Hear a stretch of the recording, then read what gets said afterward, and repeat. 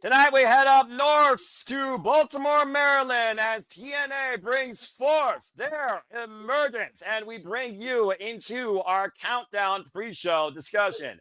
Welcome to the conversations and welcome back once again to the Super Alpha Studios live on Watch Along event schedule. It's good to have you all this Friday evening. And please remember to remain hashtag spoiler free towards any other platforms and shows you watch across all things wrestling, including but not limited to SmackDown. Thank you for tuning in to alternative watch-line coverage of TNA Emergence. Join with us if you choose by becoming a subscriber today on TNA+. Thank you.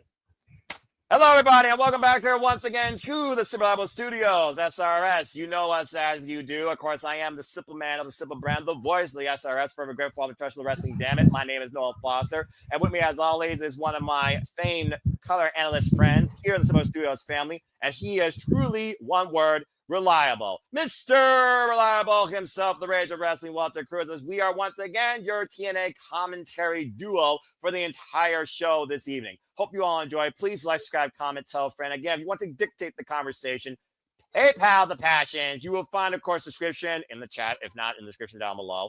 And again, it's as simple as that. We, of course, have two matches come up here on the countdown that goes live in about 20 minutes across TNA social media platforms, including the two TNA Plus, YouTube, and their Twitch, actually. And of course, you can watch TNA Emergence with us live, 8 p.m. Eastern Standard Time, being a subscriber on TNA Plus for $9.99 a month. And that is, of course, how we will stay in tune and keep you all up to date with the action ahead tonight. Before we talk about what's ahead, let's see how Walter is doing and get everyone's thoughts, including y'all's in the chat.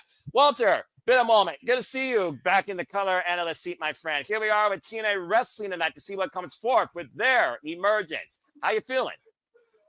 Feeling good. It's a Friday where TNA is on pay-per-view, so I'm doing way better right now. Right? Again, when TNA does their PLEs, their pay-per-view level all year round, to say the least, it's always a fun time. And I'm always looking forward to calling TNA wrestling when it comes to the X Division Championship, the Knockouts Division, of course, being one of the cornerstones of women's professional wrestling since 2008. Damn it. As well as I pray to God we prevent an NXT takeover and we bring back home the TNA World Championship, which will be our main event, where not only should we trust the system tonight, the system might save TNA as we know it. And that and so much more to come and to be discussed here as, again, we bring you into TNA Emergence. And again, folks, we do this for all the biggest shows, pay-per-views, specials, PLEs across all things wrestling, including not limited to WWE, NXT, TNA, AEW, ROH, HOG, MLW, GCW, NJPW, UFC, and more to come down the pipeline. As once in a while, we look at our promotions across independent wrestling and Title Match Network wrestling. Safet, good to see you as always. Appreciate you tuning in to Sleepy Ditting. Again, I want to give a shout out to Walter Cruz, Dwayne Atkinson, Datilla, Rennie Gracie, JJ Williams, Emmanuel Dominguez. For those that want to be part of the debate tonight, I am extremely sorry and I apologize. I was sick. I woke up at 2 a.m. The rest is history. I did a quickie. But please stay tuned next week for 2 dates of Sleepy Predicting for AEW Forbidden Door and NXT Heatwave. But again, that will be next week. This is tonight. It's Friday night, August 15th, as Walter alluded to. And to your point, Walter, there's a lot of matches on tap. Let's go ahead and run down what we have ahead here before we talk about the matches that in more depth. On the countdown, we have the hometown man taking on Ryan Nemeth. And, of course, the hometown man has the hometown advantage. Rosemary goes one-on-one with Indy Hartwell, looking to be the gatekeeper towards this impressive knockout to become the knockout. Can she overcome that green mist that was in her face last night and be the former TNA Knockouts world champion? Mustafa Ali continues to try and show an Ali you should trust. If not, you will have to deal with, of course, Agent Zero. Macedonia learned that the hard way, as Macedonia called out Mustafa Ali for one-on-one match tonight, and all the agents involved, and Tasha Steele, on behalf of the Ali administration, made it official. Macedonia looking to take Mustafa Ali down a peg, and every Secret Service agent with him. We have, of course, the TNA World Tag Team Champions on the line as the Hardy defend the gold. Smoke got him against the Rascalz. Zachary, Wentz, and Myron Reed. The Rascalz looking to become, once again, 3-time TNA Tag Team Champions against the very men that inspire them to come forth in this business. Trust the system or fly with asses. The system goes up against First Class, also known as Top Trash, as Rich Swann is back with Flop Dollar AJ Francis, taking on Brian Myers and Eddie Edwards with Alicia Edwards in the corner. Do you trust the system, or are you actually trying to be with first class? I feel sorry for you if you are the latter. And we also, of course, have the X Division Championship on the line as Leon Slater goes in this first defense tonight against Cedric Alexander. Can the Heart and Soul at 205 Live become the face of the X Division and defeat the youngest X Division champion in this company's history on 0D? You're sure to be in for something, as we got a no counts, no disqualification match for the TNA International Championship as Bulletproof Steve Maclin defends the gold against Jake Something. Last time they went to a double countout. This time, the only way the match will end is via pinfall or submission inside the ring. There has to be a winner, and that winner will leave TNA International Champion. Can Maclin survive this war, or will Something finally achieve something in TNA Wrestling? We also have Mike Santana continuing forward on his path of purpose towards the TNA World Championship as Sami Callihan looks to prove something himself, where if Sami says if he doesn't win, he might as well retire from professional wrestling. It's do or die for the Death Machine tonight against Mike Santana, who's looking to move one step closer towards the TNA World Championship. Fatal four-way knockouts action for the Knockouts Tag Team Championships. The Inspiration goes up against the Elegance brand, as the Elegance brand defends against Fatal Influence of NXT, Laylee Lee, and Zaya Brookside. And all these teams right now are looking to seize the goal, but can NXT continue their stranglehold on the Knockouts division? We'll see soon enough. And in our main event, homecoming for Moose, who will have his family in the building, in attendance, at front row, as Moose looks to regain the TNA World Championship and bring it home against NXT's Trick Williams. You may not trust the system, but do you trust in the face of the franchise saving TNA tonight? And that is all ahead at TNA Emergence from Baltimore, Maryland, that goes live at the top of the hour with the countdown in less than 15 minutes. Oh boy, Walter, that's a stacked card and a lot on the line tonight. And again, NXT could gain even more of a stranglehold if things don't go our way here. For once, we might rely on the Elegance brand and trust the system. It's bizarre when you figure about it. At the end of the day, it's still TNA versus NXT. There's a lot that really could happen here as we forge towards victory run and see who truly is bound for glory across both companies. Mm-hmm. It's weird, right? The system are faces for us tonight, basically, because we need to trust the system in order to get what we want, in order to get TNA back to where it belongs on the top. But we'll see where it goes. Some of these matches going to be a bit interesting. Yeah, and of course, we know one match is going to be something, as he put it in all caps, Safet keeping the gimmick alive. Again, since I did a quickie simply predicting, let's go ahead and talk a bit more about the big marquee matches tonight that are ahead. So let's go ahead, since Safet put it so eloquently in the chat. Let's get your thoughts, Walter, on something! Jake Something going one-on-one against Steve Maclin for the second time ever. Like I said during simply predicting, Jake Something is very familiar competing at Emergence in big-time matches. He previously faced Josh Alexander for the X Division Championship, and he previously faced Sonata during Excursion while he was IWGP World Heavyweight Championship. Of course, Jake Something came back to TNA earlier this year and earned the opportunity after going through Vance Warner. Of course, we saw Vance Warner, Steve Maclin, and Jake Something had a triple threat. We saw how well the three worked together.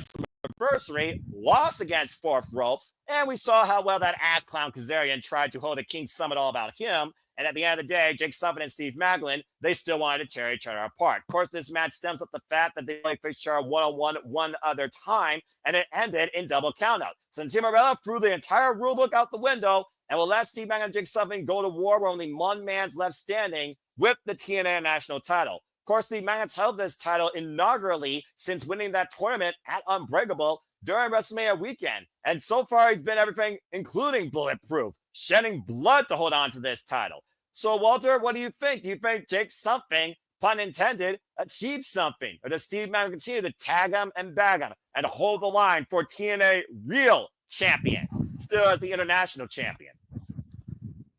Well, we know one thing. The match damn sure is going to be something.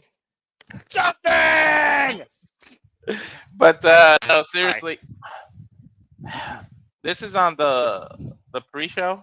No. Or the regular? No? Okay. Main. It's on the main, as it should be, damn it. You know what?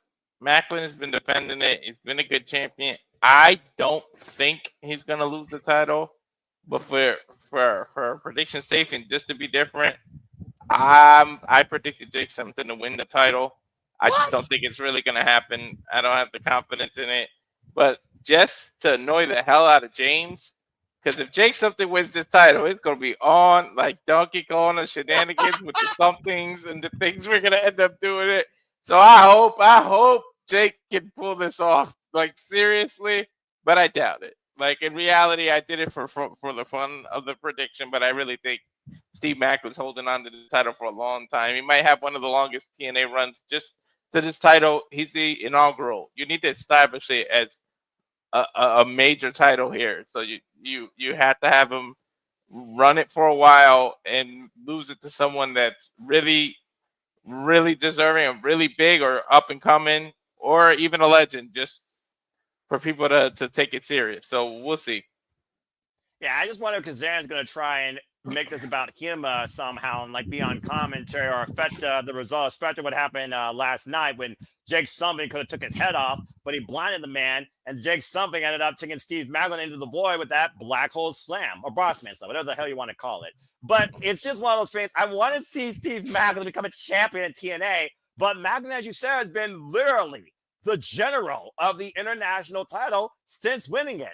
I think Steve Maclin is going to retain, though, because right now he truly is holding the line as the strongest and longest running TNA champion right now, I believe. So I got to go with Steve Maclin here. Plus, Walter, you kind of need a couple of surprises tonight. You're in the middle of the pack, bro. Mm-hmm.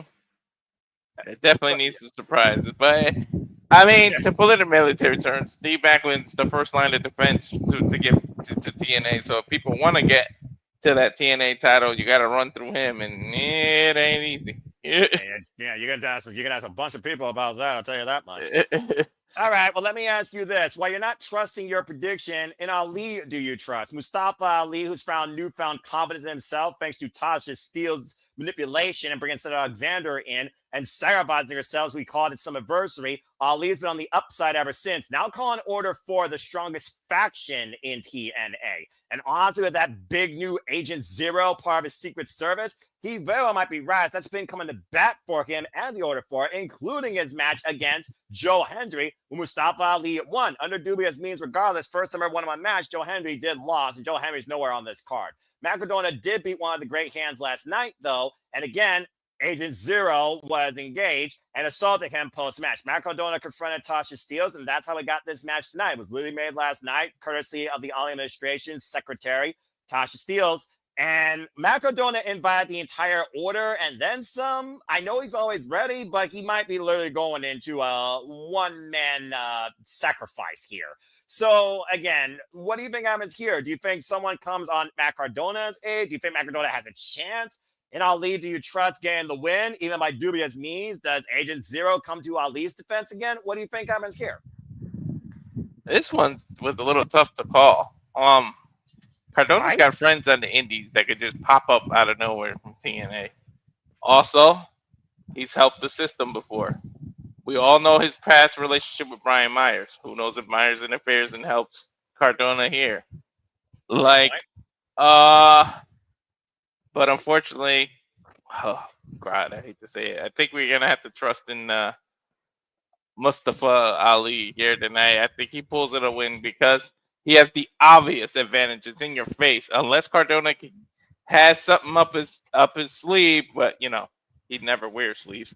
But if he has something in his trunks, I guess, then he might pull it out. But yeah, I this is just an exhibition match for Ali to get back to upper priors and try to go after the TNA World Title, whoever that may be. But we'll talk about that.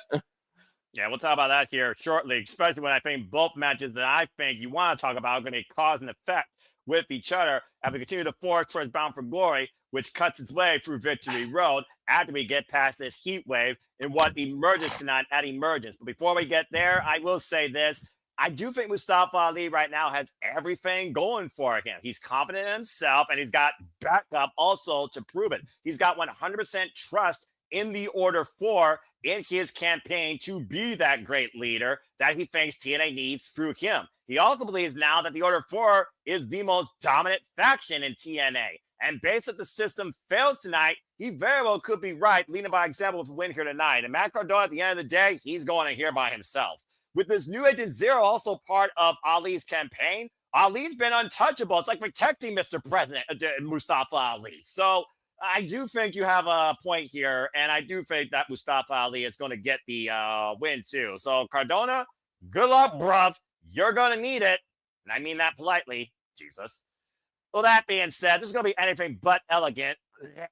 Sorry, I pooped a little bit in my mouth. But let's go ahead and talk about this fatal four-way TNA Knockouts World Tag Team Summit, where I pray to God we get inspired tonight as the Elegance brand, and of course, Heather by Elegance, with the personal conscience and Ash by Elegance in their corner. Defend the TNA Knockouts World Tag Team Championships against NXT's fatal influence, Fallon, Henley, and Jazmyn Nix, who just lost a tag match, literally, this past Tuesday on NXT. And might I add, regardless of this, it's going to be Fatal Influence versus the Elegance brand in trios action that's coming Tuesday on NXT. But as far as night goes, Elegance brand defense go against NXT's Fatal Influence, Zaya, Brookside, and Yǐng Lee, and the Inspiration. Of course, Cassie Lee, Jessica McKay, who they screwed over at Slammiversary. Straight up, Yǐng Lee and Zaya pinned the Elegance brand 2 weeks ago on TNA Impact to earn this opportunity and become very strong so far as a tag team. We watched their work on Explosion. Of course, the Inspiration came back to TNA to re-inspire women's tag team wrestling and win back the TNA Knockouts Tag Team Championship. While the Elegance brand's done everything possible with their newest insurance policy, M by Elegance, who of course came in to complete the brand, and that stupid Peter Herman reject, saving the titles when needed by any means necessary. But now we have a Fatal Influence trying to take over TNA as we know it, where, of course, the TNA Knockouts champion is nowhere to be found on this graphic and also currently holds the TNA Knockouts World Championship in NXT. Damn it. But that being said, different conversation, different comedy, different show, different story. Walter, we went with Inspiration at Slammiversary. We all got fucked. Here, Fatal 4-Way, though, champions did not be involved in the decision. And I really feel like here, this might be a way to finally remove the Elegance brand as the face of the TNA Knockouts Tag Division. I can only pray. I'm just being straight up biased here. I'm not even going to put any more critical thing into this. Inspiration better fucking win tonight. Damn it, they deserve it. And they should be the leaders of the women's tag team wrestling scene across both NXT, WWE, and freaking TNA, in my opinion. Damn it. But Walter, what do you think of this match? Who do you got? I'm not an elegant person. Right. I don't want to be influenced. I want to be inspired. Good I want to go with Inspiration, but looking at this division is just ugh. It hasn't been everything but elegant. I kind of wish it was an elimination match, just so whoever wins it actually earns it. But Zaya Lee and Brookside have been on the Zaya Brookside and Yǐng Lee have been on this merger together, and they've been on fire. And it's like, it wouldn't shock me if they actually pull this out of nowhere. Right. However, yeah, like I said, they're a well-gelled team, but I want to be inspired. The fact that they came back, both went to be mothers, came back out of nowhere, might I add. We called when they returned, and it was just the excitement on your face. I just feel like as soon as they returned, I saw them winning the titles. I got disappointed last time in Elegance won, but we'll see what happens here. I need the Inspiration to win, and I don't want you to have to spaz out if Ash and Heather retain. So spazzing? How dare you? Who the fuck am I kidding? He's calling me out, but he's 100% correct, and I will do that again. To everyone's laughter, I'm sure, and entertainment. But yeah, Inspiration re-inspired the TNA Knockouts Tag Team Championships, and they're damn sure going to go to NXT. So yeah. Is it Ash and Heather, or Heather and do they have the Freebird rule? Because Ash is in the background in the graphic.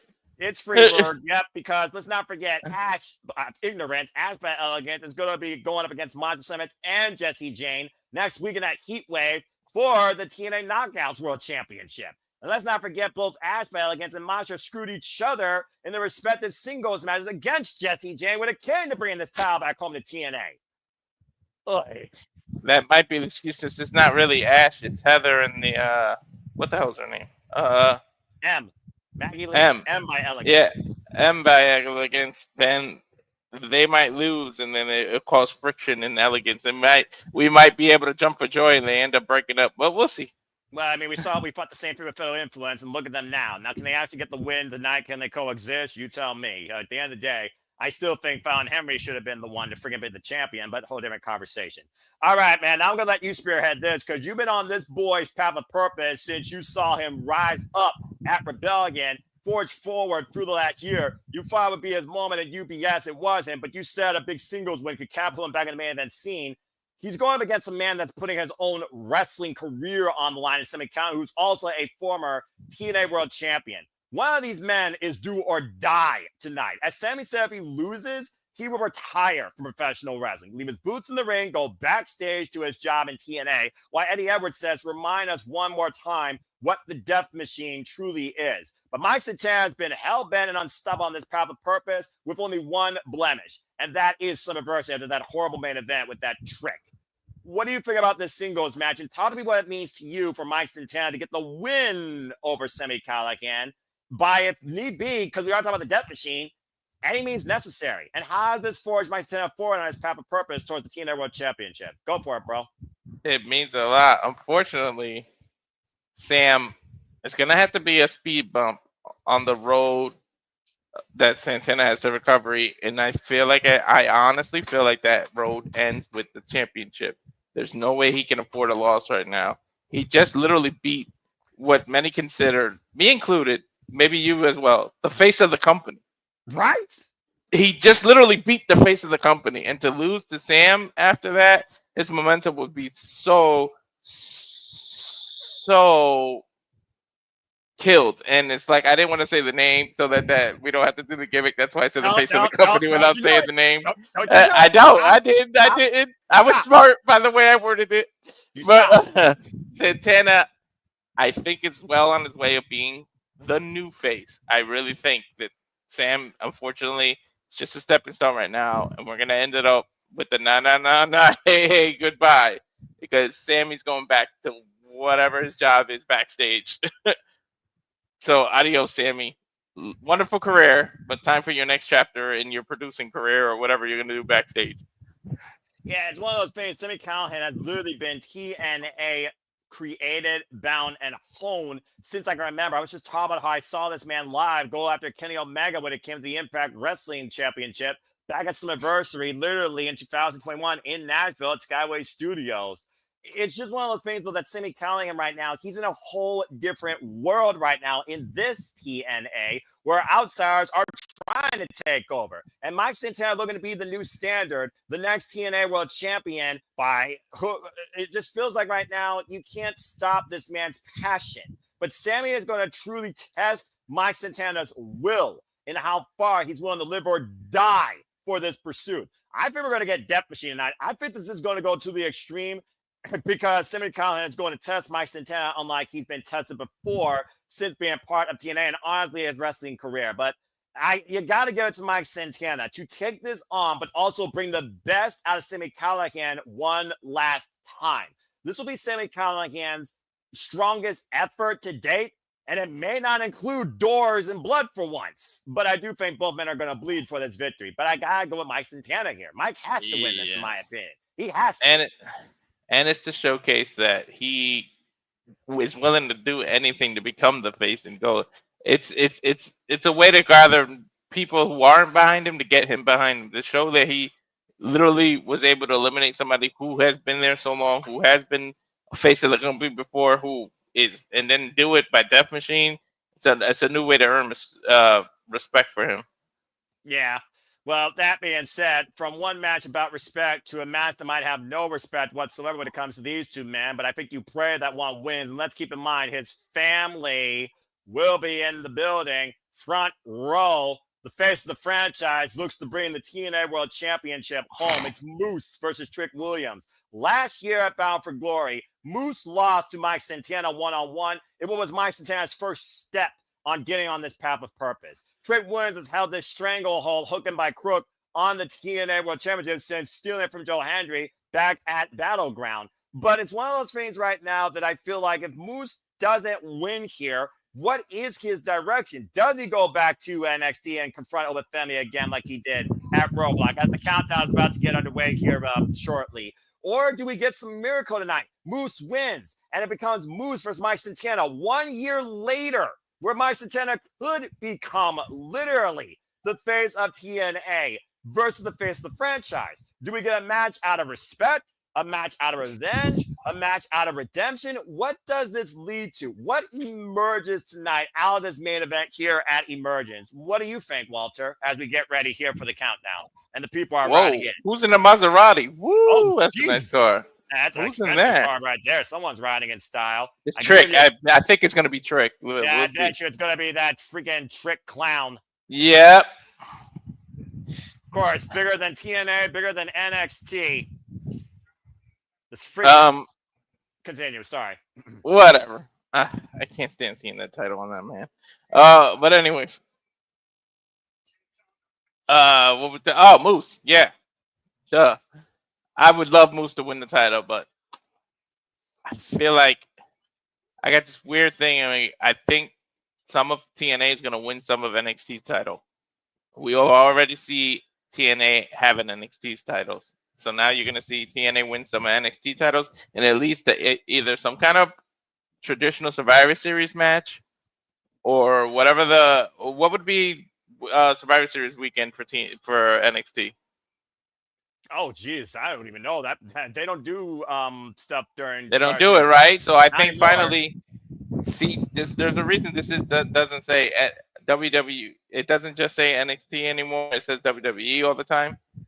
I really feel like they're going to be involved in major pay-per-view. So maybe for the first time, you'll see TNA versus NXT as part of Survivor Series or as part of its own war game to see what the dominant brand is. That's why each side will have each other's titles for a little bit.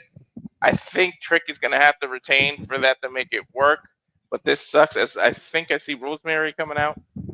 Yeah, just come out first time. Go ahead and finish your thoughts, then we'll get into this match here. So, unfortunately, I think Trick NA is going to have to freaking continue. Well, we'll see what continues tonight when it comes to the mind games and mischief of the Demon Assassin. To your point, knockouts action underway here on the countdown as Rosemary goes one-on-one for the first time ever against Indy Hartwell. There you see last night on the replay, Walter, after a great tag win for Daniel and Indy Hartwell, Rosemary out of nowhere in the audience sprayed that green poison mist into Indy Hartwell's face. And according to Gia Miller's post-match interview with Rosemary backstage, she said that if Indy Hartwell wants to become the knockout and the knockouts world champion, she has to go through her, as she now calls herself the gatekeeper. Well, we'll see if she really is. Can she keep Rosemary out of the gate, or is she going to walk through? We've seen Rosemary do some dastardly things, and that green mist is a weapon, and I think Indy is going to have to be well prepared for it.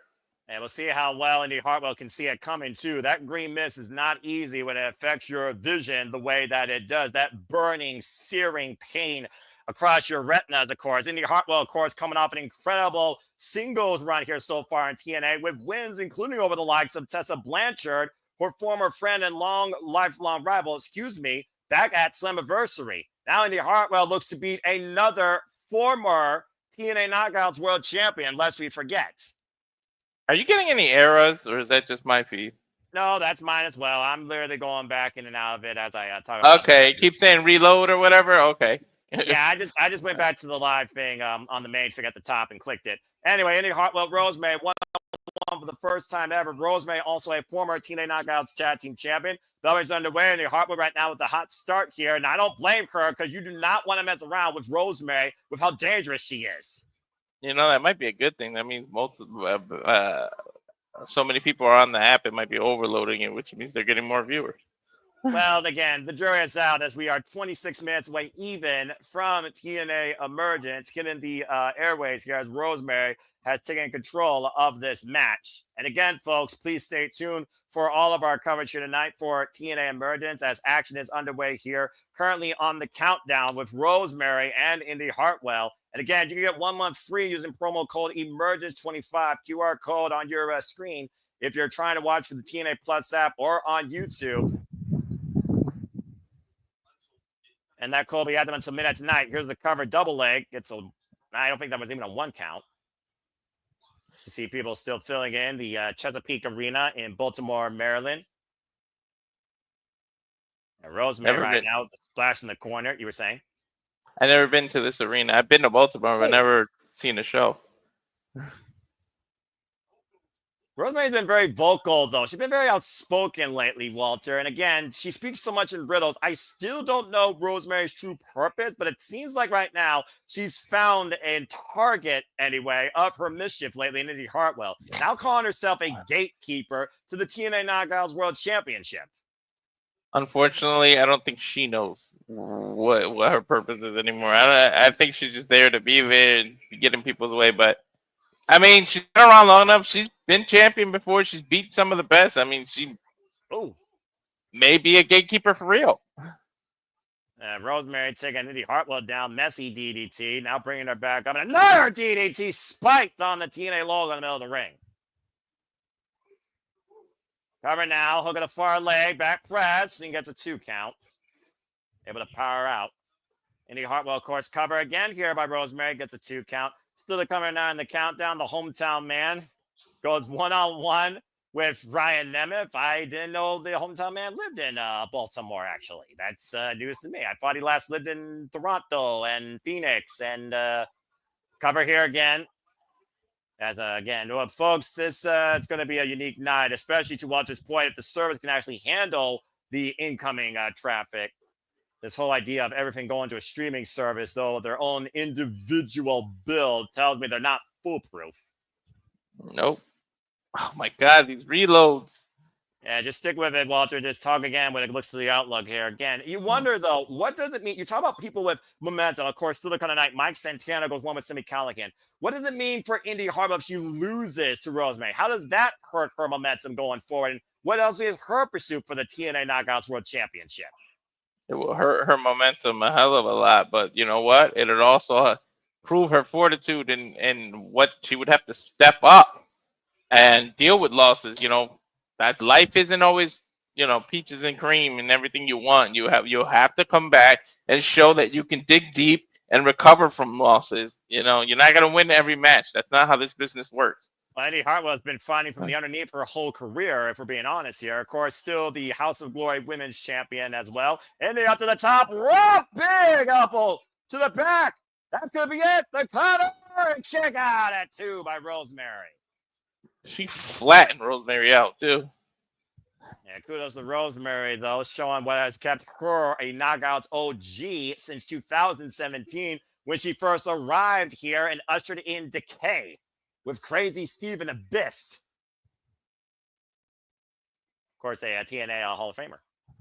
All right, well, imagining Rosemary eats a boot, though, as Rosemary continues to fight back here in the corner. Indy Hartwell, though, still trying to stay on the attack.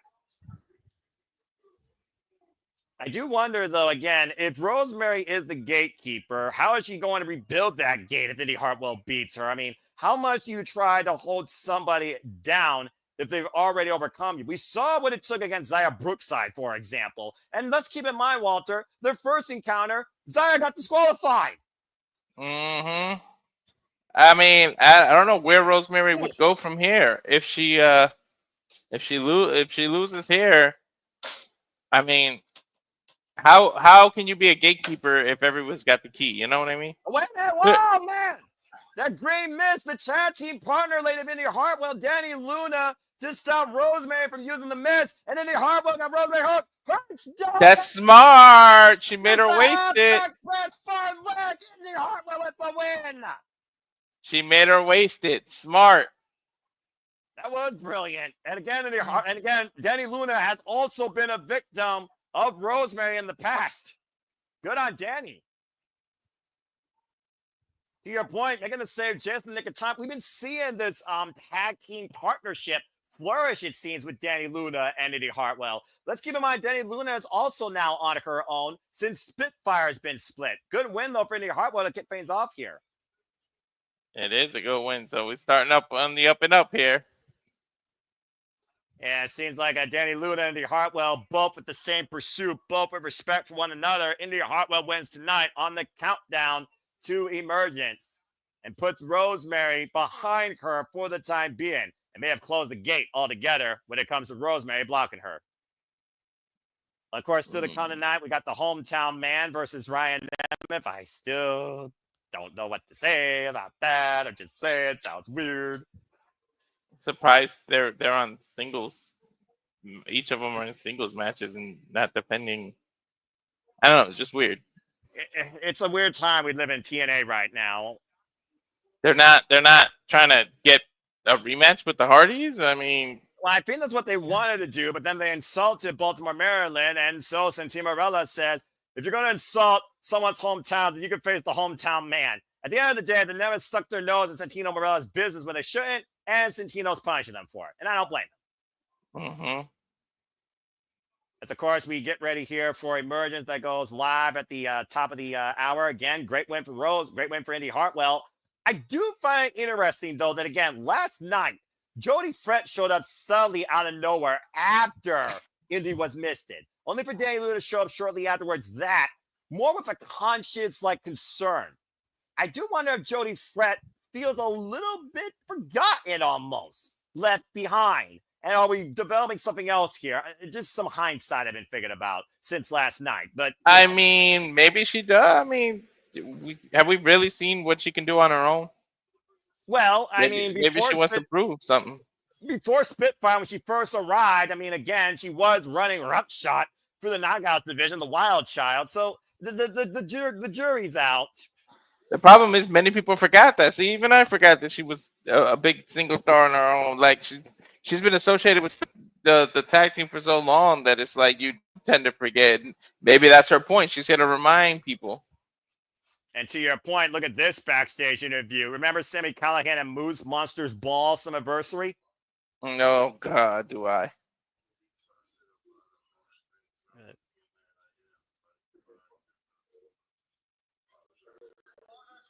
Who's apologizing? Wow.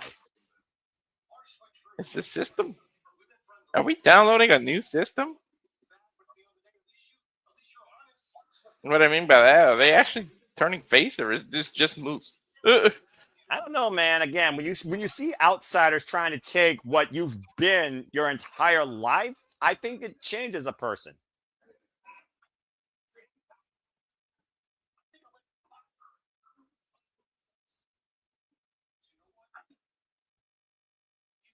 You, this company. Sami saying everything.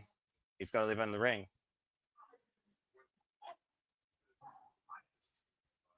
Been a pivotal part of this TNA locker room. Accurate. He said they lit a fire under his ass. That's for damn sure. He's not wrong. Not at all. What? Not done yet. It's so weird to see Moose give people respect like that. And Sami telling Moose, bring back our world championship. Man. Whoo, ominous words, man. Well, it almost feels like closure there with Sami Callihan and Moose, founded through respect and the love for the TNA brand. Clearly, Sami hopes that Moose brings that title home, but Moose hopes that Sami shows exactly why he's been TNA and been the Death Machine tonight. Both these men are planning to show exactly what TNA wrestling is all about, but one of them might do it for the last time. Yeah, exactly.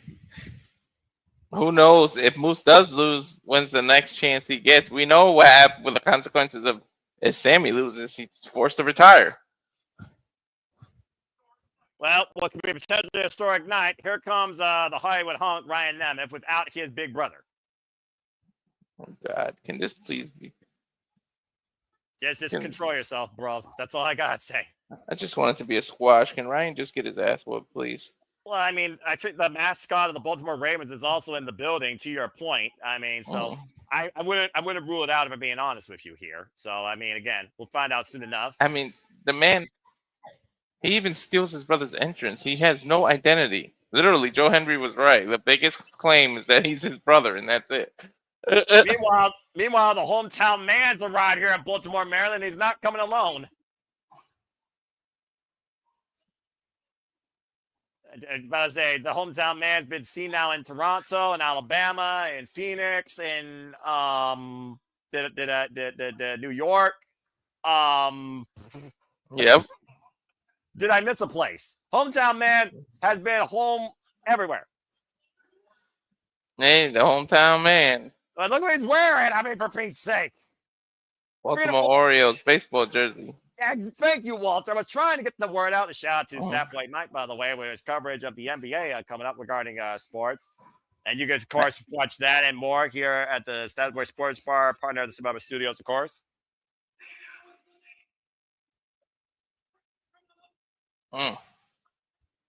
Hometown man is almost becoming like the whole Grande Americano in WWE. Don't bring that into Don't bring that into here. Ay, ay, ay. Never trying to ignore him. You can't ignore all Baltimore, Maryland booing you out of the building. You over spray tan idiot. There's probably 7,000 or 8,000 people booing the hell out of him right now. I don't know if it's that high, but I still agree with you. I don't know. Last pay, didn't they break a record and have like 7,500? Yes, you're right. They did. Yeah. Do that. I'll give you that. So it could be 7. How Rick can pop. Oh, of course. I mean, the hometown man has a pretty good win-loss record so far in TNA, though. He's the only hometown hero who actually wins in their hometown. You're right. Kazarian failed to do that rebellion, for example. And your boy Mike Santana, unfortunately, lost at Summerversary in New York. Oh, big right. With a flip-flop and fly. Hometown man chance raining out. I kid you not. I don't know what to say at this point. Hometown. I guess that's look at Walter getting into it. You're not there in the hometown, though, dude. I know. I mean, he's so popular. Look at this guy. A big hip attack in the corner to Ryan Nemeth, the hometown man in firm control.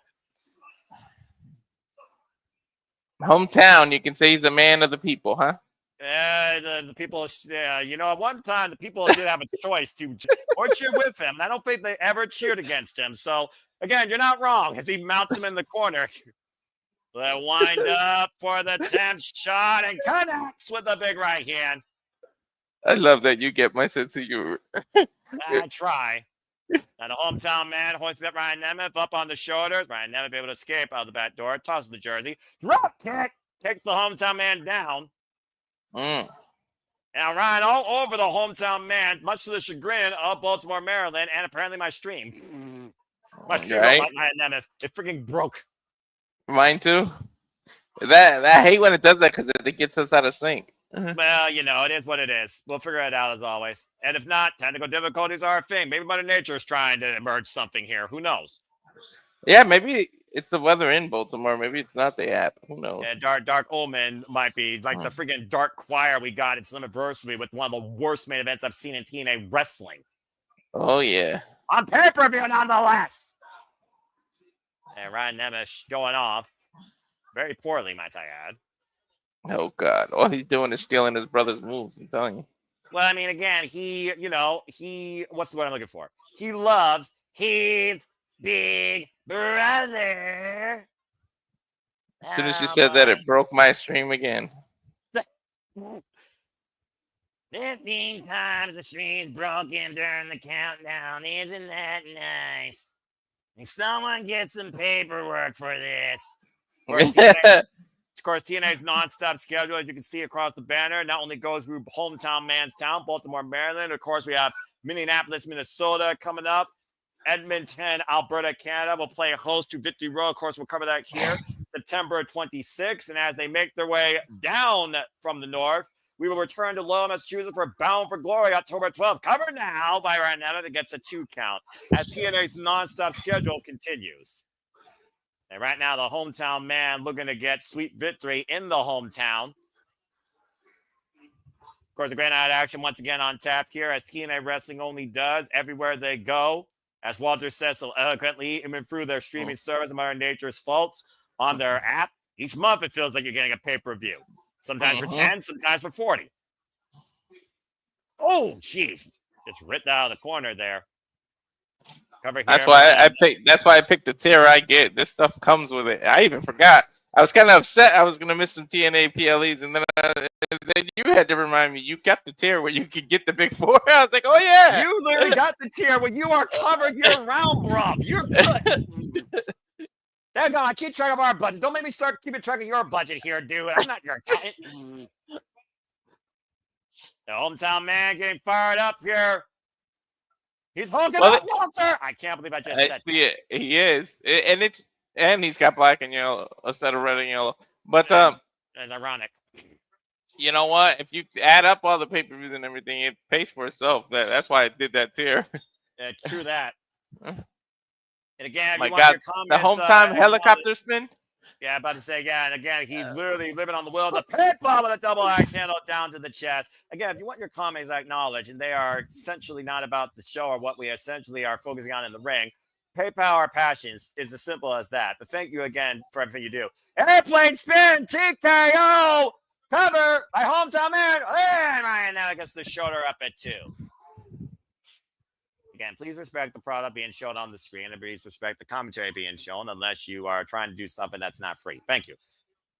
People are still filing in here on the campus, by the way, here at Chesapeake Arena. Oh, the Friendly Eye by Ryan Nemeth. Delay DDT. Takes advantage. Here's the cover up the far leg and a kick out at 2 by the hometown man. He's got the hometown behind him, so he was able to kick out. If people took a drink each time we said hometown, they would be passed out right now.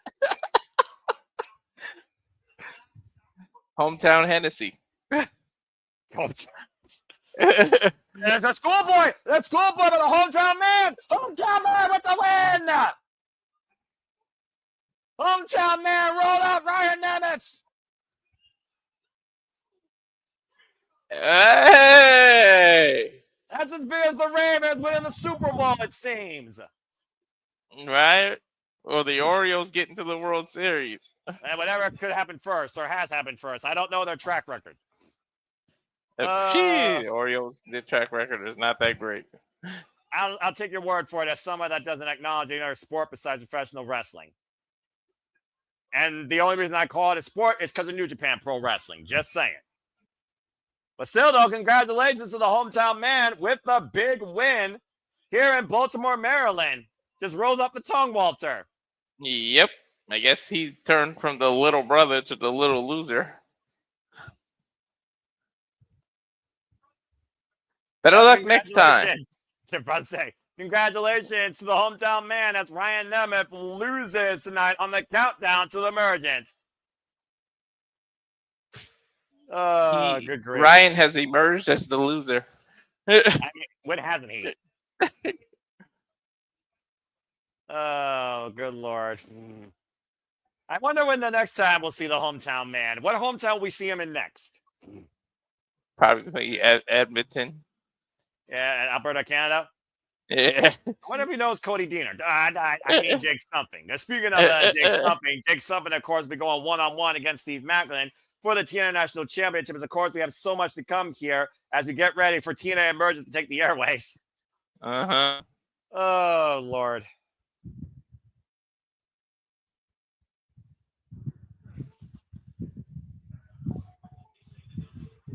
Hometown man should get Honky Tonk Man to do his song. Just instead of the Honky Tonk, it's the hometown man. Non-copyright. We're not in First off, we're not in Tennessee. We're not in Graceland. And the second, non-copyright. Good Lord. All right, well, again, folks, we get ready here for our merge. If you want to join us, become a subscriber at TNA Plus today. You can watch the show along with us. We are strictly focusing on TNA Emergence tonight, so please remain #spoiler free for all other facets of wrestling, including, of course, WWE SmackDown, as we keep you completely in tune with what happens tonight here at TNA Emergence. Again, we have TNA Knockouts Fatal 4-Way. For the TNA Knockouts World Tag Team Championships, Mustafa Ali goes one-on-one with Matt Cardona. Actually, Championship Online, Leon Slater versus Cedric Alexander.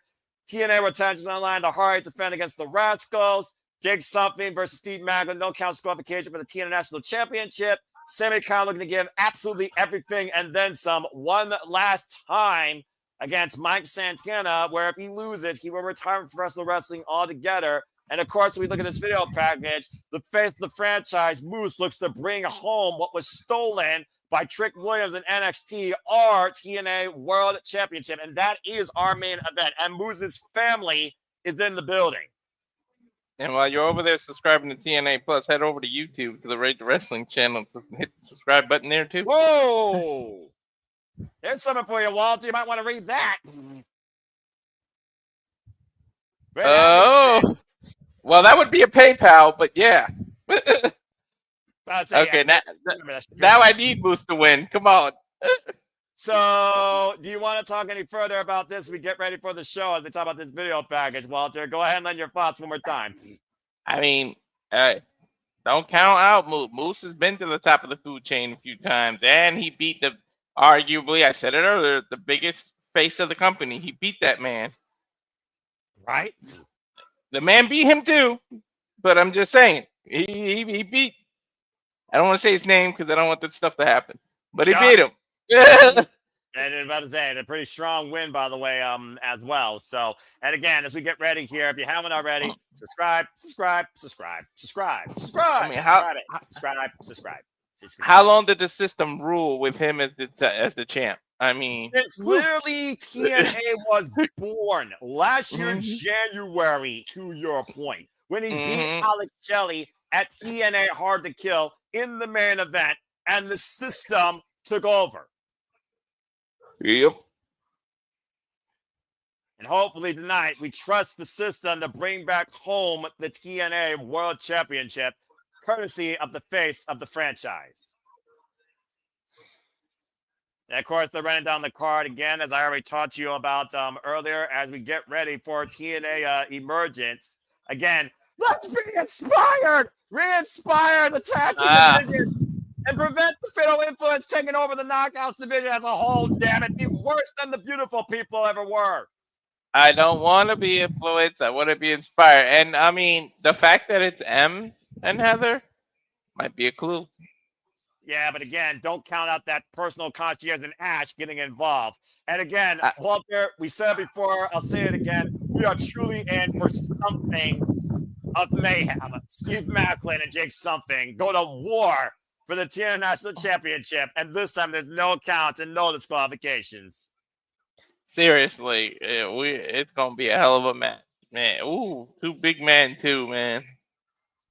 And of course, the Hardys are back in the building. Once again, the TNA Tag Team Champions looking to take on this generation of Hardys, possibly. The Rascalz looking to take the TNA Tag Team Championships. Smoking Michigan, Myron, and Zachary Wentz taking on Matt and Jeff Hardy for the gold. And again, one more time, TNA, bring it home. Ban Kazarian from the building. Eject first-class assholes. Make it truly one-on-one. Make Trick deserve to call himself the face of TNA because he's anything but.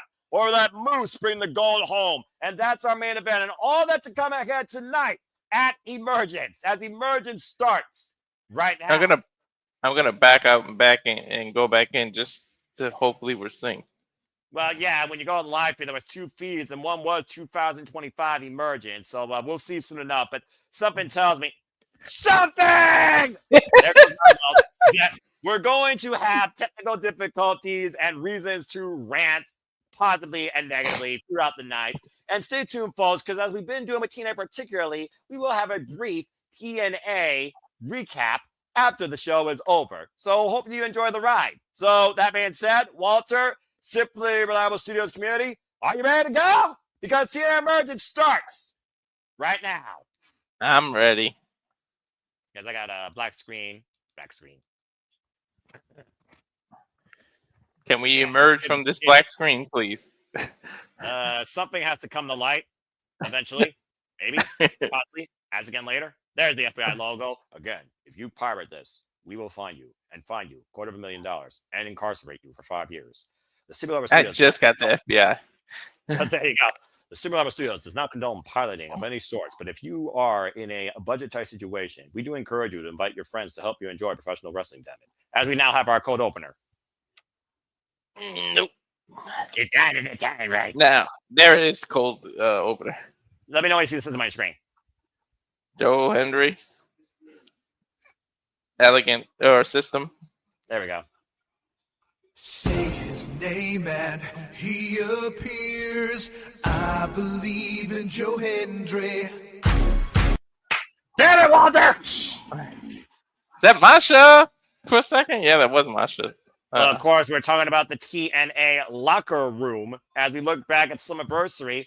Again, AJ Styles says we'll talk about that match later. But let's keep in mind, we didn't even talk about this during the X Division title match.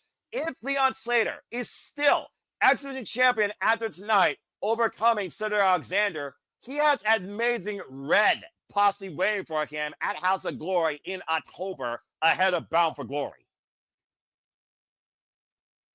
4 teams willing to tear each other apart here, of course, in this Knockouts Summit.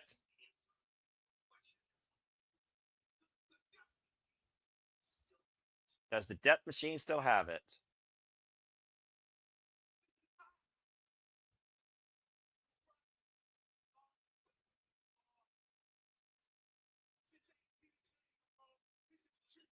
Dragon Ed needs to die a horrible death. Tell me about it.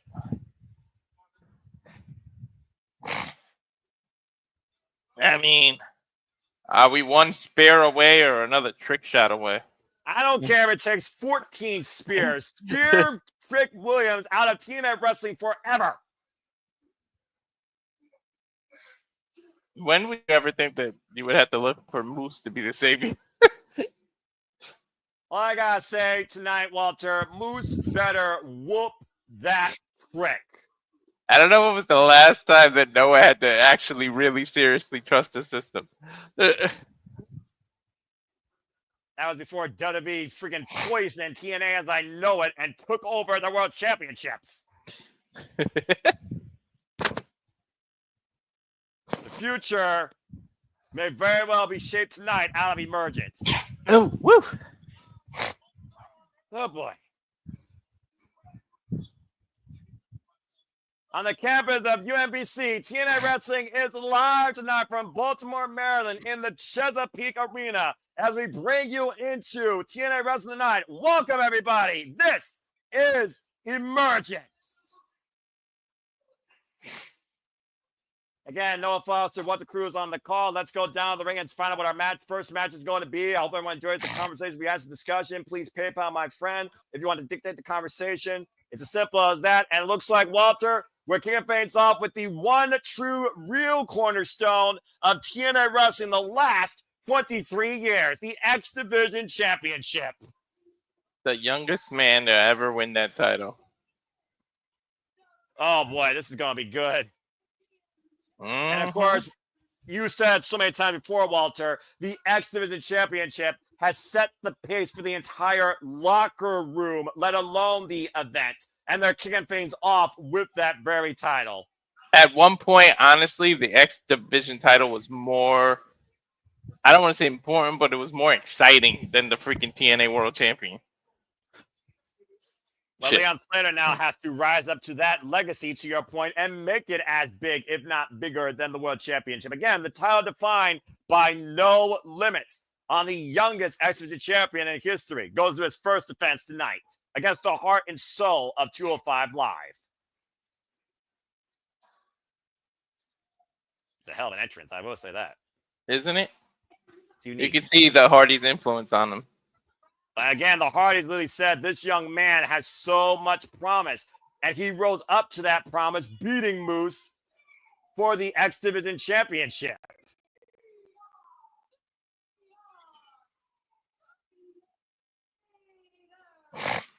This is his first defense since winning that title, right?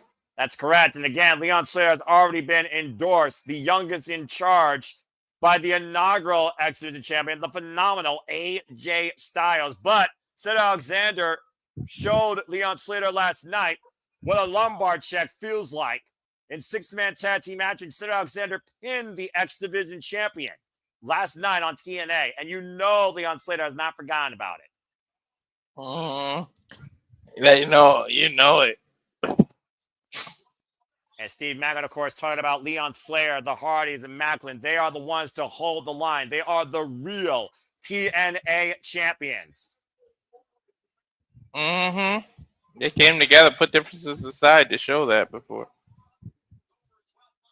And of course, Sunday, October 12th, live on pay-per-view, Leon Slater looks to go in and defend that title at Bound for Glory. And Cedric Alexander looks to stop that path before it even gets started towards Victory Road. Looking to be the ultimate roadblock tonight for Leon Slater. Let's go ahead and look at the X Factors here, Walter. First time ever won. Slater pinned Hodge in a triple threat title defense. Cedric Alexander pinned Leon Slater last night on Impact. That's not when it counted, though. What it counts is the big one. If he can do that again, all the marbles are turned over because now it's for the title. Now is when it's important to get that 3 count. And of course, Cedric Alexander, though, goes with all the momentum. Not only was he not pinned during that triple threat, Leon Slater's first defense, this is his second defense, but he pinned the champion last night. Mm-hmm. TNA X Division Championship cornerstone of this company, held by the likes of Low Key, Samoa Joe, Frank Kazarian, Chris Sabin, the most influential champion, 10-time over X Division champion. And of course, the walking weapon, Josh Alexander, Ace Austin, Trey Miguel, just to name a few. And weight slog applied here right now, and takedown by Cedric Alexander. Cedric Alexander, who just arrived in TNA off a loss to Mustafa Ali at Slammiversary. But again, as I said earlier, Cedric Alexander was once the heart and soul of an entire brand, the Cruiserweight brand, 205 Live. Shout out, by the way, to Mackenzie Mitchell, Gia Miller, Tom Hannafin, and Matthew Waywald, of course, your play-by-play, your broadcasters of TNA. Mm-hmm. It's one of those things that for a long time, I feel like people who didn't watch TNA as much as we did, Walter, looked at the X division like a cruiserweight division. But it's anything but. It's more than that. A heavyweight has proven how they could define this title in their own way. Moose, the prime example. Ooh, jeez. Smash that left leg, going for a single leg grab, and immediately Cedric finds his way on the rope to force the break. Look at the fire right now coming out early on here in both Leon Slater and Cedric Alexander here. Well, you got to figure out what it means for Slater to carry this division. I mean, he dreamed of this. He's the youngest. He's got a chip on his shoulder, not just a title on one shoulder, but he's got a huge chip to prove he's worthy of it. Calls himself the youngest in charge for a reason. To your point, handspring, back elbow strike perfectly connects. And it's almost like facing a mirror of yourself, too. I mean, Cedric has a very similar style. Well, to your point, though, we know that finisher, he has the lumbar check, while Leon Slater has the Swanton 450 splash. One of the most beautiful things you would ever see. Yeah, right? Ooh, block the boot. And right now, Leon grabbing the leg again. Oh! Damaging that left leg right now, preventing Cedric Alexander possibly going up to the top rope for high-risk offense. Uh-oh. Oh, jeez. First in the turnbuckle and then drop down hard, back first on the apron. And both of these men have done a lot of damage here, and they're going. Take a look at the replay here, Walter. Double impact. Woo! Jeez. It just dumped it, fell over on the outside. Oh, again, just drop back first on the apron, where, of course, wood meets steel. Hardest part of the ring. Of course, Alexander knows the only way the title changes hands will be a pinfall or submission inside the ring, to your point. Now, focusing a second on Leon Slater, almost a Falcon Arrow has done the deal! And a kick out at 2 for Leon Slater. Dude, Cedric's got some momentum right now, ever since that happened.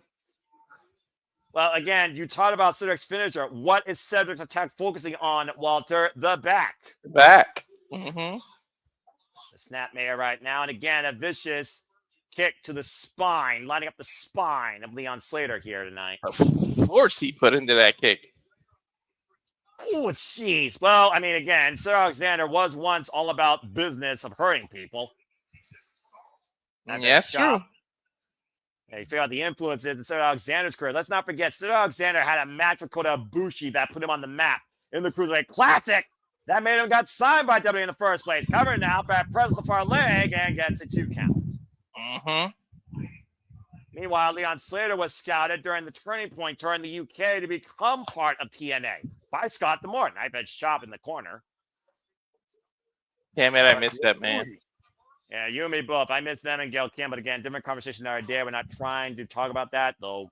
God help us. We need those people. There's the cover now by Cedric. Kick out by Leon Slater, though. The heavy kinesio tape on the right shoulder of Cedric Alexander.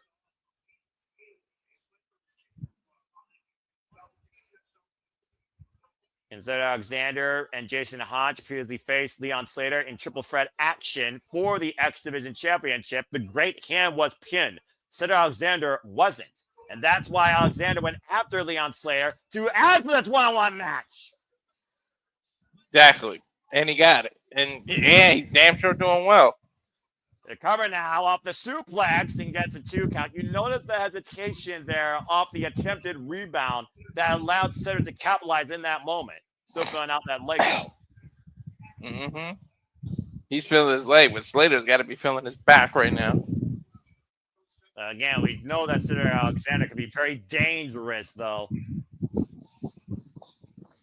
And of course, we also saw Cedric Alexander lost for the first time ever to Mustafa Ali at Slammiversary in their historic careers. That defined 205 Live. Swing and a miss. Leon Slater now beating Cedric to the chop in the corner. Now the Irish whip, the reversal. Oh my word! Spine first, ripcord Irish whip into the top turnbuckle. And Not only is Cedric smart for this because obviously his lumbar check focuses on the back, but think about that. When Slater's biggest offensive move, where is most of the impact? On the core. Which, of course, rattles your spine in the process, especially if you miss. By the way, smart strategy there for Cedric going for 3 quick pins, further wearing down the champion. Forcing you to exert energy, yep. We talked about momentum earlier here. Cedric has all the momentum going into this match. And at this point, I would say all of it right now during this match. He has the champion reeling. And, of course, putting more pressure on the back, putting more pressure on the champion to step up or go to those higher risks. Now, Cedric just literally wearing down Leon Slater in the corner here. Yep. And I mean, think of it like a bird. When it's a hurt wing, it's hard to fly, right? You hurt this man who's known for high flying. You hurt his back. And his effective high flying. And again, that whiplash effect, though, nonetheless, also got to disorient you. Again, he whipped him hard in the turnbuckles there. Might be looking to do it again as Leon Slater wraps his right arm around the top ring rope. I mean, the ring literally shook as if it was 2 big men in there. So Alexander still focusing on the attack. Now attacking the core of Leon. Looking for the Irish whip. Leon Slater, though, flies out with a lariat. Good God. Using the momentum against them. But again, it was smart by Cedric to whip him right into the back against the turnbuckle. Yeah, well, to your point, though, look at this. He exploded and turned Cedric inside out with that lariat. It's almost desperation or instinct because Slater hasn't moved since he's done it. Both men back to their feet, though, slow to stir here as we are once again back to square one in the middle of the ring. Leon Slater now attacking his original point, the left leg, kick the hamstring. And again, trying to tie up that quad right back to where he began. Big right hand, knife edge chop. Slater right now continuing the attack. Irish whip, stand in the corner, stops himself from going in. Drop kick, sends Cedric face first in the second turnbuckle. It's action like this that has defined the X Division for over 20 plus years. What a crossbody is the cover! Kick out! But to your point, you see Slater immediately grabbing the lower back. Hell yeah, immediately. Look up effective. I mean, trust me, as someone who's had back issues, it literally cripples you, man. Well, it's like, when your ribs are compromised, you can't breathe. How well are you effective when you can't stand straight? You saw him literally trying to wrench his spine back in place. Yeah, exactly. But we also saw how far Leon Slater was willing to risk his body to show his strength. Remember, he lifted Moose up on his shoulders. Now we're going to do the same as Alexander, and the back gave out. Oh, and lit up for a buzzsaw kick. Now Cedric, when they capitalize, hoisting up Slater. Power bomb. Rolls him through. Focusing on the attack again, hooking him up. Oh, man. Takes out Slater with a brainbuster. Here's the current new champion. Nearly got it. I was going to say, was that a brainbuster? Because he landed him more on his head. But it's also black. Take a look at the replay. Look. Yeah, it was definitely more. I think he was looking for a brainbuster, but it turned into a suplex. Still heavy impact on the back. Good call there. Mm-hmm. Leon Slater is still alive. Again, the youngest in charge is looking to not leave here tonight. Just a former champion. Looking for that lumbar check. Again, yeah. Grabbing a hold of ropes. Again, man, knows exactly what that feels like. He's young. Well, that was some veteran instinct to grab the rope and hook it to avoid getting in the lumbar. Yeah, again, great shot though by Slater. Once again, looking to hoist up Leon Slater. Now Slater grabs the second rope. Again, just a one shot though to the back of Leon Slater. Gives Cedric Alexander control. Oh! I mean, when you're compromised at this point, that one shot feels like 5 or 6. Yeah, you hear that freaking shot though? That one had some luster behind it. Mm-hmm. Uh-oh. I sense disaster. Thinking about again all the damage done to the back. To your player. Good job! Slater countered! They call it high risk for a reason, Noah. Corkscrew Bulldog takeover! You know what he's going to look for. You know what he's going to look for here.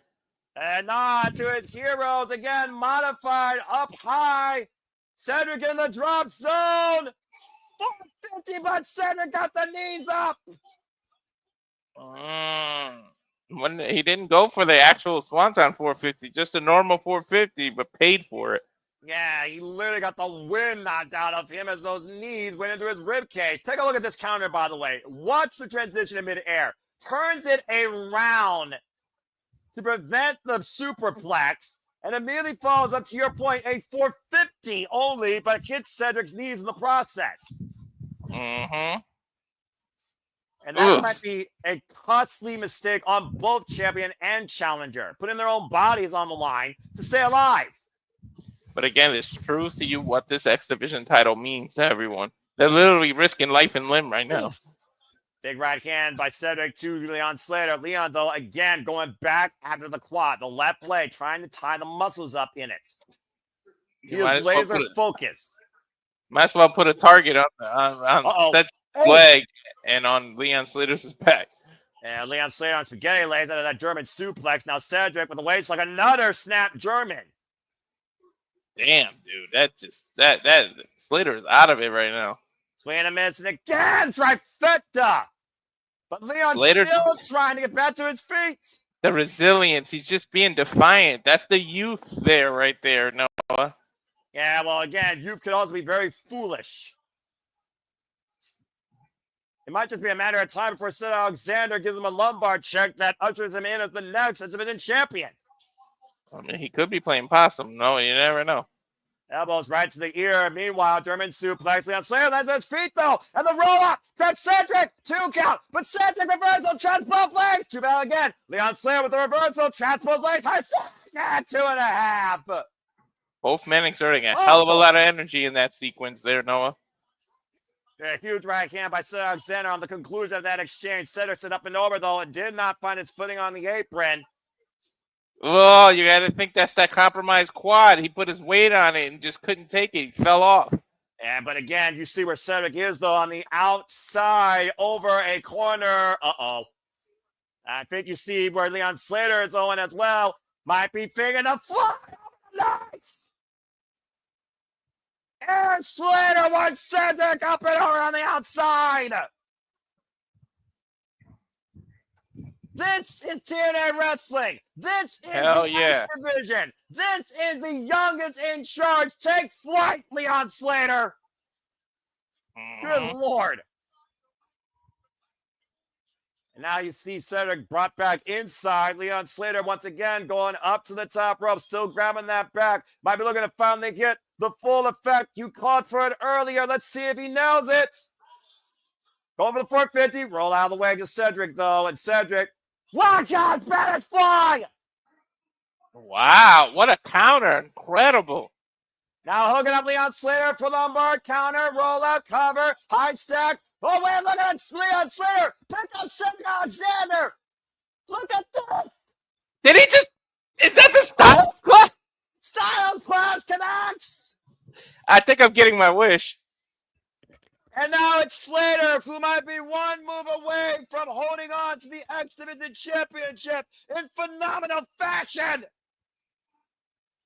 Leon Slater once again, Cedric in the drop zone. Swanton for 50 splash cover 2. Leon Slater retains. Tell you one thing, he knows he's been in a fight.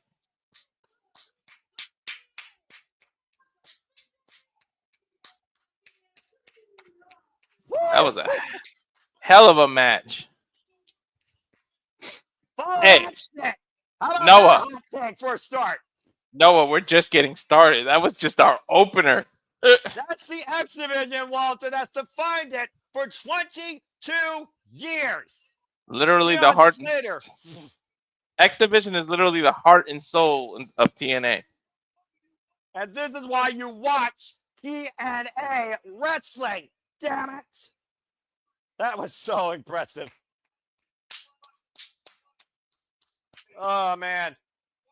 What a performance by Leon Slater, still X Division champion in a phenomenal opening bout. Beautiful, man. Beautiful defense, man. And you can't take anything away from Cedric Alexander. He tested this young man tonight. Oh, yeah. And he passed the test with flying colors, though.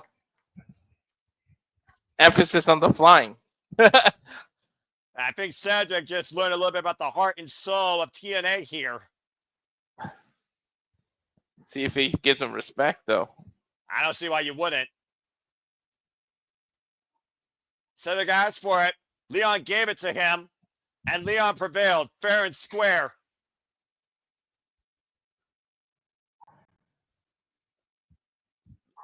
And start with the hand out. That's what this is about. Respect. Tremendous sign of respect here. No, I think I'm gonna. Leon Slater. I think I'm gonna get my wish, and I'm gonna freaking have a heart attack when it happens. Well, regardless, what happens next? Leon Slater is still your X Division champion. There's a reason that mofo just used the Styles Clash as the setup. I mean, he was endorsed by AJ Styles, who, of course, was the inaugural X Division champion. I mean, legends like Amazing Red, so many people have held that title. Slater's got a lot to live up to. Well, I think he's up to a great start. Again, the rest of this locker room now has to follow that shit. Again, we talked about the match order to come. Still to come tonight, of course. We have Mustafa Ali versus Matt Cardona.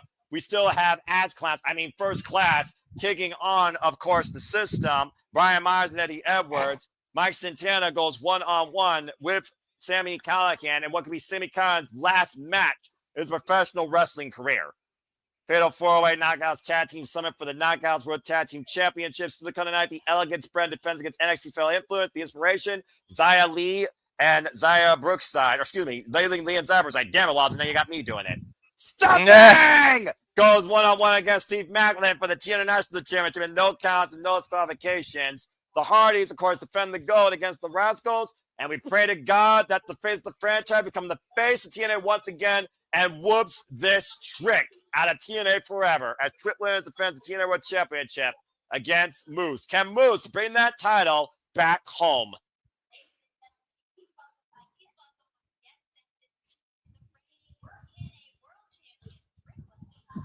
Oh, get that man off my screen.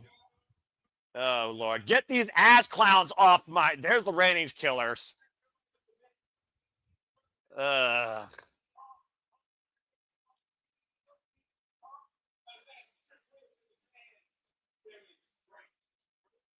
It was the man that's killing TNA as we know it.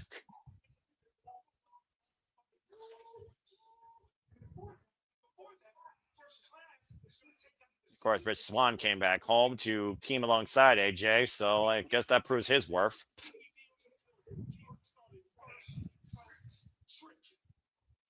First crash trick's going to get TNA canceled if we're not careful. Tell me about it. As we got a backstage interview here with the three biggest losers in TNA wrestling history. Curly Mo and the other guy's name. I forget what his name is. You tell me. Larry, Curly, and Mo. Oh, yeah, that's right. The Three Stooges. Oh, brother.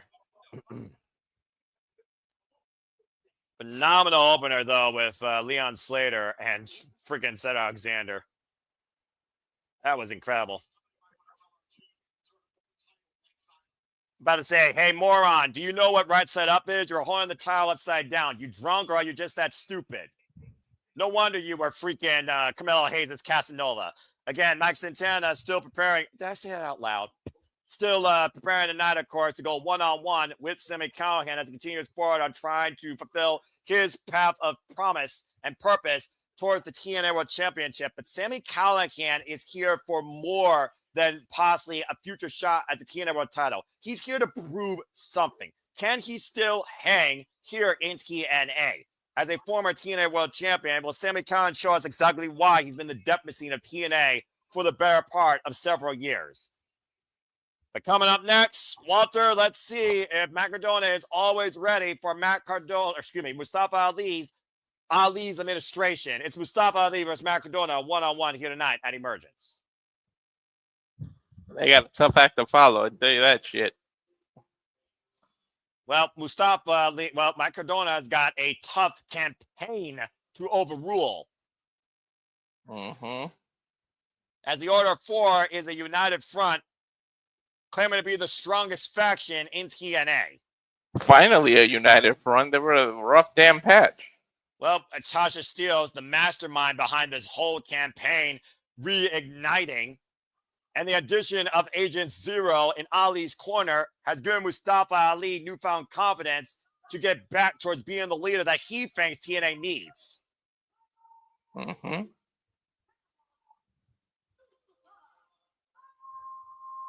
We'll see if Cardona has some backup because, man, you're going to need it. Well, he did beat one of the Great Hands last night, but he was unable to overcome the post-match assault led by Agent Zero, as the Order 4 looks stronger than ever. And of course, you got the press secretary Tasha Steele and the Great Hands in Mustafa Ali's corner escorting him.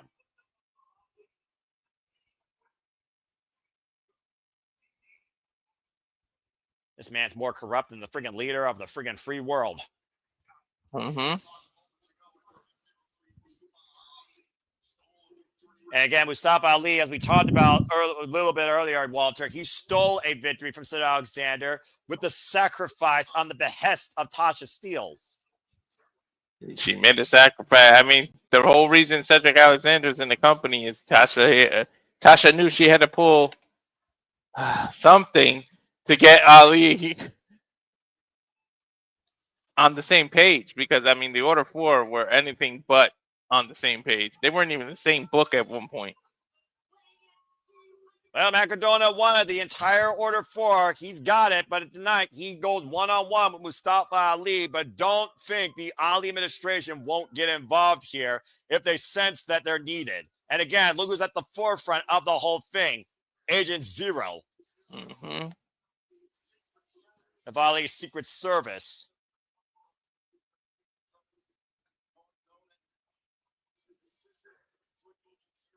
And to your point, Matt Cardona and Brian Myers of the System tag team to beat the Great Hands. And while they won, Matt Cardona was left laying in the middle of the ring thanks to Mustafa Ali's Secret Service. Yep. That's why we're here. This whole idea of faction warfare where the System is not as strong as they used to be and the Order 4 is what TNA needs is at the forefront right now in this war between TNA and NXT.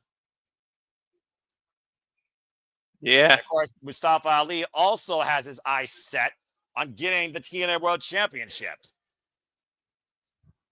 I mean, that's why you get in this business, to be the champion. Why else would you join TNA but to be the world champion? I Well, think eventually that's everybody's desire, but yeah, I suppose that's true. Macardona, of course, former TNA digital media champion, took the title from Jordan Grace.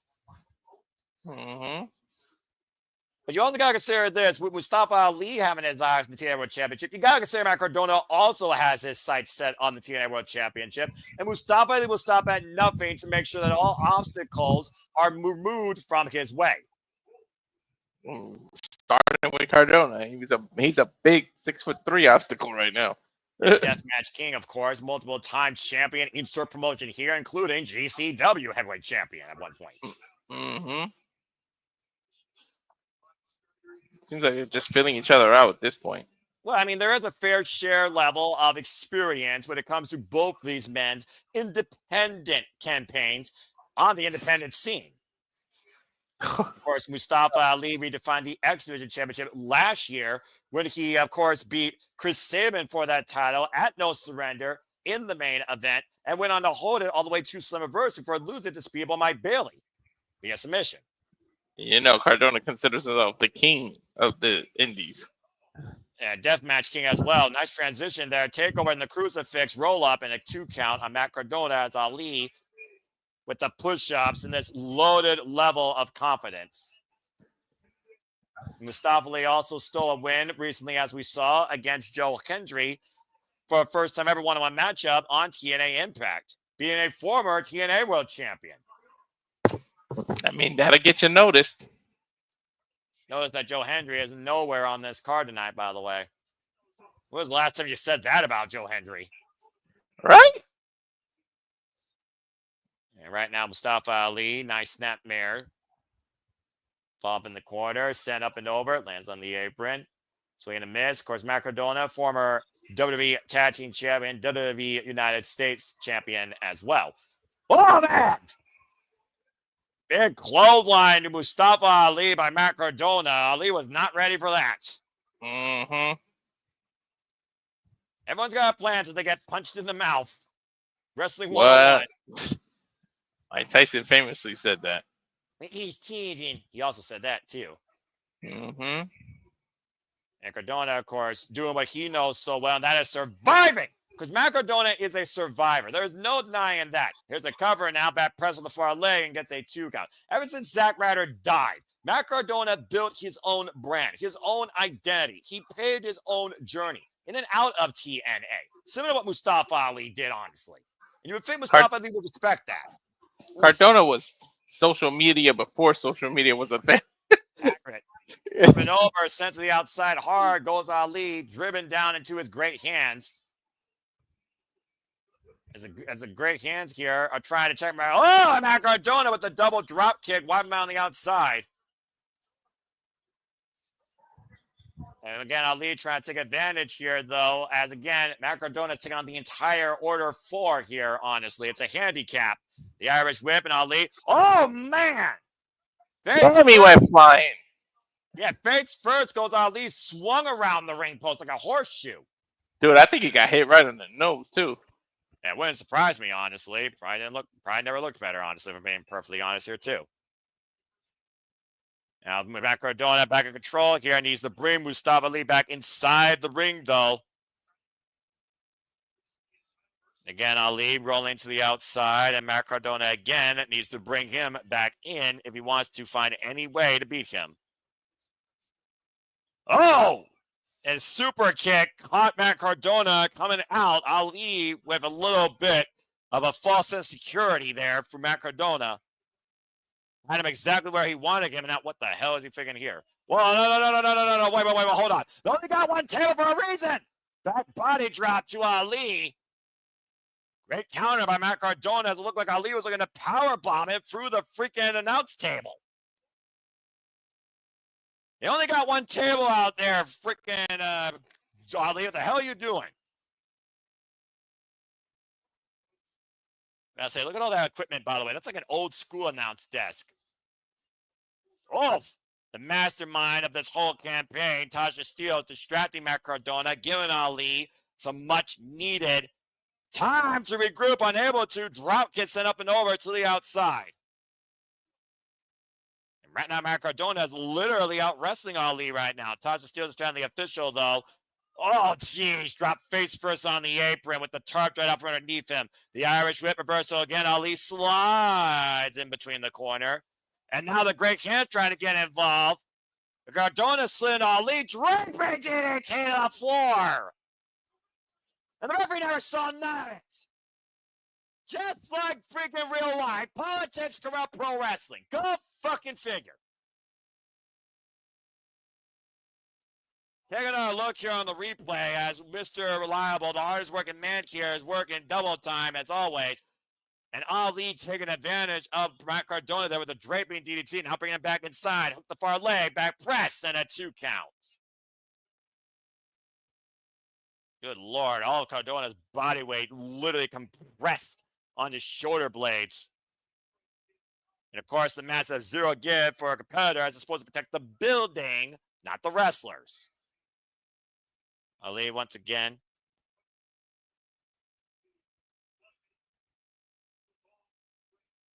Ali literally believes that no one belongs in the ring with him more than ever now.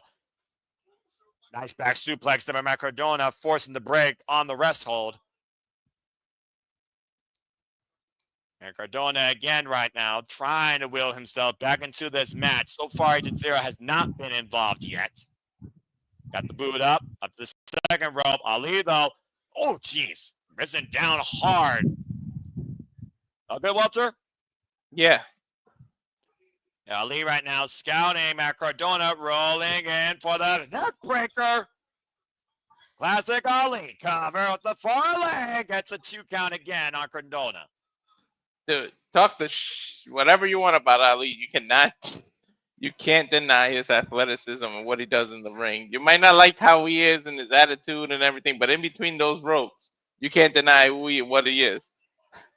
Came up empty, though, with that corkscrew moonsault attempt as Matt Cardona just barely got out of the way. Both these men right now trying to find a new window of opportunity to get back in this match. Cardona, though, beats Ali with an elbow, takes him down with a clothesline. Matt Cardona trying to mount a comeback here. A little bit of momentum here for always really dropping Ali face first on the ring. Big face buster there. Runs to the back elbow, though, by Ali. Now Ali up to the second rope, looking to hook Cardona, pausing for a tornado DDT. Counter, now taking him down. Oh, and Cardona with a DDT of his own to Ali. And the cover, hook the far leg, kick out at 2. Woof. Turnabout's fair play for the DDT from earlier.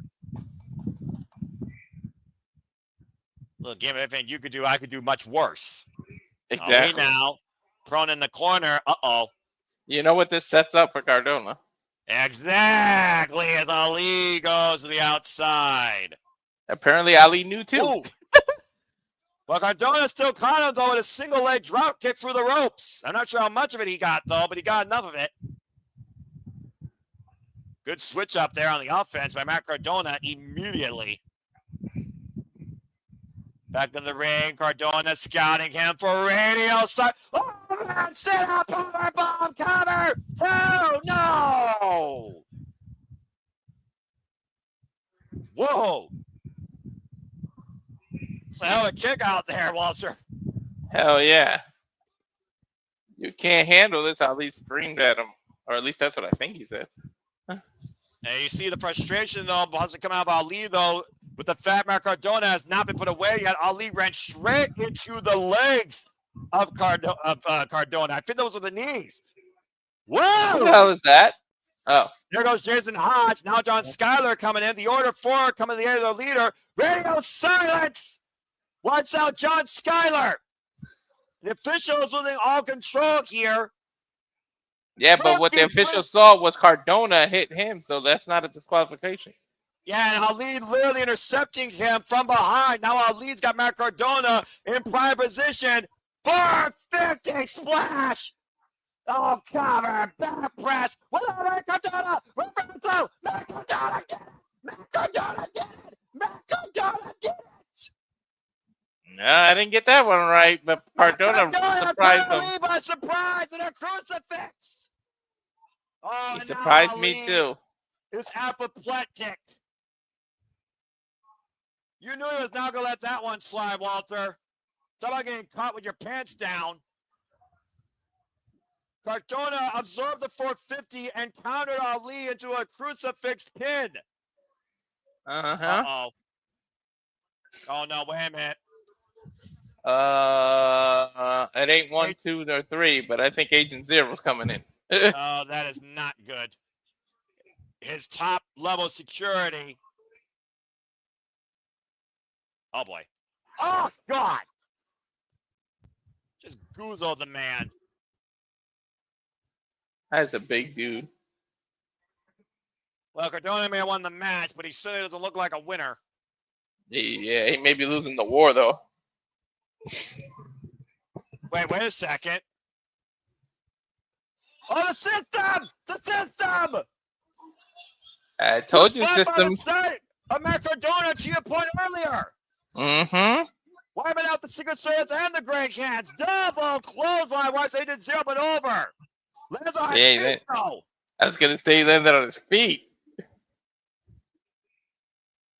Ali right now thinking better to fight for another day as the system fends off the Order 4 for now. Truthfully speaking, this faction warfare is only just beginning here in TNA Wrestling. But how about that? The system sticking up for Matt Cardona.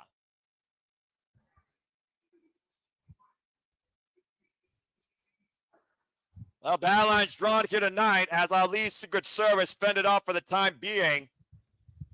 As we get ready for these ass clowns now to take on the system. Still a big win, though, for Matt Cardona as Matt Cardona beats Mustafa Ali. I almost wish that Ali's Secret Service would just assault first class for the get to the ring, but I know that's not going to happen.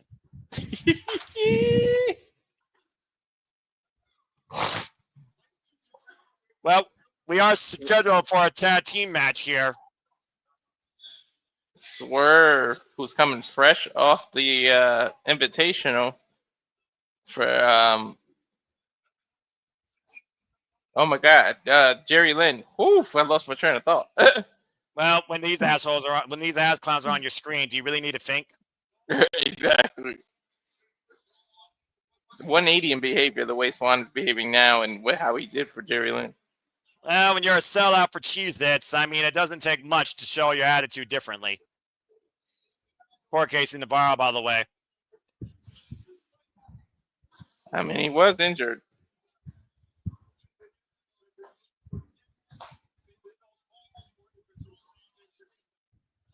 Anyway, AJ Francis and Rich Swann going up against the system now as we action continues moving forward. Again, Matt Cardona, big win. Congratulations. As we now get ready for tag team action here. Rich Swann and AJ Francis taking on Eddie Edwards and Brian Myers up the system. This is going to be a critical match considering, again, you got to wonder if these ass clowns are going to be involved in the TNA World Championship picture supporting that trick. We'll see. Meanwhile, the system wants to support Moose because, again, to your point, Moose has been the face of the system since TNA existed.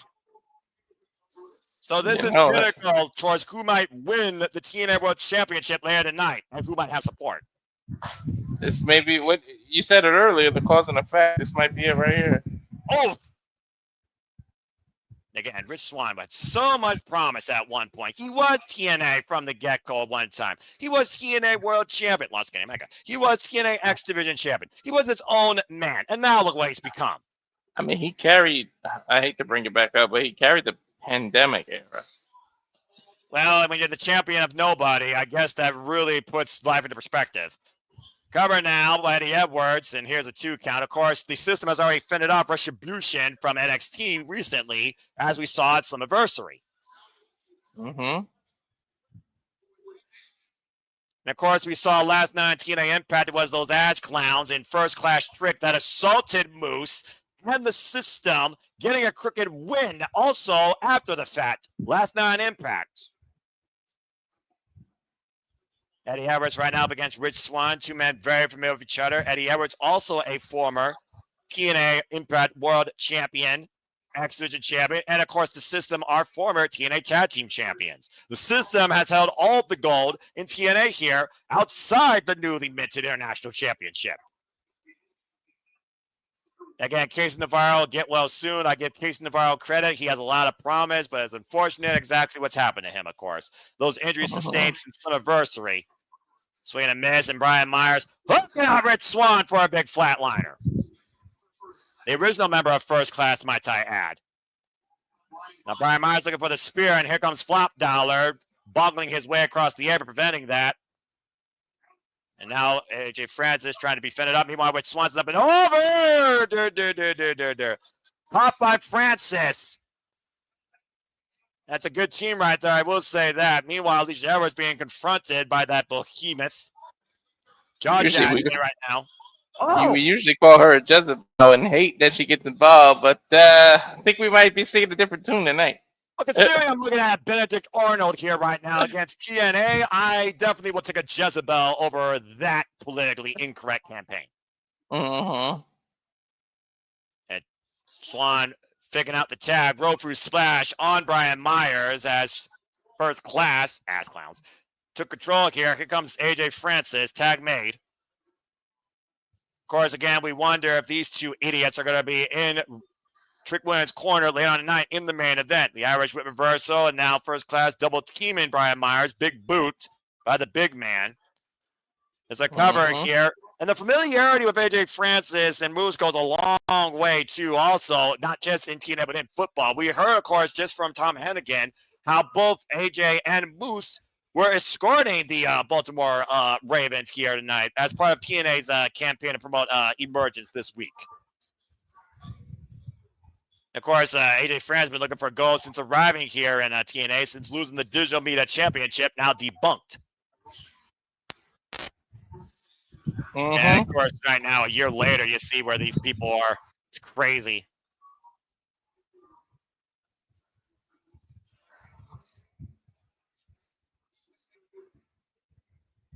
And, of course, we got the Hardys, of course, the TNA Tag Team Champions. Of course, eventually, we know in October, the Hardys will defend that goal, will go up against the Dudleys at Bound for Glory. But the Nemeth do have a treasure-obligated rematch. Swann running in with a moonsault, gets a 2 count, and Brian Myers still alive in this match. That might be both teams' last shot at Glory. And right now, keeping Brian Myers isolated from Eddie Edwards. Again, isolate and dominate. Tag Team 101. I can't wait for that matchup though. Again, I have my thoughts, but I'll leave it mostly constrained for now. Not by much, but I will be a little bit constrained for now. Of course, again, we saw how Kazarian, nice spear, rebound the ropes. How these idiots have turned their back on this company. Able to get up to the spear right now as Brian Myers has made an opening for the System. JDC Alicia Edwards willing on Brian Myers to make the tag. Tag made Eddie Edwards. Now Edwards into the fray now as Rich Swann looks to come into play. The two-time TNA World Champion, Taking Rich Swann into the midsection of AJ Francis. Oh, wow. Tossed up and over, lands face first.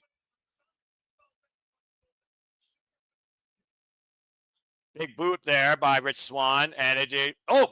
Eddie Edwards, nice as a Gurry. AJ Francis, though, big splash in the corner. The Eddie Edwards saving Rich Swann from possibly a backpack stunner. The Irish whip up underneath the banner. Kick to the midsection, drops AJ to a knee. It says Rich Swann, boot straight in the face of AJ. Hand, spring, caught. Now Eddie Edwards.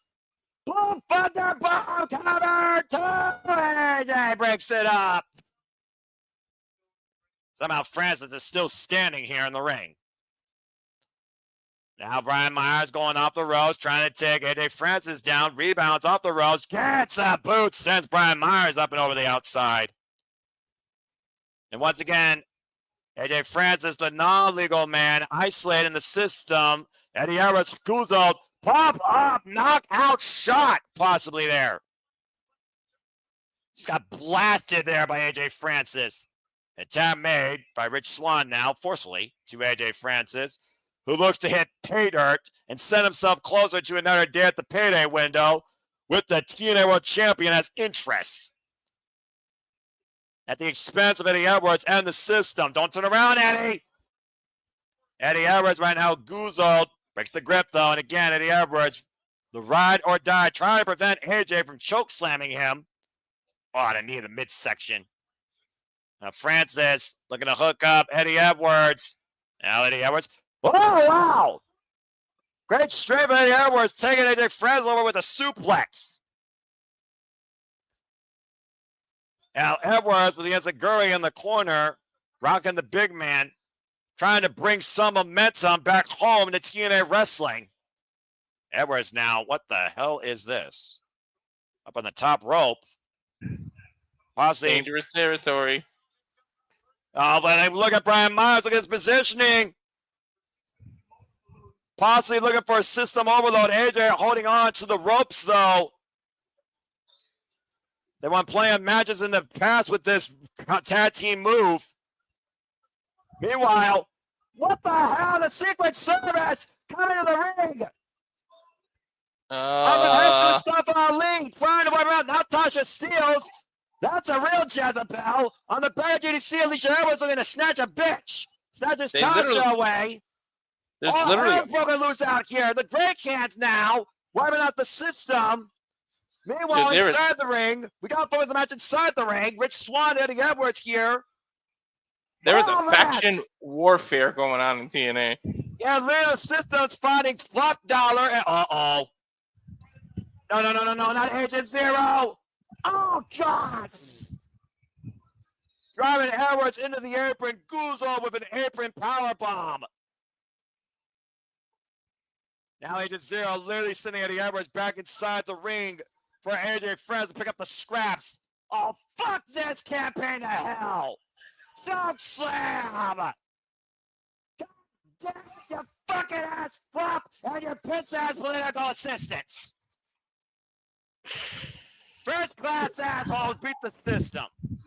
You know what's crazy? I think I picked them. There's nothing class about what we just saw with that catastrophe of a tag team finish. A little assistance by the political dictator, Mustafa Ali, and these freaking trainers of TNA wiping out the system and I face Agent Zero. Hey, man. How often has System had the numbers over the years and have done everything in their power? It kind of about fair pay, to be honest.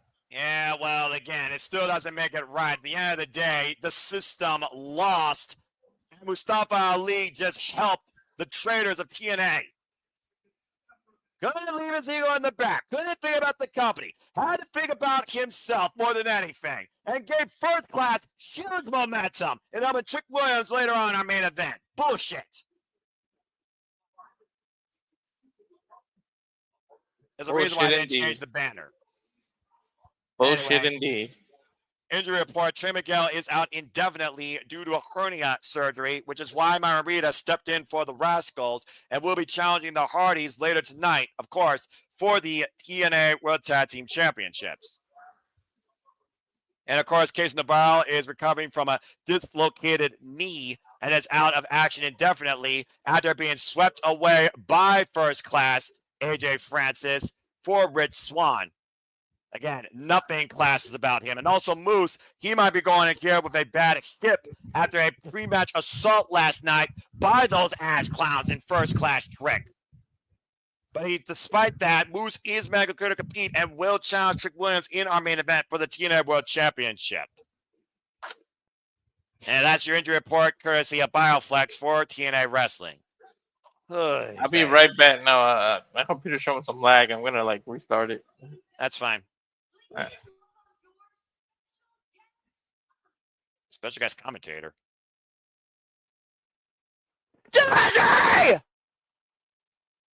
I believe in Joe Hendry. I believe in Joe Hendry. Do you believe? in Paris and Tokyo, America, Scotland, and Canada, and Mexico. They say, I believe in Joe Hendry. I believe in Joe Hendry. Now that's a worthwhile commentary for this next match. His name and he appears. I believe in Joe Hendry. Cedric!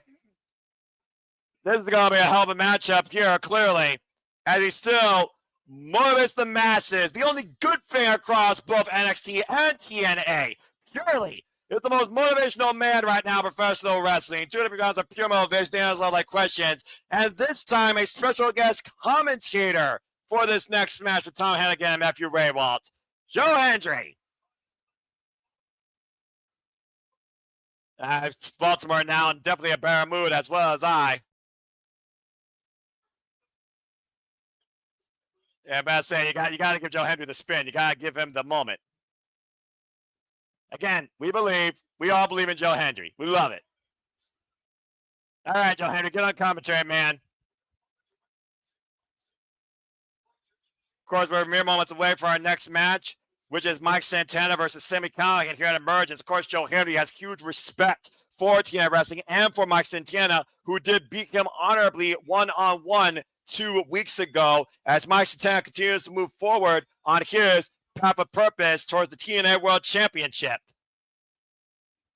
I said his name earlier, he has appeared. Joe Hendry is here.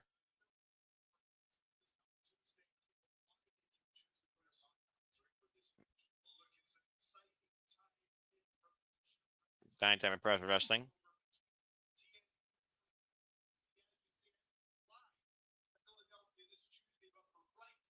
He'll be, of course, in NXT Live in Philadelphia this Tuesday.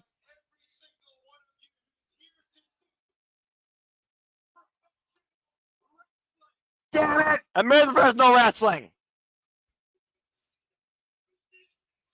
This is going to be a hell of a match. A lot of heart is going to be driven out of here as Sami Callihan looks to show why he's the Death Machine, possibly for the last time. Sami Callihan's career could very well end tonight at Emergence. As we get ready for this match, again, I hope you all are enjoying the conversation, reactions, coverage, discussion. Please like, subscribe, comment, and tell a friend. And again, we do this for all the biggest shows across all things wrestling here, WWE, NXT, TNA, ROH, AEW, Independence as well. Hope you're enjoying the conversation, reactions. Again, please remain #4 for SmackDown. My colleague, Walter Cruz, will be back momentarily. And tonight, we're going to see Sami Callihan try and find, basically, if he could keep up.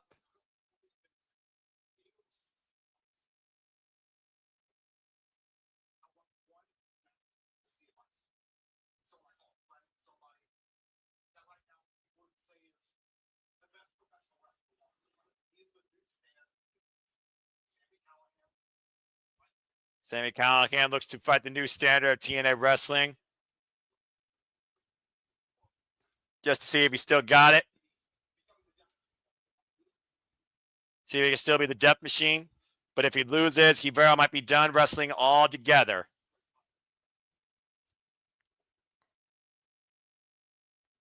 Oh, boy.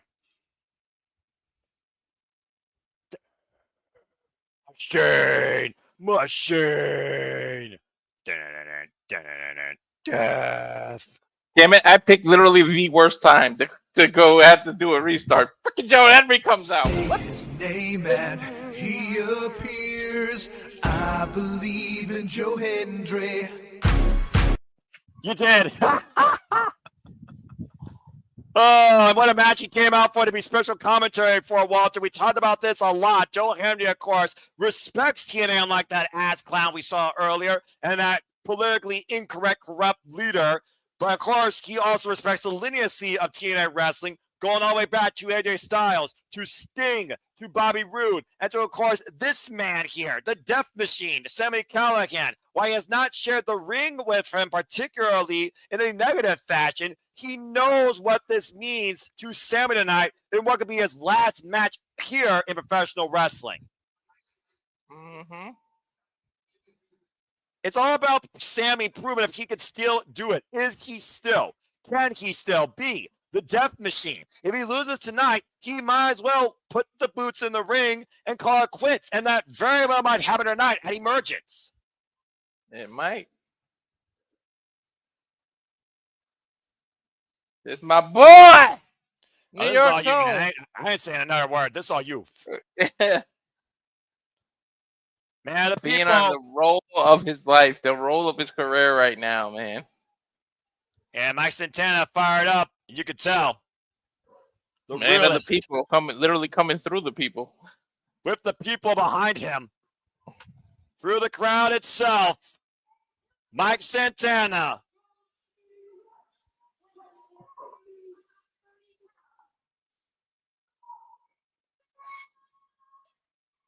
And to your point, Mike Santana has still continued forward on this path of purpose, fulfilling a promise to become the TNA World Champion, coming off the biggest win of his career against Joe Hendry, who is here on commentary. If you're a wrestling fan, you love a story of redemption. He's put the demons ahead of him. We know his history of substance abuse. He's sober. He's reached certain parts. And now he's more motivated than ever.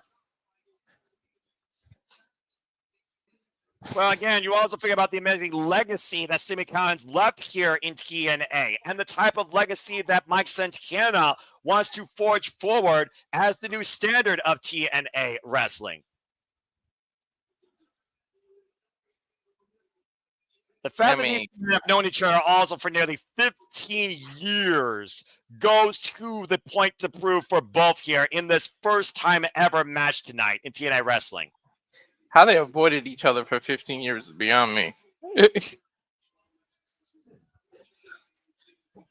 To be in a company that long and not have your paths crossed. I mean, we know a couple of bumps came in the road and Mike left and came back, but sheesh.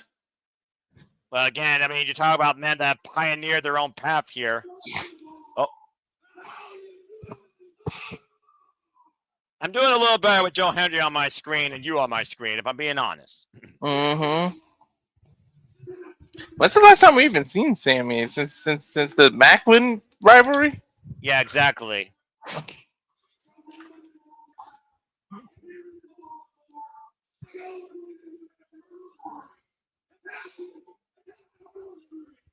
Oh, that's nice. Happy anniversary there to one of his best friends.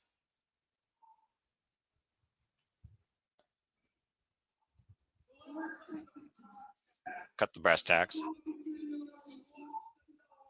So have you watched the show? If you lose Baltimore tonight, you leave him a boost into the ring. And the Death Machine retires. Damn.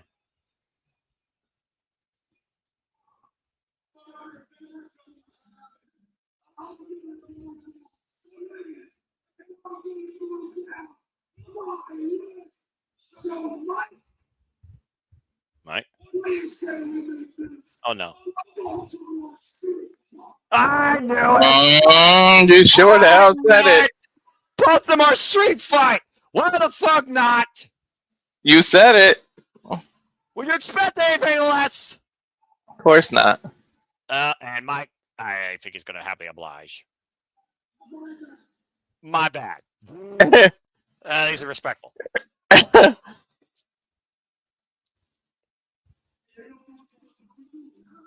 Again, I'm doing all right with both you men in the ring and Joe Hendry on commentary. Mm-hmm.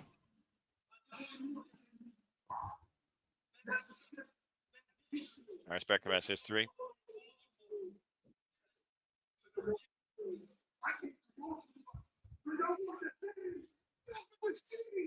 He wants the damn Death Machine. Well, I'll definitely give you it.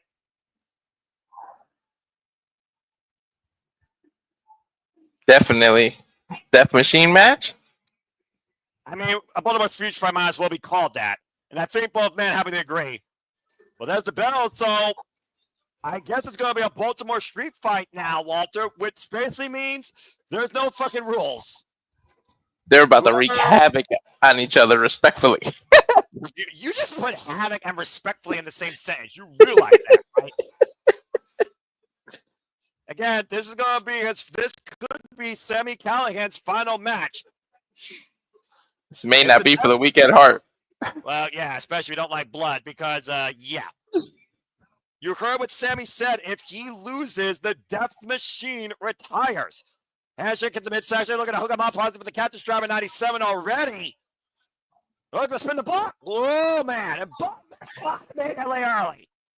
Well, you heard him. He said if he's going to go up, this is going to happen. He's going to do it his way. Well, you talk about, again, the history and how much these men have known each other versus faced each other. One man pioneered TNA, CCW. The other man pioneered himself. HOG, AEW, TNA under a different regime. Impact Wrestling. LAX. It is bliss. Well, I mean, again, we're no stranger to Sami Callihan when it comes to extreme warfare. You talked about that match, Barbed Wire Massacre, with, oh, man, Vance Warner. And Zachary, you talked about the Monsters Ball with Moose, of course. We saw Moose earlier. Oh, catch a stunner. Talk about even the matches he had with freaking Steve Maclin recently. I mean, those two were going to war. Even backstage, they couldn't keep up in the same room for a little bit. That big super kick there by Mike Santana, sending Sami to the outside. Now Mike looking to go up and over. Lands on the apron. Springing up the second rope for a moonsault. To the outside. Picture perfect moonsault to my add.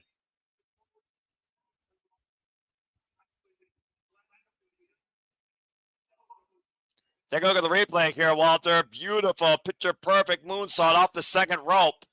Bouncing off the second rope, all the momentum. Mike's fired up, man.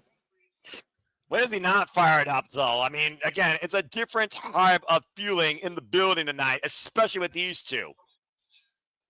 And Joe Henry is special guest commentary. They bought Joe Henry out. That should tell you the magnitude of this match. Well, again, Joe Henry, who has so much respect not only for TNA Wrestling, but the legacy of TNA Wrestling. Sami Callihan has forged his own legacy of violence through Ohio versus everything since being part of TNA Wrestling. Of course, Death Machine, The Draw. That body drop to my Santana on the entranceway. And as I said earlier, Joe Henry is also a former TNA World Champion. And again, Sami Callihan is also a former Impact World Champion. Mm-hmm. And Santana's trying to follow that and become that. He's got a long way to go. But, I mean, step one was beating Joe Henry. Now, if he can get past Sam and force him to retire, I mean, he may be well on his way. The question is, and we'll find out at the end, is he going to end up bringing the title back to TNA, or does he have to take it from Moose? Well, right now, Mike Santana needs to focus on surviving this fight. And I know he's no stranger to fights in his life, but again, how much do you fight one of your closest friends where they literally have nothing to lose and everything to gain morally, but everything to lose literally? Where again, if Sami loses, he will retire from professional wrestling. That says a lot, because you know what this sport means to people. Exactly. They make it more important than family itself. Than their own life. Where's Mike Santana? Where's Sami going? To get some equalizer. Oh, Lord. Well, he was clearly ready for a war tonight. He knew he wanted to change this up. I mean, it may be Friday, but it suddenly became trash night. I mean, again, he's not a high flyer. He's not a luchador. He's not a brawler even. He is literally a death match genius. And that's made him the success that he's had here in Impact Wrestling and TNA. Regular the eyes to Mike Santana here. Again, it's all legal now because it's a Baltimore street fight. Anything goes. And now Sami Callihan, I'm not sure what he's looking for here, trying to paint a beautiful disaster here on the canvas, clearly, with Mike Santana as a broken heap. All the wars that Sami's been involved with. What the hell is that? Oh, no. We've seen this before plenty of times. Oh, no. Oh, no, no, no, no, no. Oh, no. Walter. Oh, no. Oh, no. Oh, no. The paper cut. Oh, I hate that. God.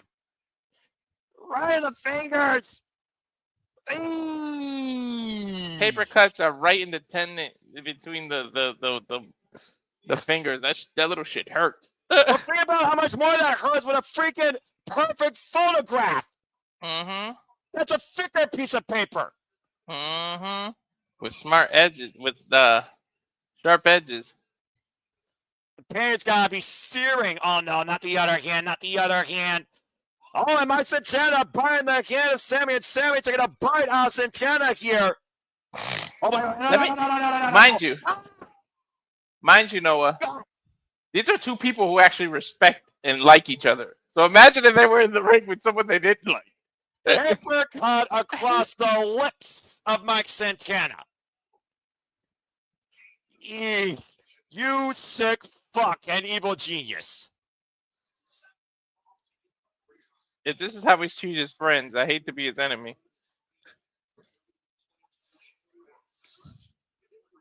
Again, such different journeys here, of course, for both these men. Mike Santana returning home to TNA at Rebellion 2024 against Steve Maclin. Big missile drop kick there. And now the cover, and barely gets a 1 count. And again, you see right now Mike Santana checking his lips and his can. Mm-hmm. I mean, that man was sliced. Of course, right now we talked about the transition of Mike Santana going from tag team specialist to his own man, while Sami Callihan has talked about transitioning from the ring to various backstage roles here in TNA wrestling. Mm-hmm. Both men had a transition from what they were to what they are now. And yet here we are with Sami Callihan going back to his roots that made him the Death Machine, the draw in the first place here in TNA in a street fight, and that's a staple gun. It's a what? Oh, no. No, that's it's not. A staple gun. No, it's not. Oh, no. Trying to staple Santana's forehead. Oof. Mind you, he's already cut through paper cuts, so you staple one of those sons of bitches. Sunset flip as Sami Callihan right now, preventing the roll-up. Meanwhile, I don't think Santana realizes that Sami Callihan has seized the staple gun. Oh, yes! I would like to remind you, again, Noah, they actually respect and like each other. I'm just saying. Talk about getting some piercings. You talked about some of the wars that Sami Callihan, of course, has been involved in. The countless wars we've seen in the past in this company. Fight pits, Full Metal Mayhem. Oh, God. 10,000 Tacks, Barbed Wire Massacre, Monsters Ball. Sami Callihan has been a pioneer of most of those in his career. Mm-hmm. Ay. You know, Joe Henry once was in a dot combat match. I don't think Joe Henry was in anything more violent than that. I don't think so. And that's probably for the best. I think I'd rather take an N64 controller to the chest than a staple, Walter. Hell yeah, you can hit me there. I'd rather take the whole system to the than the staple to the chest. Oh! Callihan went low with a hentai grab! Right in the Baltimore Orioles. Oh, Catfish Driver 97! Cover! Planted! Kick out at 2 by Santana. I have no idea how he found the mustard to kick out. Every man in this arena felt that. You mean the power driver or the move beforehand? The move beforehand. Either way, though, the Catfish Driver 97 planting Santana on his head and compressing his body. Meanwhile, Santana still fighting back, though, out of the corner. Caught with a powerbomb, though, by Sami Callihan. Rolls him through. And Sami, thumbs up. Thumbs down. Hook again. Another Catfish Driver, and he got it. Back press. Hook their leg. Kick out 2. Mike showing that intestinal fortitude, that the guts he has, the ability to take pain and keep on kicking out. I don't know how smart that is. The will to endure is a very dangerous tool and might be the number one tool both these men need to survive this fight. Whereas Sami loses, he retires from pro wrestling. Death Machine's done. Face first goes Sami Callihan in that chair in the corner. That he set up. Big cannonball. Cannonball. Cover 2, Sami gets the shore up at 2. I mean, again, you said yourself, though, not only is it his friend, he could be ending someone's career. If Santana wins. Sami is done. Period. Swing and a miss off the clothesline. Roll through. Oh, reverse bump 50. Cover 2. Whoa. Get a kick out 1. Oh, look at the shock on Mike's face.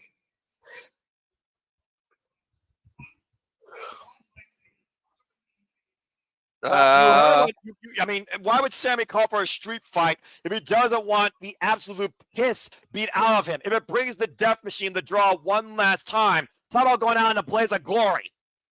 Well, you know the cliche, if you're going to go out on your sword, right? Santana right now, thumbs up, thumbs down, looking to spin the block of the Death Machine and no! Literally the last second. That was about 2 7/10. No, dude. 9/10. I think literally he didn't kick out. I think it's over. He delivered the discus lariat, and somehow Mike Santana just realized that's it. Sami Callihan loses. Mike Santana wins. I swear he kicked out. His shoulder was up. Apparently, it was after the 3 count. Referee's decision is final. And that means, based on Sami Callihan's own words, Sami Callihan now has officially retired from professional wrestling.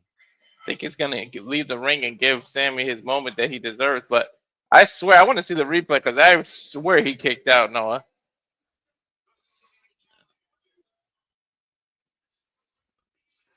Santana taking off his wrist tape now and his elbow pad. I think he's going to show respect, put it in the ring for him, give Sami his moment.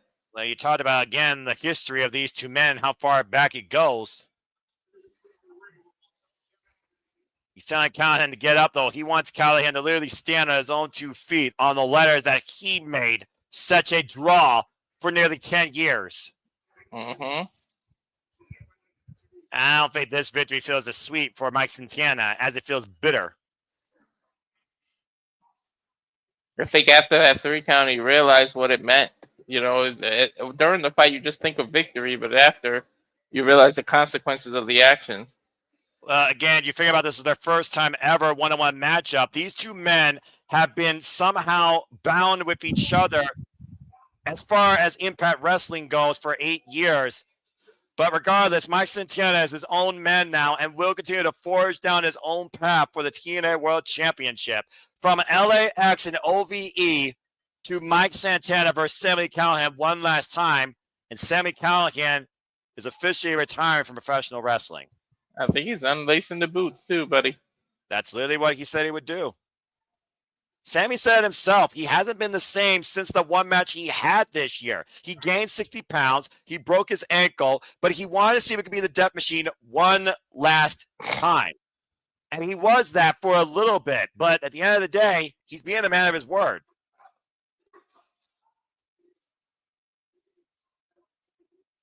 Where's the crowd yelling? What are they cheering? I'm not sure. Please don't go, maybe? Yeah, I couldn't make it out. For a man to humble himself before this business versus the business humbling him. Mm-hmm. All you could say to this match is thank you, Sami. Now they're saying thank you, Sami. Yeah, I couldn't make out what they were saying before that.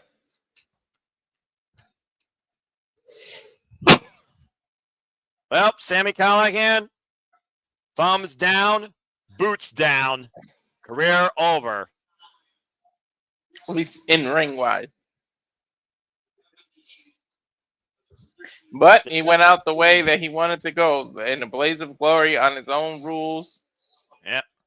Well, a type of match that made him famous. And no kidding. To your point, though, Walter, the Death Machine has officially retired. Death to the machine, huh? Quite literally. Mm-mm-mm. Well, as we turn gears to this video, oh god, does that mean the stupid TNA knockout titles? I mean the tag titles. I don't know, but now we're going behind the scenes of TNA Summiversary. As again, if you want, you can fade to black.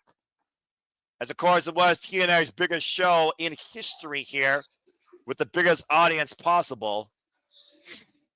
So if you want to learn more about TNA Summiversary behind the scenes, go check out the documentary Fade to Black on TNA Plus now today, and I believe their YouTube channel.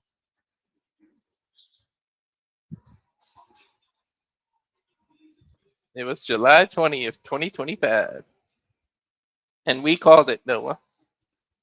Called some of the biggest catastrophes in TNA wrestling history. But it was also the biggest milestone in TNA wrestling's history. Literally the biggest live gate they've ever had.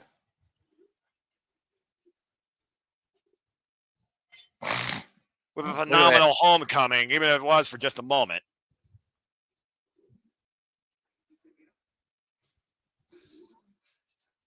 I mean, they literally made history in more ways than one. Biggest audience, the youngest champion ever in the X division. And NXT took both theirs and the freaking TNA championships. Mm-hmm. I never thought I saw Boost show so much respect. He literally picked Slater up, turned him around, and put that title around his waist. Well, this is telling me right here that TNA should take a longer infomercial than before, for whatever reason. That's not a good sign, Noah, if you know what I mean. Yeah, you think so? You freaking think so? Oh, God. Do you have to show her holding up both titles?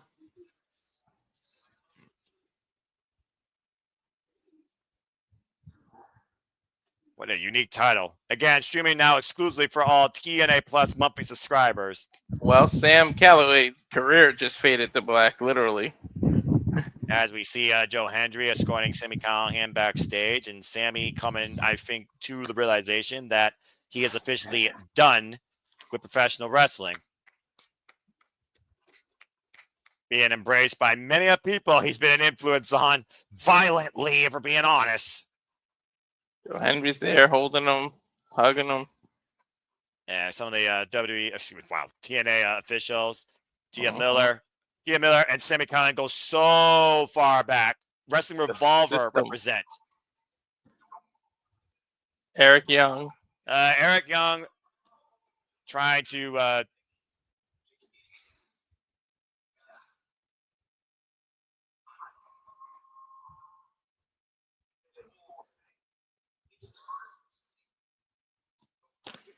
Ooh, Yǐng telling Joe Hendry this whole thing started because of you.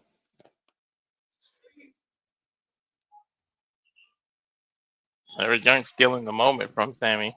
Well, let's ignore that. Again, Sami Callihan, thank you. Seriously, thank you.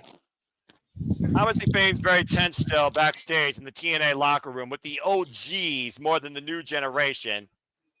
Of course, Eric Yǐng, I'm not sure what his issue is with Sami Callihan choosing this and Joe Hendry endorsing him, but nonetheless, Sami Callihan, of course. Anyway, let's go ahead and go. Let's go back to the countdown to Emergence. Despite all the technical issues, the hometown man was able to get a hometown win over Ryan Nemeth with a great schoolboy roll-up as all of Baltimore, Maryland cheered from the rafters. The hometown hero remains undefeated here in TNA wrestling, might I add. Yeah, man. Wherever he goes, he wins in his hometown, huh? Talk about having a home field advantage, playing as your best defense. You know it.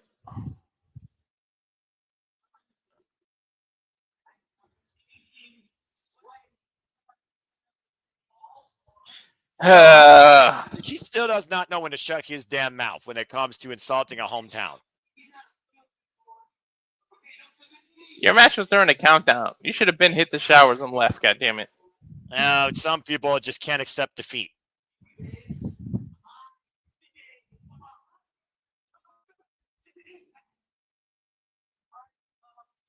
And of course, we do know that the Nemeth do have a contractually obligated rematch clause for the TNA World Tag Team Championships, regardless what happens tonight. True.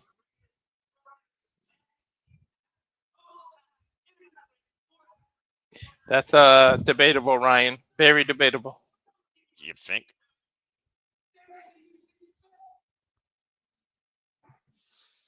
He still hasn't grown up at all, has he? Wait, what? Is that Masha?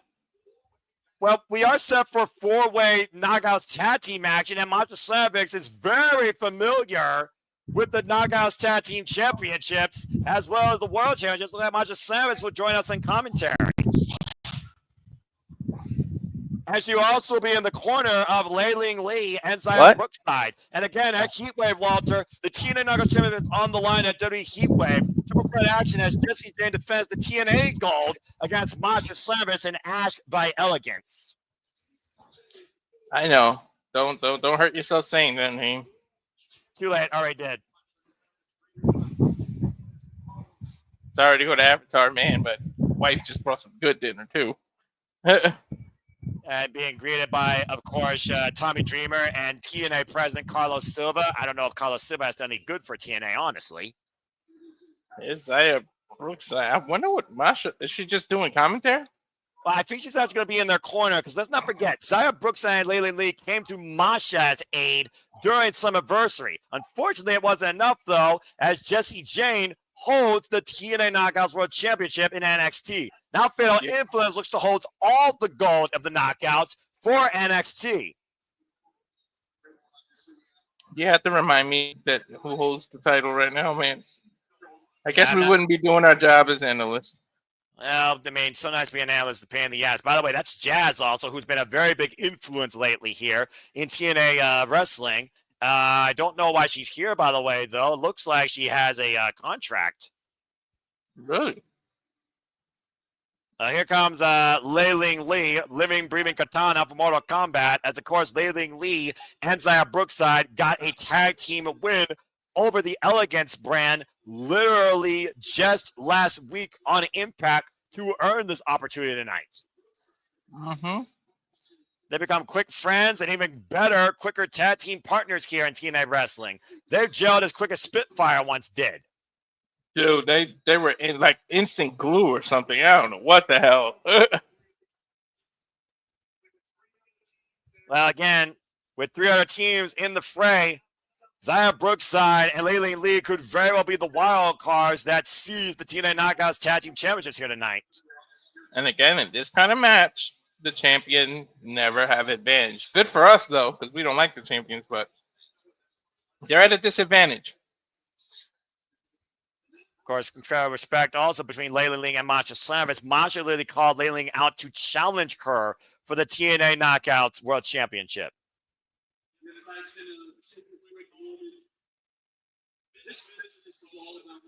This is a moment. Oh, we can have our audience. Tommy Dreamer in the ring now. Yeah. And he's 54 years old. That's impressive. Respect to Tommy Dreamer. Hell of a nice guy. I met him in person. Seems very humble. Very in life. Shade made most together. No one so much journey.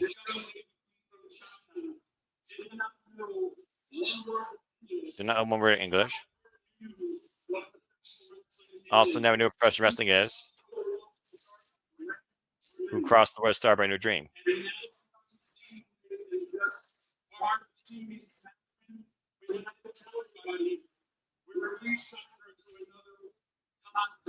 Oh, wow! Congratulations to Lei-Ling Lee. She signed to another contract. They're renewing her contract live? Wow. Oh my God, it's making me want to root for her to win. It's an honor. Do the deal. Well, congratulations to Lei-Ling Lee, and absolutely deserving. This is inspiring, Noah. Yeah, no kidding. Looks like Lei-Ling Lee is going to be a knockout for the foreseeable future. All the young girls out there, don't let a language barrier.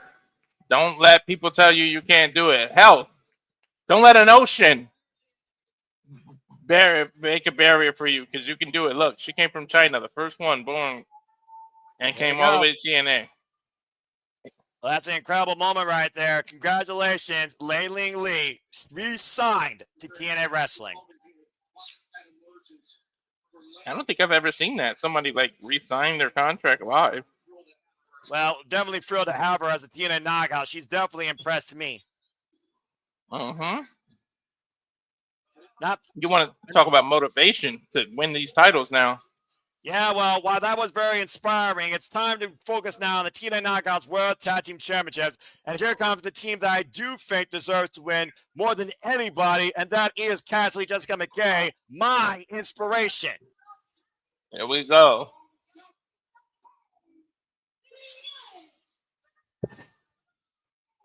The inspiration knows how to get it done in fair four-way action when you least expect it, Walter. I still hold Peyton Royce and freaking former name Billy Kay to this day as true leaders of tag team wrestling. And of course, they have partner in their corner in the newly signed Marasade. Mm-hmm. Former Miss Jackson.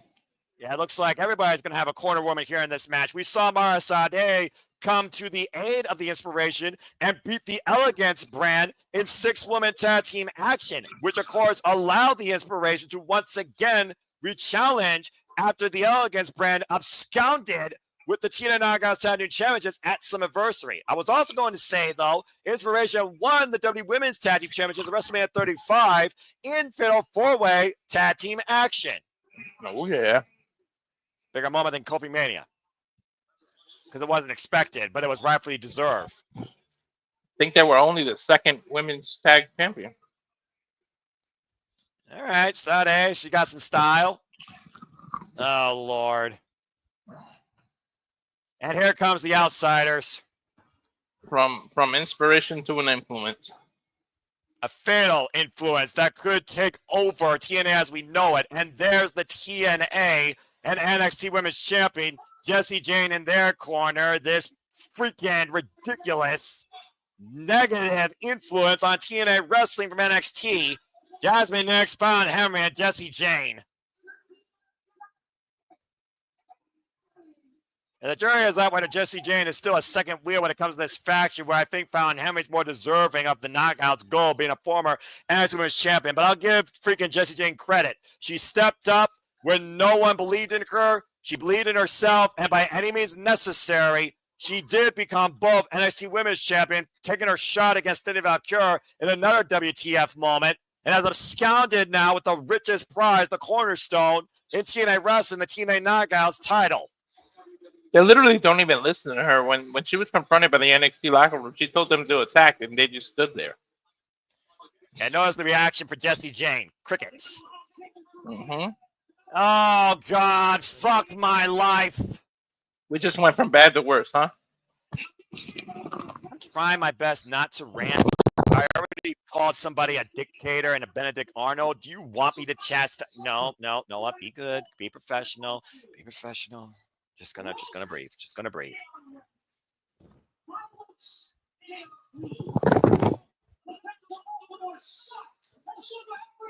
Calm down. Cool and collected. Professional wrestling, the word of the day.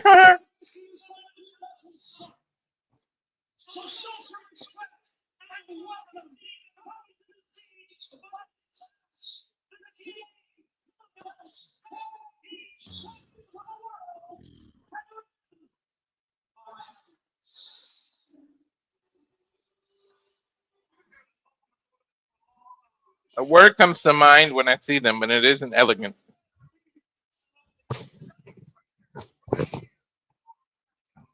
You right there, Noah? Yeah. Matthew Raywald's right about creatures, anything but pleasant, and creatures of the night. These are creatures you leave in the forgotten bin. You leave them in the discount bin. But again, regardless of what happens tonight, Fatal Influence will go up against the Elegance brand in 6-woman tag team action. That'll put butts in seats. Tuesday night on the CW. And ironically enough, one of these two teams might still be the TNA Knockouts Tag Team Champions. It would be the biggest disaster in TNA wrestling in a long fucking time if Fatal Influence wins the TNA Knockouts Tag Team Champions and holds full control of the Knockouts division. Yep. Based on these outfits, it looks like they were literally cast off Broadway and given the hook immediately in front of the trash can in the alley.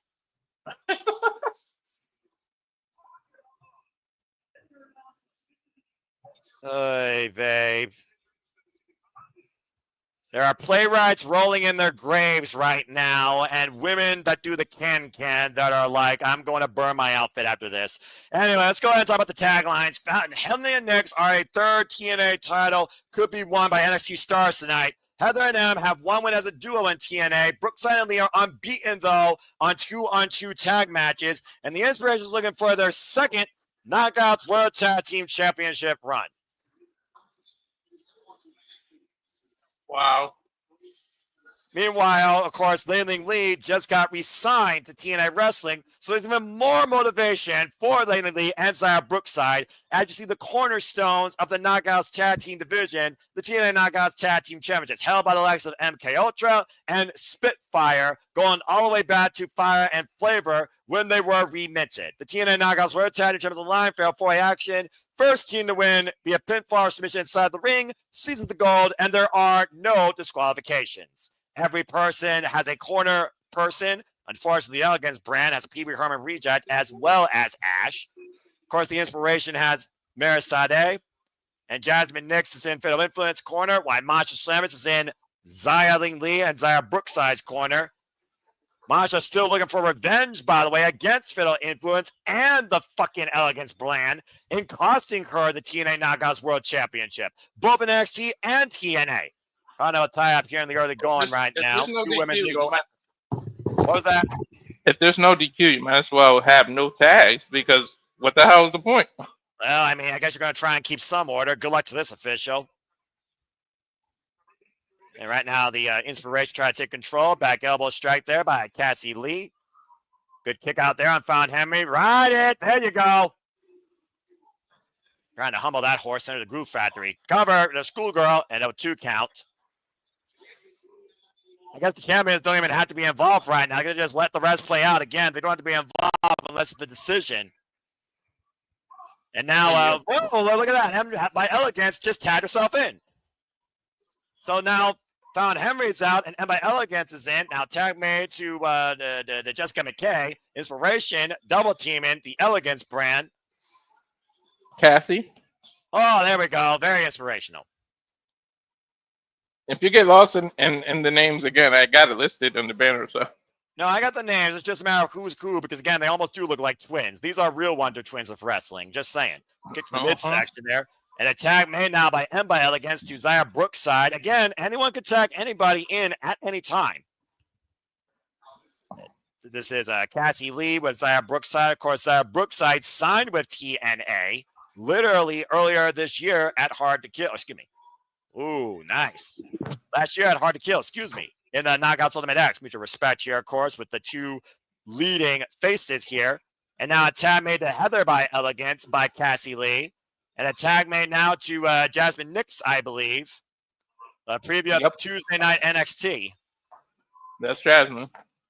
Jazmyn Nyx and Fallon Henry have already lost as a duo, by the way, on NXT this past Tuesday to Kalani Join Low Device. Cover, Schoolgirl 2 count. Reversal by Jazmyn Nyx, 2 count on Heather. I don't know how wise it was, though, for Zaya to tag Jazmyn. And yes, she might be the most inexperienced, but again, you're risking NXT in leaving with more gold in TNA. Oh, man, and everyone broke that up immediately. I think that's why everybody just broke that pin up. A little bit of trouble in paradise there lately, to your point, in Fatal Influence. But Jazmyn Nyx been able to hold the group together since season the NXT and the TNA World Championships. Oh, man. Double team flapjack. Great teamwork here by Fatal Influence. Double blockbuster. Shoots the half, hook the far leg, and gets a 2 count. I think Jessica was about to break that up. Or Jesse. And again, you got to be aware of the influence here that's trying to take over TNA as we know it for WWE. And Heather finally getting out of the ring. Now the Inspiration, isolated with Fallon Henry. Can you tell how much I don't like the fact that WWE's trying to take or influence TNA wrestling? Snapmare there. Nice roll for Here's the cover now, and Heather breaks it up. This is going to break down eventually, clearly. I mean, we all just are waiting for it to happen. Considering how much I don't like some of the people here in the ring, this is good that it's early versus Jake Sullivan for Steve Maclin that I know is going to cheer me up. Yeah, That's And true. by Elegance now with a bow and arrow, sending up Heather. What the hell? Oh, man! With a bow and arrow double stomp combination, out with the cover, and a kick out by Cassie McKay at 2. I think Brookside touched her or tried to break it up from the outside of the ring, or it looked like she tried at least. Tag made. There's a reason why Gail Kim's been outspoken and hasn't spoken everything yet, folks. The Irish whip right now to Zaya and Leiling Lee. Nice double team here on M by Elegance. PK. Nice sense on. In the cover, goes Zaya. Gets a 2 count. I wouldn't mind seeing Zaya, Lee, and Leiling Lee take on the inspiration for these titles, honestly. Especially, I wouldn't mind them winning, especially after that contract you just signed. And look at Heather getting involved. Oh, man, I want a pump kick by M by Elegance. The newest enforcer, cover, who completed the Elegance brand and prevented Spitfire from ever teaming again. Former Maggie Lee, for those that don't know, by the way, with the reach advantage. Tag made now by Fallon Henley. Smart. I believe Fallon Henley now is legal with Zaya Brookside. Yep. They get to the midsection as Fatal Influence is trying to take this control here. And sliding lariat, the cover by Jazmyn Nix, and everyone, sense of urgency coming in to break up again. Quick question: Did you just get like really bright for a moment? Not that I know of. Oh, my TV got really bright and then it changed camera angles and went back to normal. That was really weird. But I might want to bleach your eyes when it comes to the amount of silicone here on screen. Brookside, the back elbow strike, and right now found Henley, caught by Zaya, taking over the T. Harris. 3 of these great teams represent TNA, while 1 represents NXT regardless. TNA wants to keep the TNA Knockouts Tag Team Championships in their company. Tag made to newly signed Leiling Lee. Tag made to Jazmyn Nix now. Ooh, she came out on fire. Well, how much fired up is she after what we saw earlier? Trying to become a champion for the first time in TNA, newly resigned. She's going to want to prove what they offered that contract. And no kidding. Climbing shots here in the corner, and you see Masha encouraging her right now. Just dropping the hammer on Jazmyn Nix. Now Zaya Brookside legal. The Irish whip, drop toe hold. And Zaya step up, elbow drop. That was clever. Shoots the half and a cut. Wait, they didn't go for the cover yet. Now bringing it back to the corner. Tag made to Leiling Lee. Oh, coming out. Ooh, what a head kick. And look at these double team moves, man. Up in the Argentine backbreaker. Taking her for the ride. Spin her around and around. Spinning face buster. Yeah, she might have made herself dizzy. Look at that. She can't even go for the cover. Right, trying to roll her away, but I rolled her close to the ropes, and Jazmyn Nix put the foot on the rope. Yeah, but she didn't pick up her foot on her own. Just saying. Yeah, well, this fatal influence might become the disease of TNA wrestling if we're not careful here. Again, behind the referee's back, didn't see it. You see Myron though getting involved with Jazmyn Nix. Uh-oh. And shout out to Lily. How you doing? Hope you're doing well. Well, I knew it was going to break down virtue with the outsiders. Myron just brought the TNA Knockouts World Champion in the ring. Again, those complications, though. Oh! I'm surprised Masha hasn't left her corner. Neither has Ash or that freaking Pee Wee Herman reject. Oh, no! Rolling out car! That discus elbow she uses. There's Masha. And they're by against this freaking dirty reject.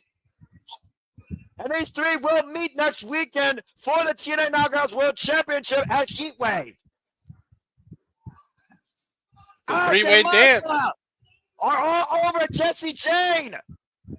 The rest of the group having to separate them. Everybody's trying to separate each other. Hey, man, if Masha wins that title, then I can forgive that they put the title on Jason. Ashton and Masha just got ejected. Adios. Well, we do need some order here. Again, we do have a match going on. Jane, Slater, and Ash have all been ejected from this fatal 4-way Knockouts Tag Team Championship match. No DQ, but the referee says goodbye. Well, again, the Elegance brand, the reigning defending Knockouts Tag Team Champions, need to focus here on the task at hand. And Zaya with the crossbody! Zaya used her body like a bowling ball, took down all the pins. Lady Lee wants a fatal influence! Strike! And meanwhile, Cassie Lee trying to catch M by Elegance. Oh, and a shot to the throat. This powerhouse climbing the ring. Ooh, nice head kick. Spinning heel kick. Again, the reach of Cassie Lee is one of her greatest strengths. Yeah, tell me about it. We see right now the Elegance brand trying to get taken over right now. Meanwhile, here comes Zaya, Brookside, and Lei Lee trying to help Cassie Lee hook up Heather. My favorite spot. It's my favorite spot of a multi-person match. Get to the midsection by Fatal Influence. Double team clothesline to Heather by Elegance. Meanwhile, Fatal Influence just wiped out Zaya, Brookside, and Lei Lee. Tag made though. Double cross body though by Jesse McKay. Wiping out Fatal Influence. Cassie Lee superplex on M by Elegance. Watch out though. Zaya's come rolling back in the ring. Well, we got a battle going on here, and all 8 women are down right now, and all outsiders have been ejected. I think we're at a standoff. Yeah, right now. Or a layoff. Well, it comes down to the first woman, I think, that gets them to their damn feet. Crowd letting the competitors know how they feel with the "This is awesome" chant. Well, I've given NXT even credit. All 4 teams are putting it all on the line for the TNA Knockouts World Tag Team Championships. Oh, God. Spinning heel kick. Running single leg kick by Jazmyn. Wipes out Lei Lee as Lei Lee wiped out the freaking Fallon Henry. Boot for boots being exchanged everywhere. Fallon Henry, though, rips Jesse McKay down. Zaya Brookside now back up. I have no idea who's legal. Call breaker. I don't think it matters. I could have sworn Cassie and M by Elegance was legal because of the top rope move. And now look at this. Look at this. Look at this. Looking for the idolizer, but Heather break the ice, though. Great counter there. Meanwhile, oh, no, not again. Belt to the face. Jesse McKay and M with the cover. God fucking damn this Elegance brand to hell. Elegance brand wins. Steals it again. Fucking Hollywood rejects. I got another one wrong. Nobody will endorse their cosmetics. I got another one wrong because that definitely was inspired. Once again, hell breaks loose, and the Elegance brand pulls through. Still TNA Knockouts Tag Team Champions. Let's with be another honest. cheap shot to the Inspiration. They stole that one. Damn right they stole it.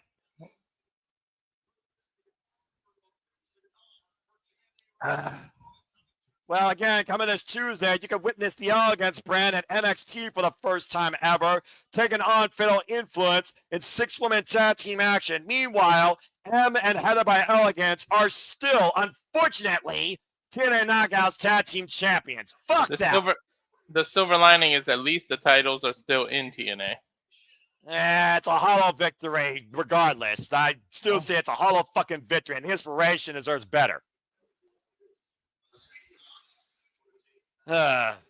Anyway, speaking of knockouts action, let's go back to the countdown, by the way, Walter. It was Rosemary and Indy Hartwell one-on-one. Rosemary looking for the miss. Danny Luna pulled Rosemary, and Rosemary missed Danny, which allowed Indy to hook Rosemary behind. Hurts doing it.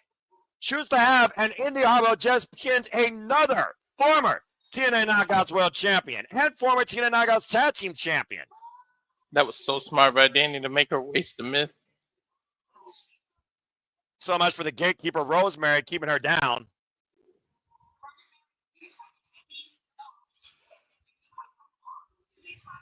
She tried to blind you. That's Danny Luna, proper Brit. A Brit and an Australian talking at the same time. Woo! These accents.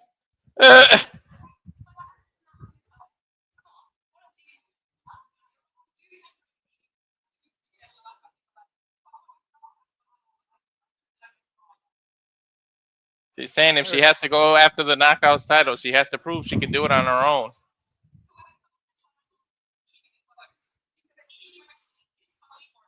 Ooh. Indy Hartwell determined, hell-bent, one way or another, to become the TNA Knockouts World Champion. We'll be watching Heatwave very closely. Sure is something to follow, but speaking of which, let's go ahead now and get ready for some real guerrilla warfare. It's no countouts, no disqualification. Steve Maclin goes to war one more time against Jake Something. Something! Anyway, I'm a little better if you're wondering, by the way. Still, fuck Elegance brand to hell. Ugh. And their damn cheap-ass Halloween Party City year-round cosplays. I mean, okay, I'm fine. Their days are numbered, Noah. Their days are numbered. It's shipping, sir!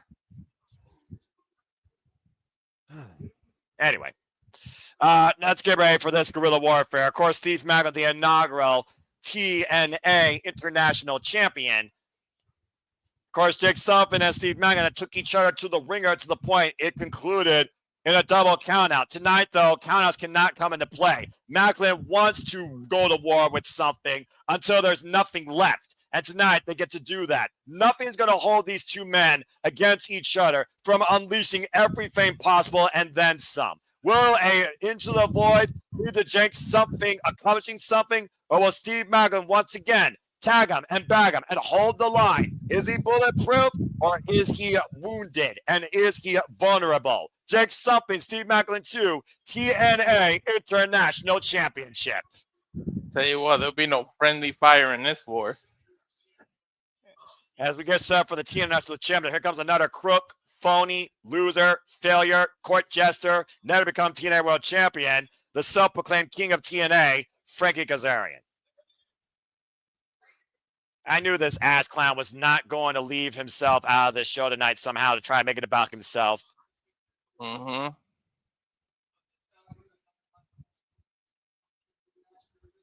I just hope Tom Hennigan tells him to shut up again multiple times over. Again, ever since Slammiversary, Tom Hennigan, in my opinion, has every right to tell Kazarian to shut the fuck up. Let's go ahead and talk about the headlines for this match. Maclin and Sami faced off for the first time in a triple threat match last month, with Vance Warner was involved. Their title match last week, though, was one-on-one. It ended in no contest. But Maclin has not lost a one-on-one match since winning this title at Unbreakable in that triple threat.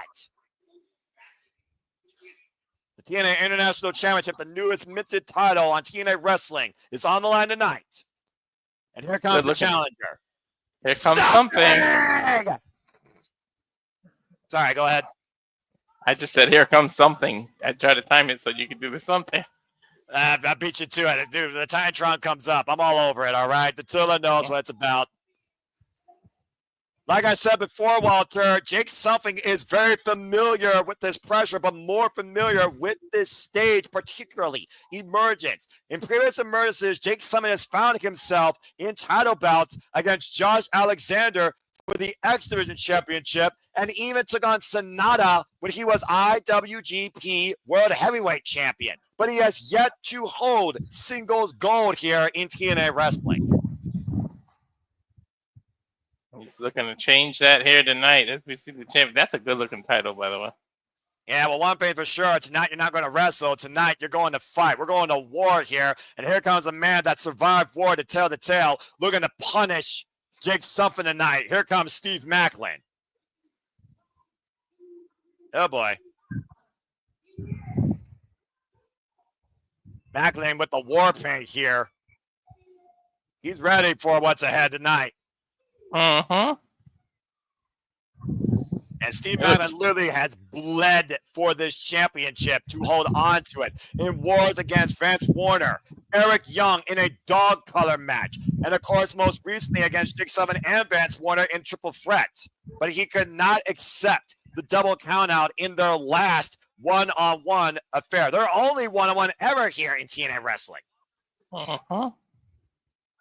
In my opinion, Walter, Steve Maclin is not just a general of the ring. He is a locker room leader here in TNA. Something I thought Kazarian was at one point before he made this about himself and cost TNA a chance to bring the title home at Slammiversary. Maclin, in my opinion, is the right guy to lead on as a role model here in TNA Wrestling.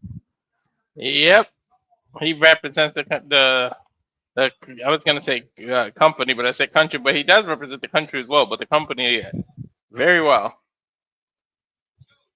See what happens here is these two no doubt have mutual respect for one another, but they know it's about the end of the day. There you see the newly minted TNA International Championship. There really is no more history besides Steve Maclin, as he's been the inaugural champion since April.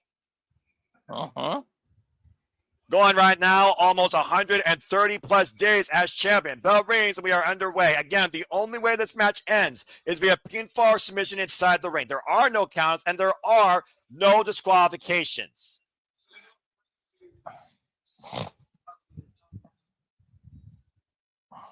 So here we go. Kind of a tie up here, and what is sure to be our most lethal fight of the night. They literally gave two men this size no rules and just let them out. Hey, just let them freaking go to war. Oh my God! It's like letting two dogs loose with no chain and a stake in the middle of the ring. Back elbow strike right now, and swing and a miss by Jake Something. And Maclin sends something up and over the apron, but you see Jake Something pick the ankle. Now both men on the outside here, and again, to your point, there is no restraints. The referee is just there to encourage the men to get back in the ring and count or render a decision. Whatever you do, don't drink every time you hear the word something, because you will succumb to alcohol poisoning. Face first on the apron goes Jake Something. Walter, about to say. And now right now the knife edge chop to his challenger, and again lining up the chest of Jake. 121 days so far for Maclin as the international champion. Good grief. You see that face paint already rubbing off on Something's shoulders. We barely getting started. I mean, again, you shouldn't be surprised, though. Of course not. Oh! Jake Something sent face first inside the steel ring steps, and now off the side, for added measure, into that diamond plate. Very easy to cut someone's skin with that, honestly. Oh! Big elbow strike here by Jake Something, clubbing away against the TNA International Champion. And meanwhile, Jake Something looking to hook up Maclin here. Kazarian, do your fucking history. He served in Afghanistan. He didn't ring a bell on the corner like you once did for a burrito in Arkansas, you freaking idiot. Oh, man. Good clothesline there by Jake Something and Maclin in the ring. I think Kazarian lost a few brain cells when, the psycho knee there by Steve Maclin. We've seen him use that before. And right now, Maclin out of the corner. Diving headbutt. Cover on the far leg. Gets a 2 count. And Jake Something right now getting the entire arsenal of Steve Maclin very early here, Walter. Every time one of them gets momentum. Ooh! That clothesline out of the damn corner like a bat to the head. Yeah, and again, Jake Something still kicks out. Big, strong, meaty men. The definition of the night with this matchup, no doubt about it. Slapping man meat. Accurate. Of course, AEW owns the meat division. That's a whole different conversation. Woohoo! The side headlock. Walter, I've been meaning to ask you this for a while. We talk about titles. We talk about companies with too many titles. We talk about TNA maybe having the right balance. Of course, the TNA National Championship took over when the Digital Media Championship was dismissed. What do you see of the TNA National Championship becoming in the long run? I think it's going to become the stepping stone to be the next TNA champion. I think it goes there, and depending on your size, you might go X Division next, or you might go straight after the TNA World Champion. The way Steve Maclin carries himself and carries this title, he damn sure better get a future TNA World title shot. Of course, but it may be what the Intercontinental title in WWE is supposed to be. This may very well be the workhorse title.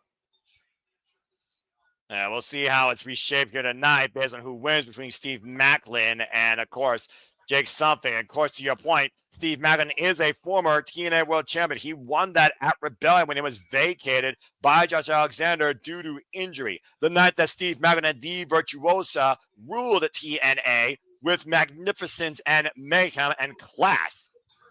Again, both these men right now just clubbing away in the ribs, in the core. Oh, man, that was a big right. Something has to give here with these two eventually. Dude, I don't know what's going to give first, them or the ring. Oh, God. Well, Maclin just gave with that elbow. Covered now by Jake Something. Gets a 2 count. Notice the way Jake Something was stepping on Maclin's foot, holding in position for that attempted knockout shot. I hope they reinforce the ring. Jake Something previous challenged Joe Hendry, by the way, earlier this year for the TNA World Championship. Uh-oh. He's getting his inner warrior. I'm about to say, Jake Something's feeling something. Now Jake Something hoisting up Maclin, possibly for a powerbomb. Maclin escapes, though. Open palm strikes. Oh, my gosh, and just lighting up. From chest to face. And swing and a miss. Big back elbow rocking Jake Something's side head. American Slam. Shout out to the TNA Hall of Famer Kurt Angle. I know it's the Olympic Slam. I called it that because he's a veteran. People don't come after me. About to say right now, Maclin with the Scud. Oh my God, intercepted by Something. I think his head hit that table, Noah. Anti-air defense initiated there by Jake Something, wiping out the champion on the outside. There's a presentation table for the you not watching on the outside to where they offered Yǐng the contract. I think, well, we're going to get a replay. His head might have hit that table. Boom. Oh, no, okay. No, I hit the floor, but he also hit freaking elbow Jake Something on the way down. Meanwhile, Jake Something is confronting Kazarian. You did a focus, though. Don't let Kazarian distract you. Well, to be fair, Jake Something was literally irate with Kazarian's nonsense yesterday. I don't blame him. Oh, my God, black hole slam. Air ride on the floor. He can't pin on the outside there, though. Cannot win the championship on that. Again, literally, Kazarian instigating both Jake Something and Steve Maclin last night, trying to make it all about himself. You got to believe it. That took place in the ring. He would have had the 3 count. Right now, Jake Something needs to regroup, and to your point, needs to bring the champion back inside. He's in the driver's seat. What the hell is Jake Something thinking? Oh, no. Is he going to try to power bomb him on those steel steps? Oh, God! Called it. Spine first on the unrelenting steel ring steps. To your points. Ouch. Taking our look. Well, that was something. Yeah, bouncing on steel. Steel wins every time. Yeah, in case you don't know, folks, when flesh meets steel, steel undefeated. And now Jake Something is dragging a limp carcass of Steve Maclin up the entranceway. What the hell is Jake Something doing? Why is he dragging him away from the... Well, there are no rules. There's no count out, so... Clearly he wants to punish the Punisher further, is all I can think of here. But this again, goes beyond the championship. You know what this does, right? Even if he knocks him out, now you create dead weight, and you have to travel a hell of a lot further to get him in the ring. This might be Jake Something's undoing. Yeah, big, that's very accurate there, Walter. Again, the decision has to be rendered inside the ring. And Maclin's no small man. To drag that weight, whew. Well, both of these men, to your point, got close to a 260-pound girth. Mm-hmm. Jake Is he going to powerbomb him off the stage now? Oh, hell no. He's got something dangerous in mind here. Oh, man, bad body drop to Jake Something on the stage. Took a little too long. Eesh. Great counter measure there by Steve Maclin, who's just trying to find some sort of bearing to continue in this fight. There's nothing but concrete out there. There might have been instinct and, not calculated, just instinct. Yeah, he had to breathe, take a breather for a second. Well, he's fired up, but he's still grabbing the lower back. To your point, I'm not sure what Maclin's thinking here, though. I don't know, but that's way too close to the edge. I'll tell you that much. And I don't mean that Maclin closely. right now. Steve Maclin driving off the stage to Jake Something on the floor. Maclin's trying to take him out.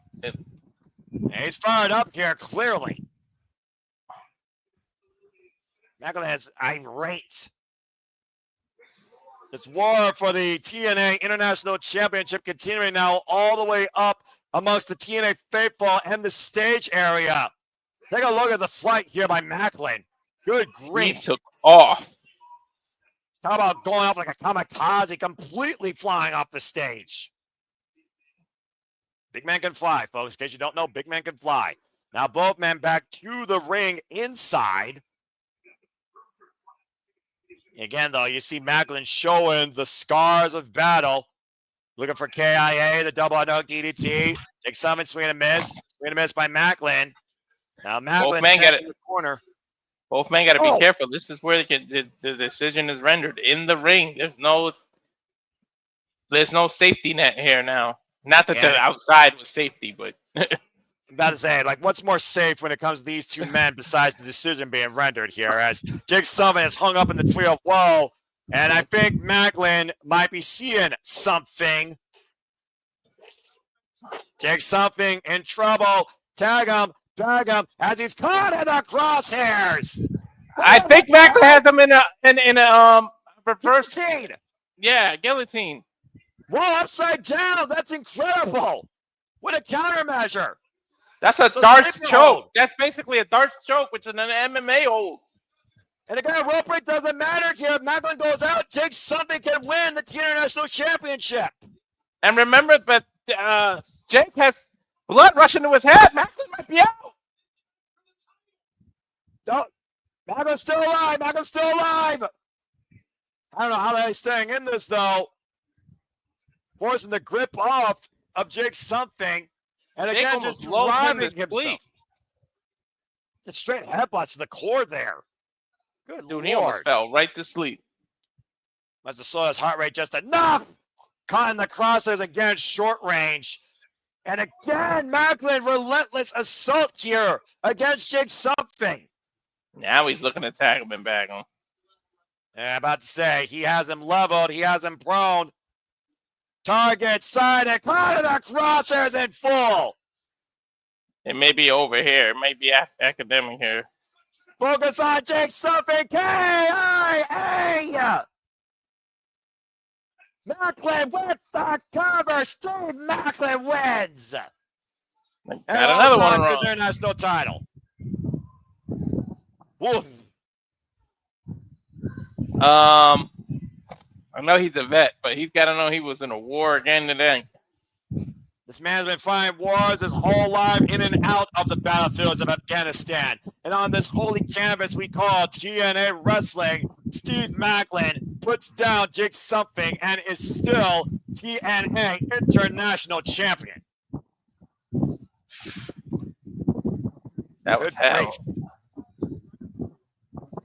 Tremendous effort, though, and tremendous bout and brought by Jake Something and Steve Maclin, showing what real TNA champions are made of. Uh-huh.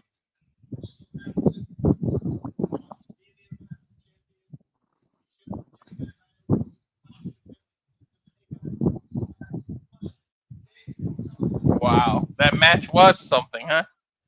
Something! Yes, it was. Well, you know, Kazarian actually said something smart about this match and not something stupid about himself. Give the man a cookie. Right? Again, Steve Maclin continues to hold the line here in TNA Wrestling. No counts, no disqualifications, no surrender for Steve Maclin tonight at Emergence. Still TNA International Champion. But he had a hard-fought battle for real. Yeah, no kidding. He said, anywhere, anytime, anyone. Because he may be staring at his next opponent, to be honest. I mean, if Kazarian's daring enough. Yeah, let's get a word from our winner here with Gia Miller.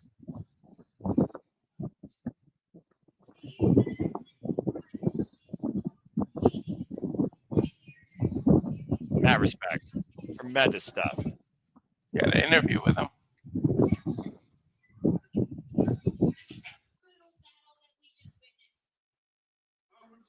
Yeah, how's he feeling? Thank you, my good man.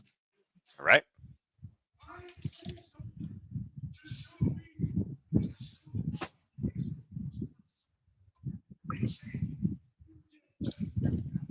Damn right, he's worth something.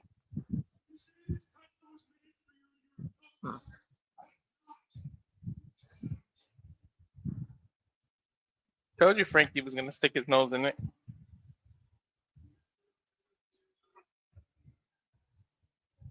Yeah, see Kazarian right now trying to again make this about himself. Whoa, whoa.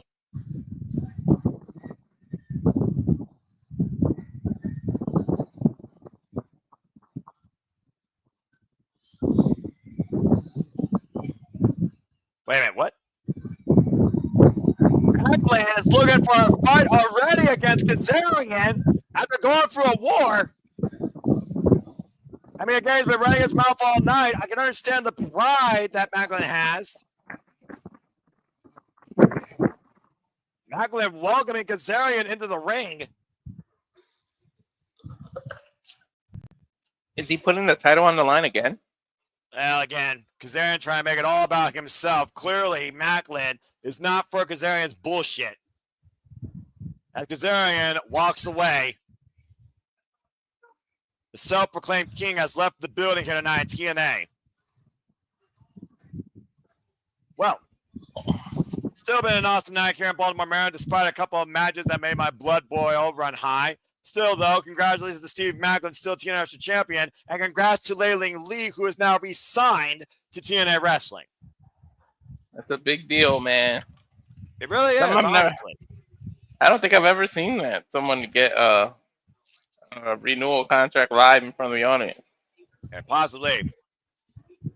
As we got a moment brief here again, want to encourage everybody to continue to follow Walter Cruz and follow us along at Slip Out Studios. We cover all the biggest shows, all the biggest brands, all the biggest specials here across all things wrestling. And of course, to the kind of night, Walter, the face of the franchise, the last stand of the system, Moose, looks to bring home the TNA World Championship. Maybe the saving grace of TNA, huh? Who would thought you'd say that? The saving grace is Moose. Meanwhile, Trick Williams, this freaking fake-ass Black Snow of freaking TNA this day and age, looks to hold on to the TNA World Championship, not for NXT, but for his own ego, bigger than all ego Ethan Page. And you gotta wonder if Moose will have any backup, why First-Ass Class is still very much in the building, in very good ring shape. Oh, holy shit, I forgot First Class with him, too. I wish we could forget them, but they're still alive. Anyway. No Class is what I call it. Just trash. Still coming out, of course, we have the Hardys that will be going up against the Rascalz, defending the TNA World Tag Team Championships. Of course, Carlos Silva, Tommy Dreamer, and other people were involved in the building. Talking about TNA at Jimmy's favorite seafood here. Must be a big time place there. Apparently, they were offered $1,000 actually too for community efforts. Show your soft side.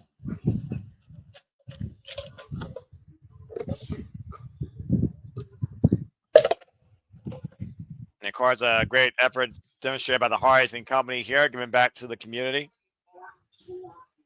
As the Hardy Party Tour continues here, the Hardys will throw out the first pitch on Tuesday, August 19th at Target Field, Minneapolis. This coming Tuesday, actually. Dueling first pitches. I've never heard of that unique situation.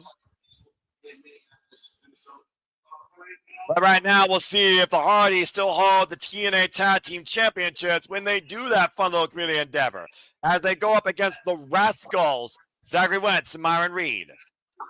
Is that next? Let's go ahead and look at the taglines real quick. Walter, man, Jeff captured the titles in some adversity in impressive fashion, but the Rascalz beat the Nemeth 2 weeks ago to prove they're worthy challengers. And the Hardys have lost one 2-on-2 tag match in TNA over the last year. And we all know who that was too. The fucking Nemeth and their cheating ways. One that actually is worth some of the other one not worth anything more than a straight did. The Rascalz respect the Hardy and look to take the gold back for them and for a fallen Rascal and Trey Miguel. I love the Rascalz entrance. Let's smoke him if you got him, because here we go. Here comes our semi-main event. Mm-hmm.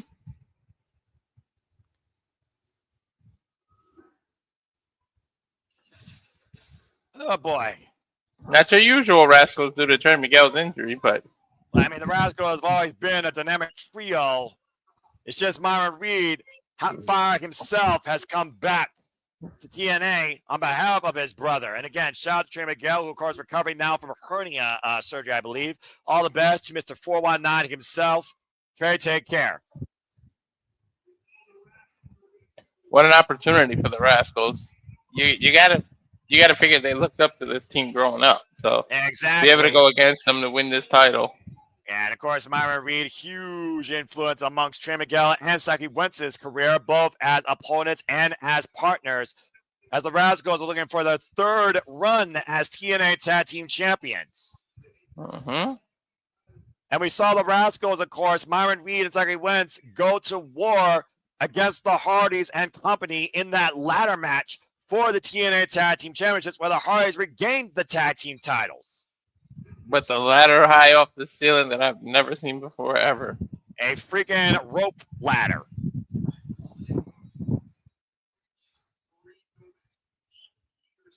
And Wentz and Reed go back 8 years of professional wrestling.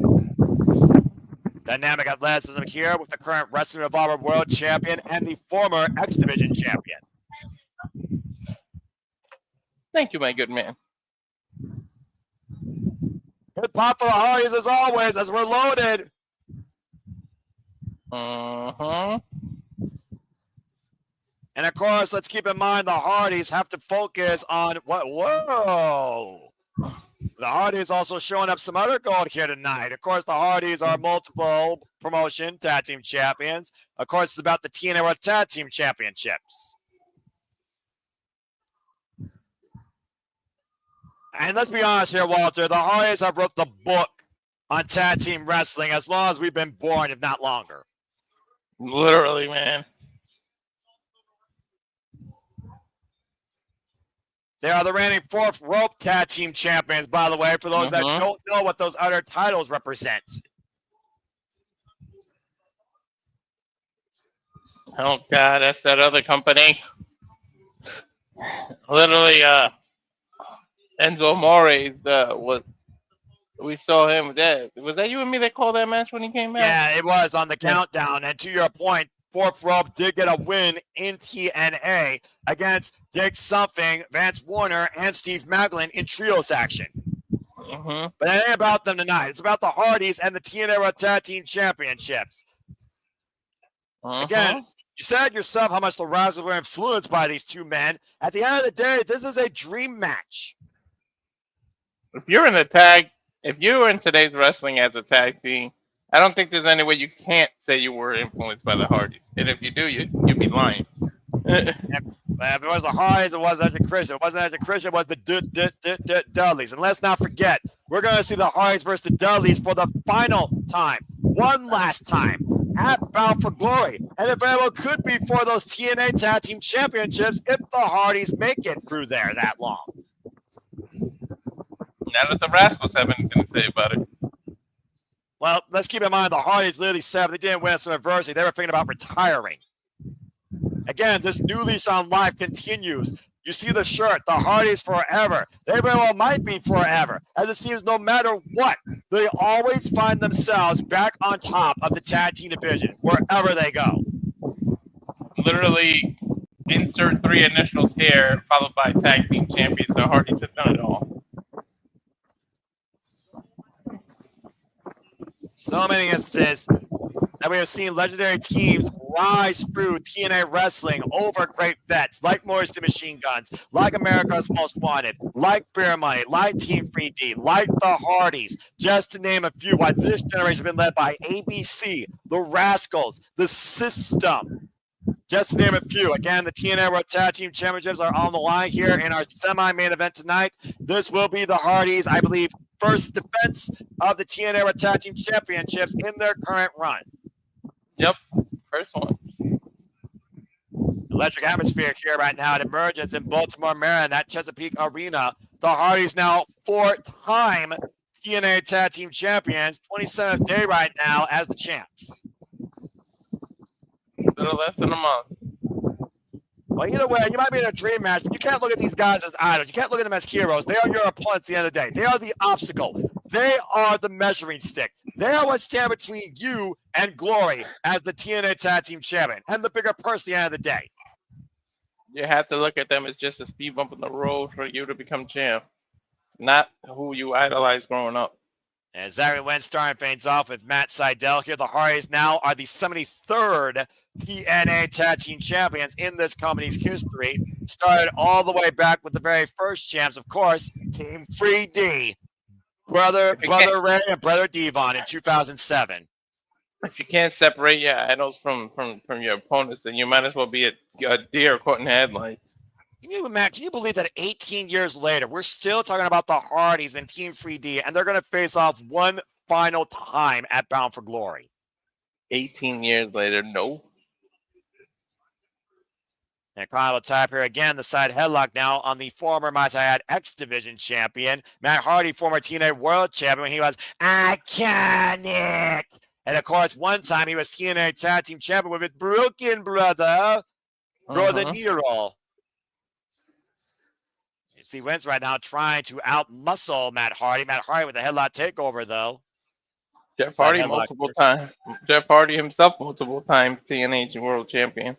And hashtag TNA Emergence is now trending on the X. You, of course, be part of the conversation using hashtag TNA Emergence. And again, please like, subscribe, comment, tell a friend if you're enjoying the conversation, reactions, and coverage. Oh, nice drop kick, though, by Zachary Wentz to Matt Hardy. Roll through, swing and a miss. Big drop kick again, takes Matt off his feet. By the way, I love you, Jeff, but that purple title was god-awful. We don't talk about that era of Jeff Hardy for reason.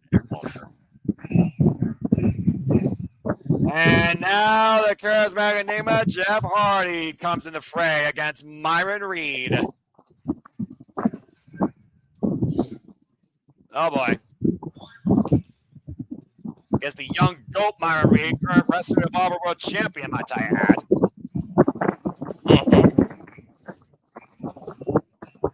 And off the ropes, we've seen Myron Reed, of course, with Trey Miguel since 2018. Jeff Hardy right now. Whoop.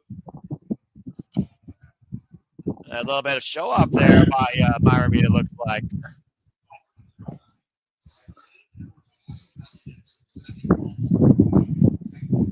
Second most title reigns here for the Hardys, tied against Mike Santana and LAX here. A little fat by Mike Santana, by Tom Hennigan. Oh, nice drop kick. Myron Reed, also known as Hot Fire, the young goat, covered now, been involved in wrestling now for 9 years, 28 years of age. Current Revolver champion, TSW Heavyweight champion, BLP Midwest champion, BWM champion, IW Heavyweight champion. Sheesh. He's getting around, man. Like I said, Myron Reed is somebody you don't mess around with. And actually, Myron Reed and Zachary Wentz are former tag team champions as the Rascalz for VIP wrestling.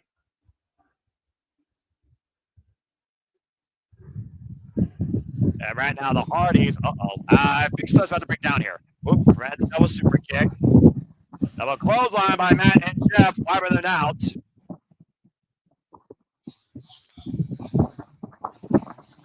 Again, the thing is, we're so used to the Hardys, taking things to the extreme, but we've also seen how much the Hardys, especially as of late, are able to slow things down and take control. Nice double team there. At this stage in their career, it benefits them to slow things down. And of course, talking about Jeff Hardy's return to TNA wrestling that happened last year at Against All Odds. I mean, let's face it, you know, all good things come to an end. This may very well be the swan song of the Hardy. Combination, catapult, leg drop, and a splash by Jeff Hardy gets a 2 count. I know we hate to look at it like that, but this very much may be the last run. Well, considering we know how innovative the Hardys still can be when you get a rope ladder involved and some adversity to win the tag titles for the 4th time, the jury is out what could stop the Hardys at this point, Walter. It seems nothing can. Time and time itself. The Irish whip right now, sent off the sidestep by Zachary Wentz. Catching Matt with a rising knee strike. Now hooking the head, looking for possibly that running bulldog. Matt able to scout it though. And now looking to delete Wentz here in the corner against the turnbuckles.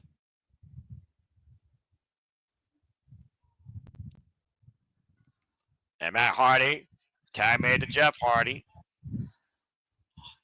Very methodical, calculated approach against the Rascalz. Nice double team suplex. Covered now by Jeff Hardy. Gets a 2 count.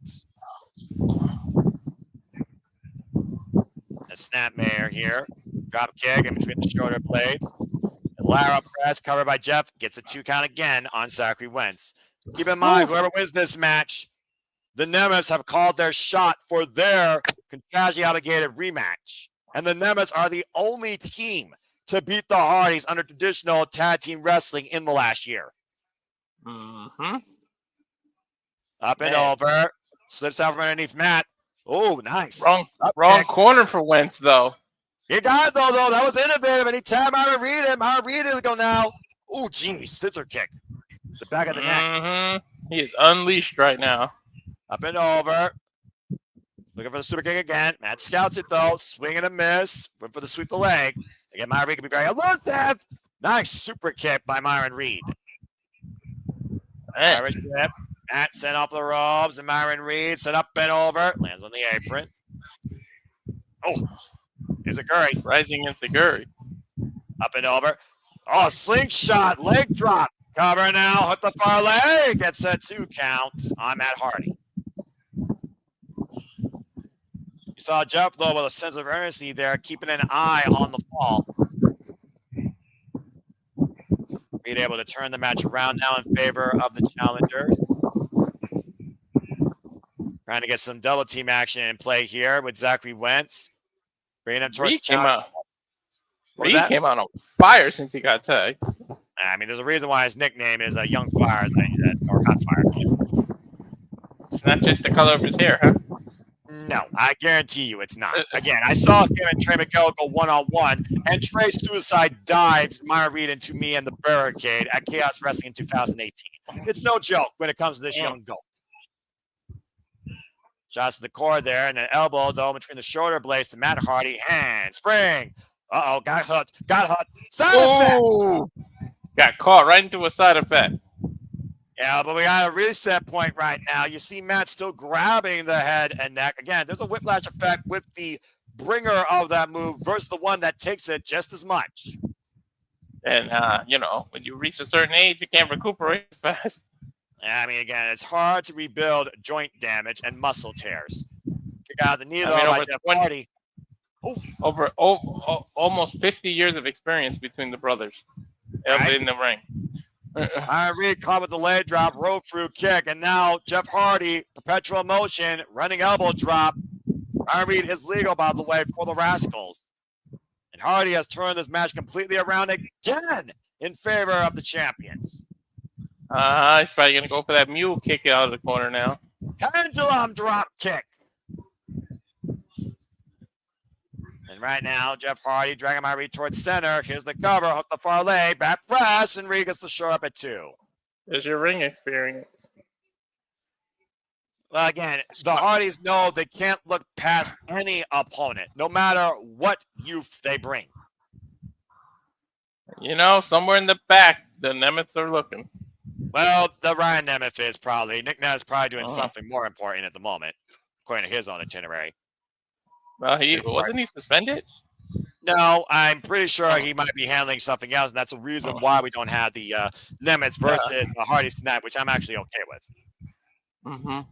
Right now, Jeff Hardy looking to hook up Myron Reed for something big here out of the corner. Oh, boy. Look at the opposite side of your screen, though. And a superplex to Myron Reed, but Wentz the Swanson bomb to Jeff Hardy. Elbow drop by Matt Hardy. Oh, 4 men are down.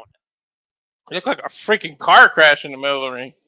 Yeah, dream match turned into a freaking catastrophe here of human cacophony. Very pyrrhic moves here right now on everybody to save each other's hide. Wentz double Irish whip in the corner. I believe our read is still legal, though. Yeah, I think, yeah, you should be right.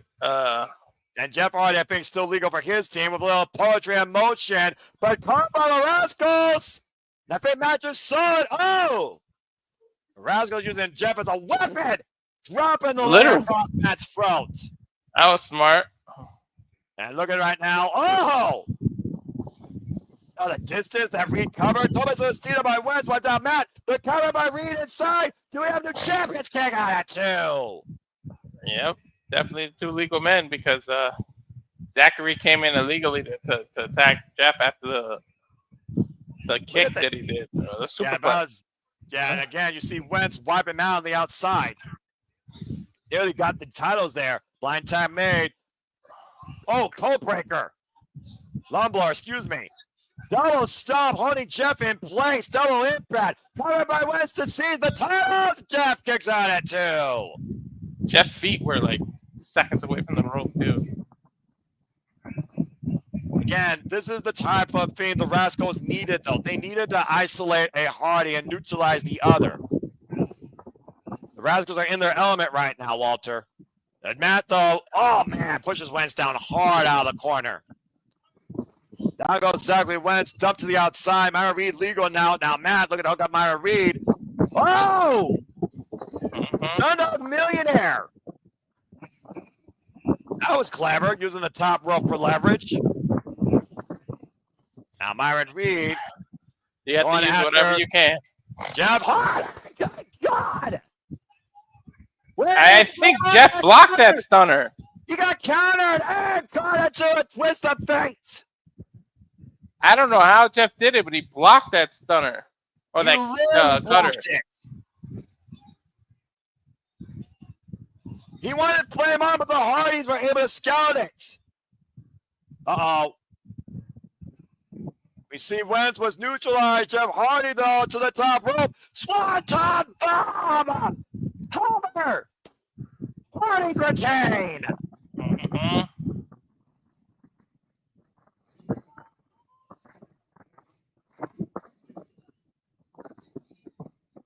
And the Hardy train just keeps on rolling. Dude, over 20. It's amazing how long they've been at this. Yeah, but I remember seeing the 2 young guys in 1999 as jobbers. Right? The Hardys' legacy continues to forge forward. Still, TNA World Tag Team Champions in 2025 for the 4th time. A beautiful swanton bomb snuffed the flame out of Myron Reed and got the 3 count. Game effort, though, by the Rascalz, though, against literally their inspirations and what was really a dream match for them. Gotta respect the effort of these young goats. Waiting to happen. Our mutual respect being shown there with all 4 of these men.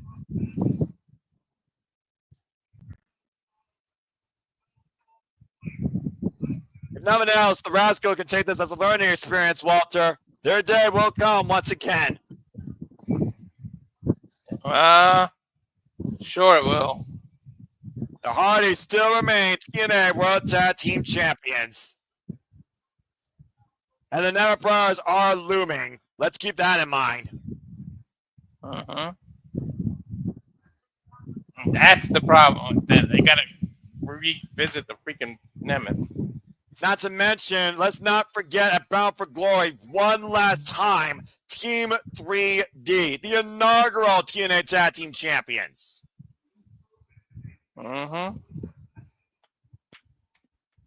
Whether you're this generation or the old generation, the Hardys prove they can hang with anybody in any ring. Still in 2025. Still going strong, too. Man, Emergence looks sold the hell out. Yeah, Myron's got a good crowd on here, which, again, it's beautiful to see for TNA wrestling. And as of course, we continue forward here in TNA, and we see what emerges tonight as we head into the fall season. While they celebrated their summerversary, we truly do not know who will be bound for glory. But we will come October 12th. We will cover that here at Sigma Studios. Bound for glory, October 12th, Lowell, Massachusetts.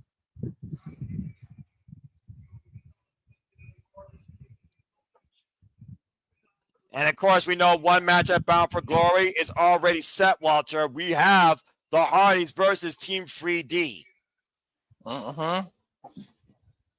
Some people will be bound for disappointment while there's a Bound for Glory. And there you see the schedule for TNA events. Of course, Emergence tonight, Impact Live, Indianapolis, Minnesota, Victory Road. The next time we cover TNA, September 26th in Edmonton, Alberta, Canada, and October 12th. It all leads to Bound for Glory in Lowell, Massachusetts. And of course, you get tickets now for all these events coming up between now and October 12th at TNAWrestling.com. This a special Impact tomorrow, or that's the taping? Prior taping. And this is your bathroom break moment as we have As Class back on screen. Take away the C and the L, and that's what you think of them. It's also accurate. AJ Francis and Rich Swan here, who of course Anywho, to follow the system. This is the point you can subscribe, go get a drink, take a piss, take a liaki.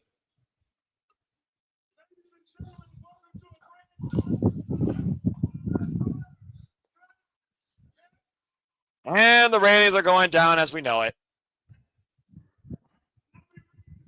Wait till Navarro freaking recovers and he sees these two. They're going to get it. Yeah, well, the jury is out. See, this makes me not want to go see TNA live if I have to deal with this ass clown. If anyone wants to transcribe this, you have better things to do with your life that Siri can do for you. Dude, I even turned the TV down so I couldn't even translate if I wanted to.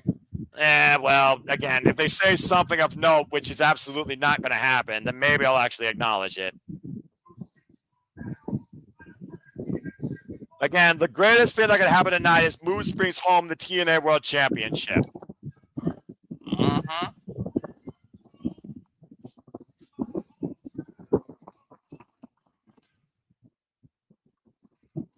And he might be from Baltimore, Maryland, but I'll tell you right now, he is no friggin' hometown hero.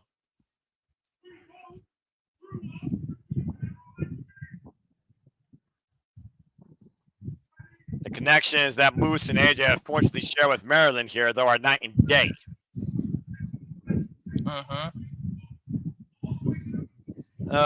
Good grief.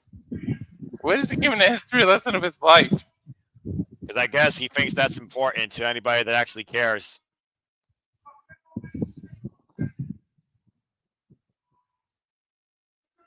He's trying to get cheap pops from the crowd because he's from there, and they're still He's just going to insult them. Is all he's going to do. You know that.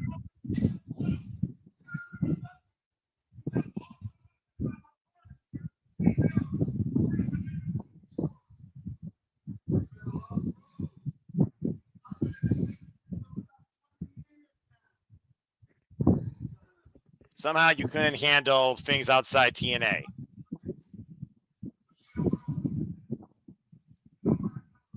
These people just don't talk all night long. I'd rather be singing Lionel Richie with the shirt unbuttoned than listening to this bullshit. Don't PayPal that, Arlene. It's not happening. Don't you dare PayPal that. Walter, shut up. I'm telling you right now, shut up. Walter? I didn't say anything. I do need some money, though, Arlene. You get your own money. Oh, good Lord Almighty.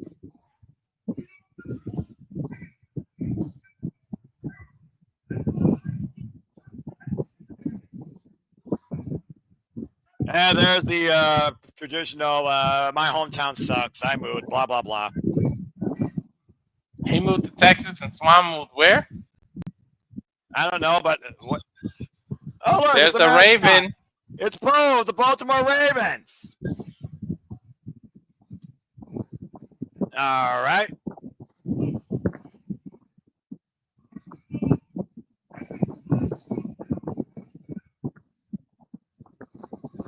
Poke go wherever he wants when it comes to Baltimore, Maryland. Apparently. Cheap pop. Yeah.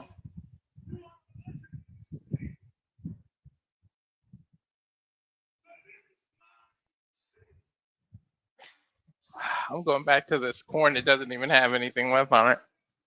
That's what I think of this segment.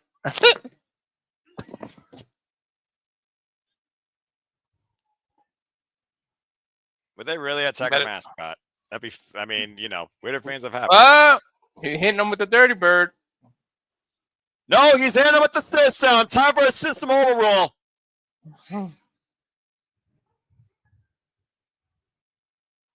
Here comes the system. Eddie Edwards, Brian Myers, Leisha Edwards, and JDC. When the hell did system turn face? When As Clash joined TNA and also betrayed it.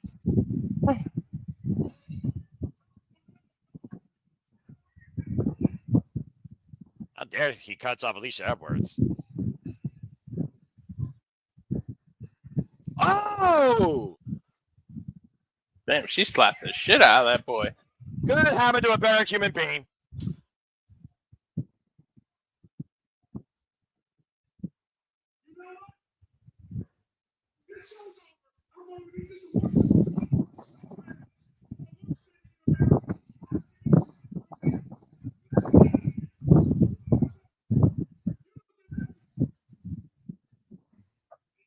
Man, AJ France is showing how much of a fucking ass coward he is.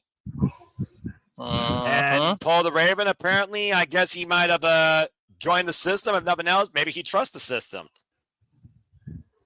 Hitting him with the dirty bird. You would know. Big finger to Paul for making AJ France and Rich Swann leave town and canceling the first class penthouse. Glad that show's over. Now I can finally get back to Emergence. That was a waste of airtime. As we get ready for our main event for the TNA World Championship with Maryland's own Moose taking on Trick Williams. And I pray to God this is the night that Moose saves TNA. Will there be? Will Trick NA continue, or is there a big ass moose in the middle of the road? A name that has made synonymous with TNA wrestling, who took this company on his back, became the face of the franchise, led the system, brought back heart and soul and fighting spirit, even under dubious means sometimes. It was all in the name of TNA wrestling. Why Trick Williams only cares about one thing and one thing only. And it's not TNA, it's not even NXT. It's himself. He is literally a one-trick pony. And as far as I'm concerned, Trick Williams needs to be evicted from TNA wrestling.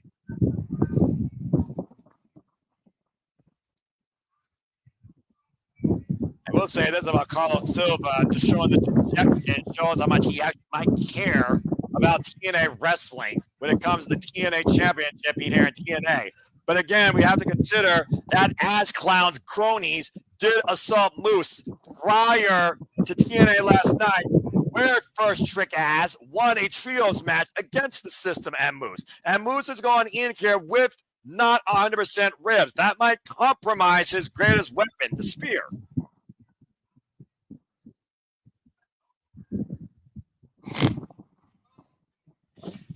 Whew. Trick shot versus the spear. Here we go.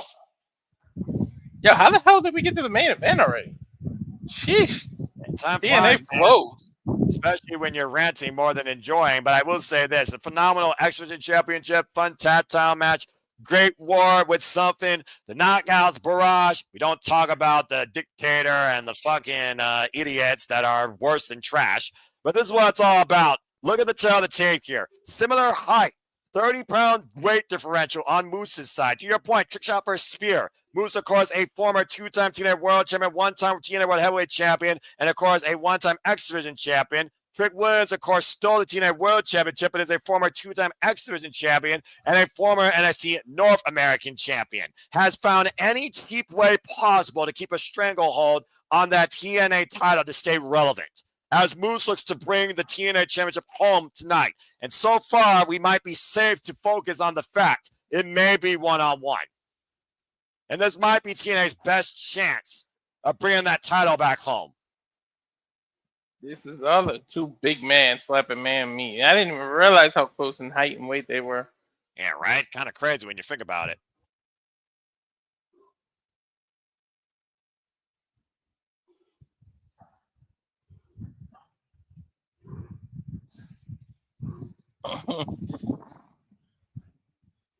Been a long time since I've done this. I'll tell you that much. Uh-huh. There's a reason, though, Walter, that Moose calls himself the face of the franchise. He earned that title, being the face of TNA since it was reborn. Reigning atop the main event scene, both as world champion and X Division champion, lest we forget. And there you see Moose's family at ringside. Former NFL player turned wrestler. His friends from high school, his mother, his brother, all here to support Moose, who, to your point, left the NFL completely to become a professional wrestler. Arrived in TNA, was TNA Grand Champion, feuded with Mike Bennett, and eventually moved on to become the TNA World Champion.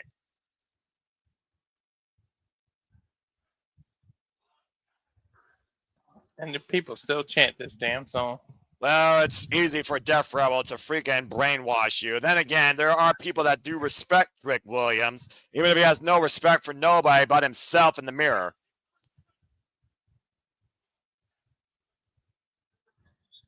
Very Harlem Heat inspired gear. And again, the disrespect as the fucking dumb moron with the TNA World Championship upside down. I don't care about out of freaking range or out of line. I'm fucking half black, and this guy is the definition of a jackass. Wouldn't know his hair from his ass if the sun shined 250 degrees bright above him. The sooner we rid TNA of this trick, the better. Damn. AC Carlos Silva at ringside here once again for this main event over the TNA World Championship. Let's go down to Mackenzie Mitchell for introduction. Sorry, not sorry.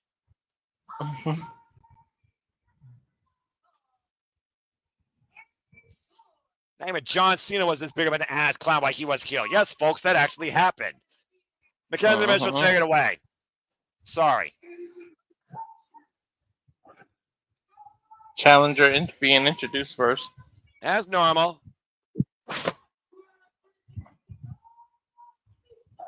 Representing the system, the face of the franchise, former TNA World Champion and X Division champion, Moose. Did you ever think you hear them announce representing the system and the crowd cheered?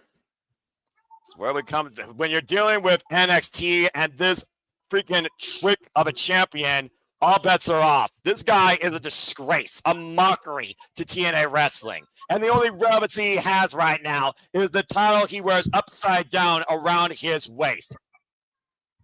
Mm-hmm.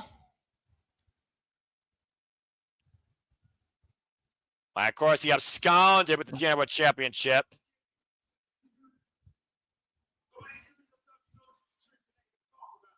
Let's not talk about and get spirited into oblivion. How about that hot shit?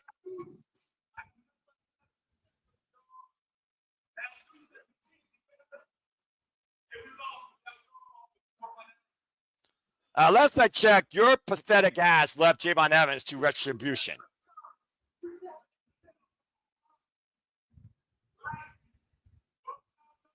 Two former NFL.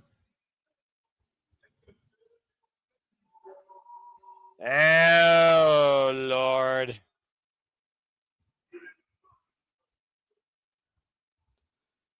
Cheap heel tactics. Well, pathetic as always. Trick Williams. good thing I'm not a football fan. There you see the referee holding the prestigious TNA World Championship the right way, as respected as it should be. A title held by the likes of Sting, AJ Styles, Bobby Roode, Kurt Angle, Black Snow, fuck you. Hall of Famers, of course, in the TNA Hall of Fame. Legends, of course, leaders of this company and this enterprise, including the longest reigning TNA World Champion, Josh Alexander, and of course, previously, as I said earlier, Steve Maclin and Moose. High pace here. They're swinging a miss right now. Moose with the knife edge chops here. And again, Trick Williams, this one-trick pony, is 31 years of age, 240 pounds, 6'4", been about 4 years in wrestling. While Moose is 41 years of age, 6'5", near 300 pounds, has been involved in wrestling for 13 years. Uh-huh. And I think Moose right now is not falling for tricks, if you understand what I mean there. But, Walter, to Trick Williams' point, we did see Moose, Trick Williams, J-Von Evans, and Obafemi forced to team together against Retribution, courtesy of the NXT General Manager, Ava Raine. And all three champions fought amongst themselves and left J-Von Evans high and dry as he was fed to the wolves known as Retribution that won this past Tuesday night in NXT. Hometown hero, and I don't mean the hometown man. You might as well call Moose a hometown hero if he literally saves the TNA World Championship. Oh, wait a minute. Now Moose looking to break Trick Williams. Someone should have did this to this man a long time ago. Look at the hoist him up. Trying to, oh, man. Down goes Moose. Reversal. Yeah, counter, Tico Tierras. Oh, pump kick by Moose. Count of 5 by the referee. The side step. Moose shoulder first in the steel ring steps. And Daniel Spencer checking on Moose here. Again, Moose already going in here with bad ribs. Might have just literally compromised that shoulder.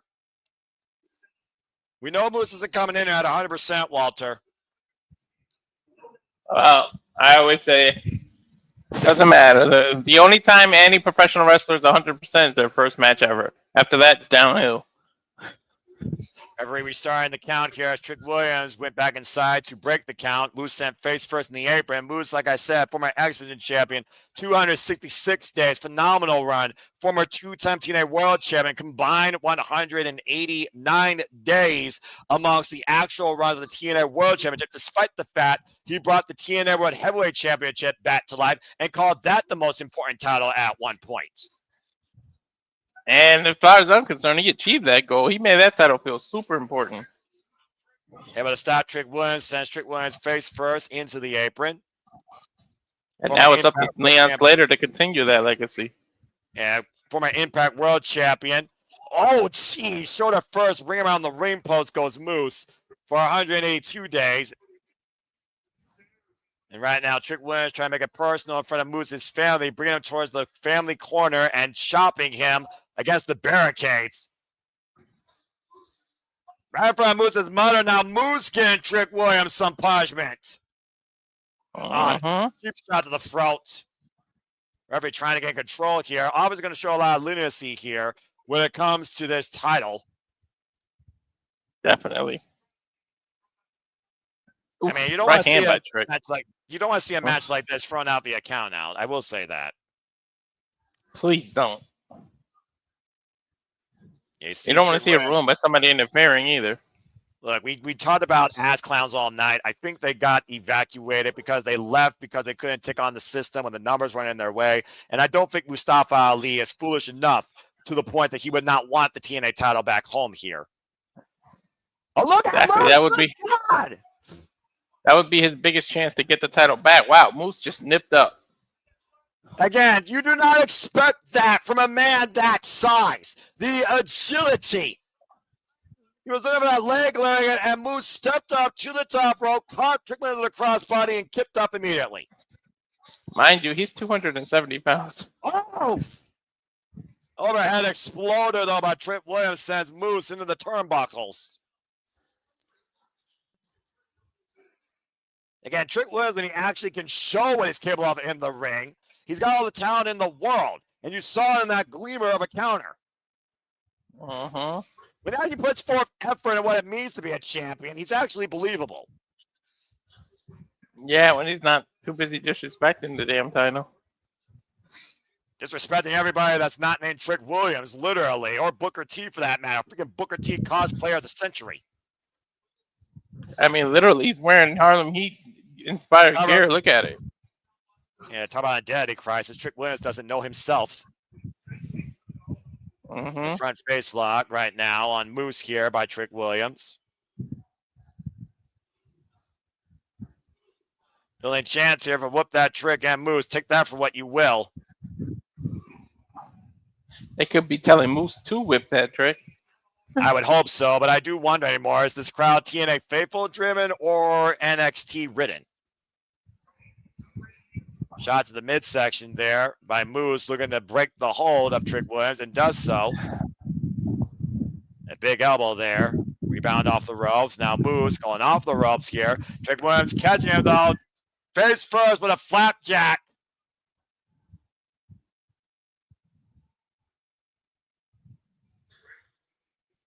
Trick Williams channeling his inner Booker T already. Oh, you know he would.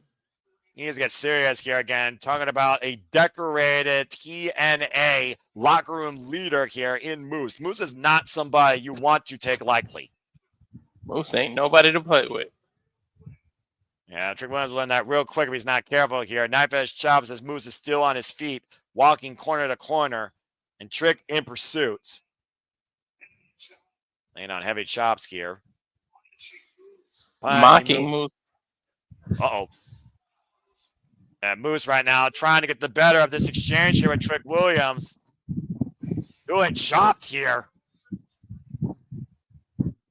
And Moose fired up here. Drop toe hold. Attempt by Trick and a chop flop brings Moose down to his knees. Oh, jeez. Leads in with the net breaker. Now Trick Williams the cover up the far leg. He gets a 2 count. As Moose gets the shoulder up just in time. That was close.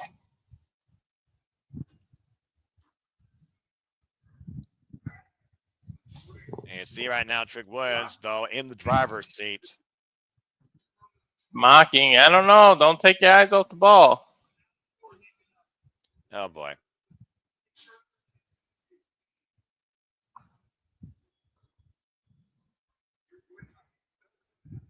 You better focus right now on Moose versus the whole crowd saying his name. Taking too much time playing around. And then smacking him in the back of the head. Come on now. You want a 6'5", 270-pound man pissed off at you?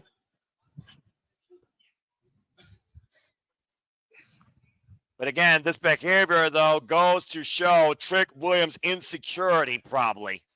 How confident is he truly in himself? And again, representing TNA, this is not what TNA is founded on. As Moose right now is looking to will himself here with the TNA faithful.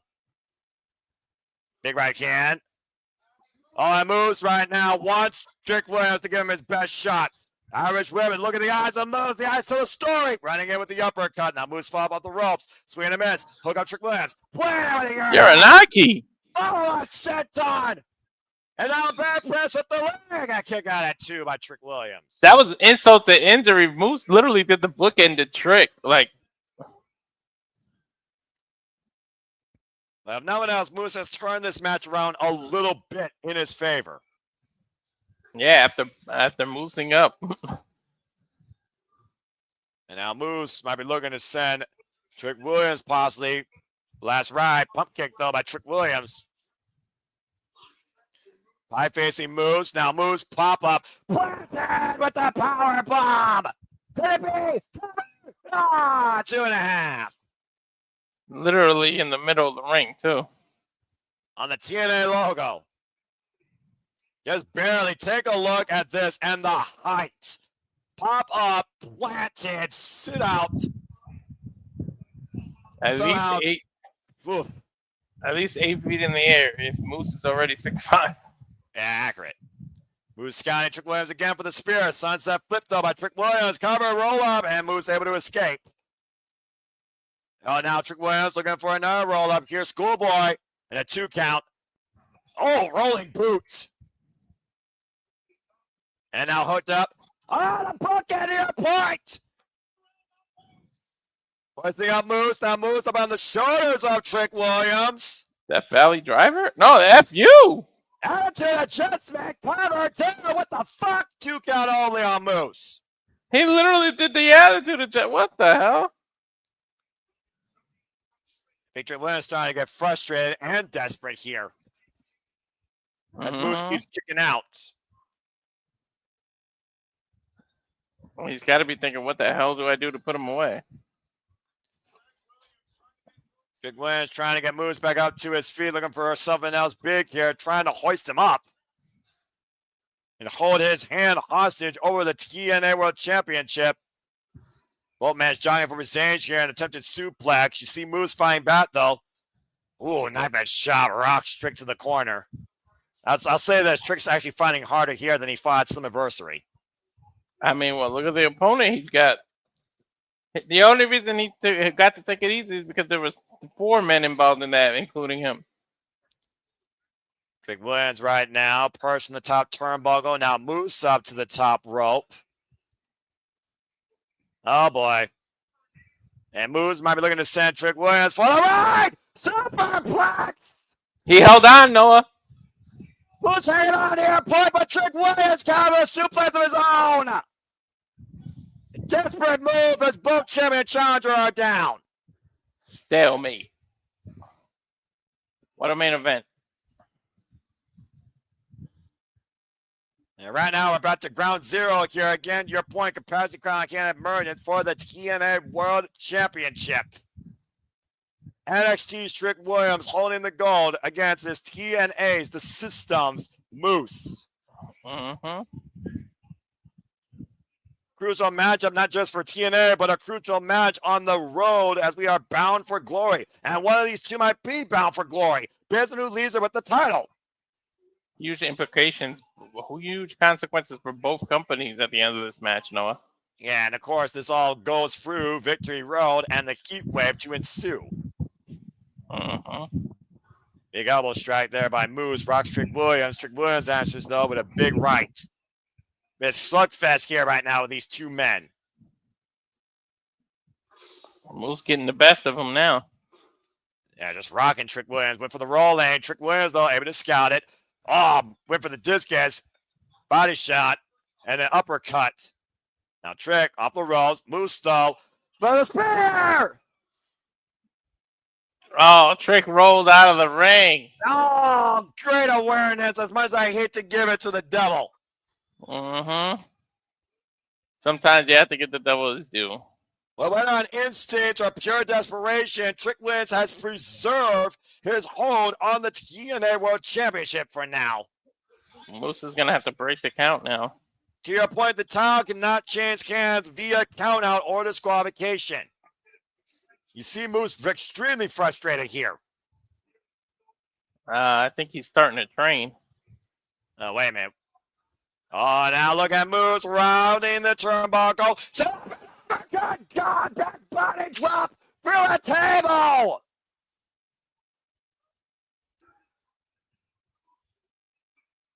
He didn't go through the. Oof. He didn't go through the side of the table, Noah. He went through the end of it, which is even more dangerous. Where the legs are, look. Yeah, to your Take point, a look. the ringside physician checking on him as he caught Moose running in. Uses all momentum against him for the overhead back body drop. And that table splintered in half. Not perfectly down the middle either. I mean, his head was right on the edge of that table. And let's not forget, he's coming in here with a hip injury. To your point. This might be the turning point, no pun intended, for this match. And now Trick trying to bring Moose back inside the ring.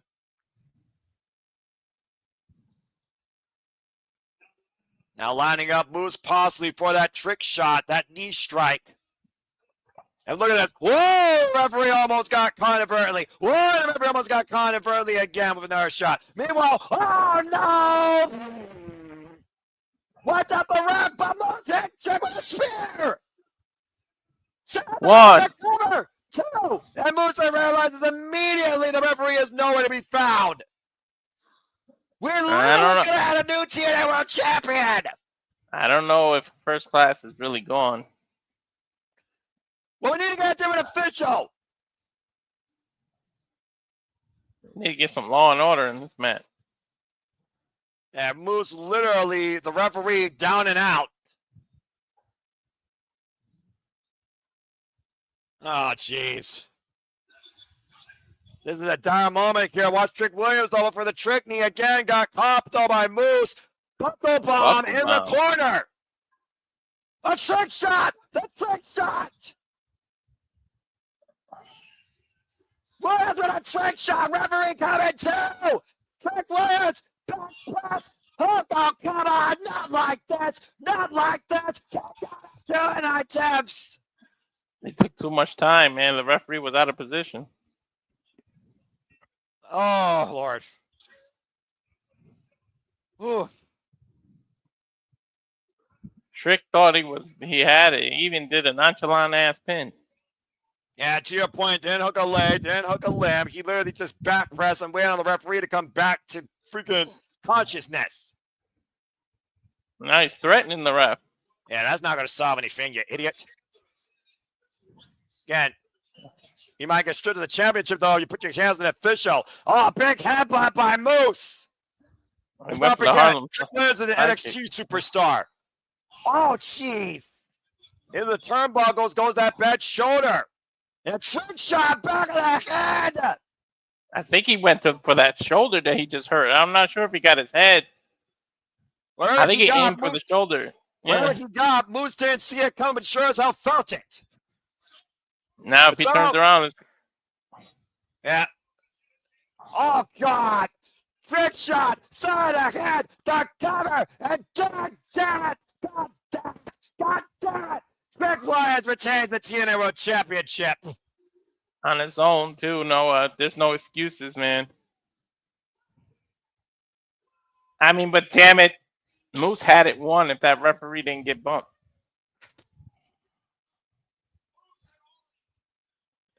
To your point, Moose already kicked out 1 trick shot. It took 3 trick shots. 1 blindly to Moose to allow Trick Williams to still hold on to the TNA World Championship. Telling you, this is built for Santana to bring that shit home. And this freaking wound that has yet to be fully healed is still wide open with an ugly gash named Trick Williams.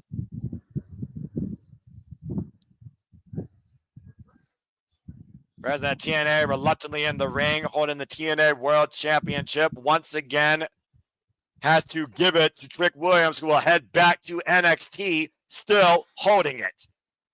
Take a look at some of the highlights here, Noah. Yeah, that trick shot to the side of the head was Moose's final undoing. After a trick shot to the back of the shoulder, the back of the head, if they could show that one. Yeah, exactly. There's your point. That was, I think, literally in between that right shoulder blade. Either way, Moose didn't see it coming. He sure as hell felt it. If he wasn't disoriented before that, that final trick shot to the side of the head led to Trick Williams still being the TNA World Championship. Who the hell is going to step up from TNA and take that title home? It's got to be Santana, man. You can only pray it's that man who's forged on that path to promise to bring that title back home to TNA. Well, either way, while the World Championship didn't come home tonight, Emergence, will WWE Heatwave be the night that we will see the TNA Knockouts World Champion return home? Or will NXT continue to hold control? Either way, Trick Williams is still TNA World Champion as Emergence comes to a conclusion. For Walter Cruz, I'm Noah Foster. Thank you for tuning into our coverage tonight of TNA Emergence. We'll see you tomorrow for so much more to come with the shenanigans, and following that, the G1 Climax. This has been TNA Emergence. Thank you for joining us here for our coverage. And again, fuck trick-ass class. Walter, cut the damn feed. Well, you know what? I'm too tired. Cut the damn feed. Wait, I hear music. I hear Santino's music. What the hell? You hear that, right? Yes. What's Santino doing in the background? Wait a I second. don't know. I just got thanks for watching, but I can hear his music. Congratulations, Tricky Williams. I watched the match from the back.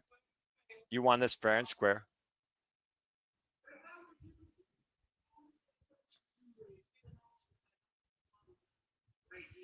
Big announcement tomorrow night I have right here.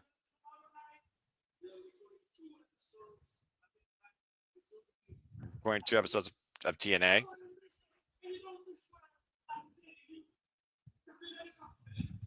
Big announcement. Congratulations once again, you son of a gun. So Santana Marella giving us something to think about when it comes to TNA Impact this Thursday and the following Thursday, as we'll have 2 tapings tomorrow. So Santana Marella got a big announcement for Trick Williams in regards to the TNA World Championship. Spike can announce that he has to defend the title against Mike Santana at Bound for Glory. You can only hope and pray. What the hell is about to emerge at TNA? I don't know. I think that was a TNA Plus exclusive. I don't think we were supposed to hear that, to be honest. Well, I guess only time will tell. But as I was trying to say before, wow, how fitting. I put up a freaking logo, and all of a sudden we get some freaking post logo stuff. That's never happened before. Well. See, I'm hearing it. I don't think we're supposed to hear this stuff. This is for the live crowd.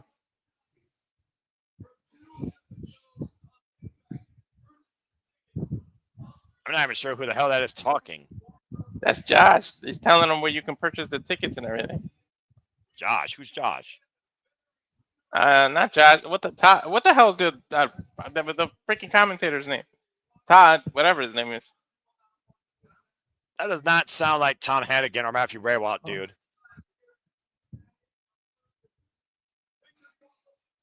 Well, as again, we're hearing what they do post-show, I think.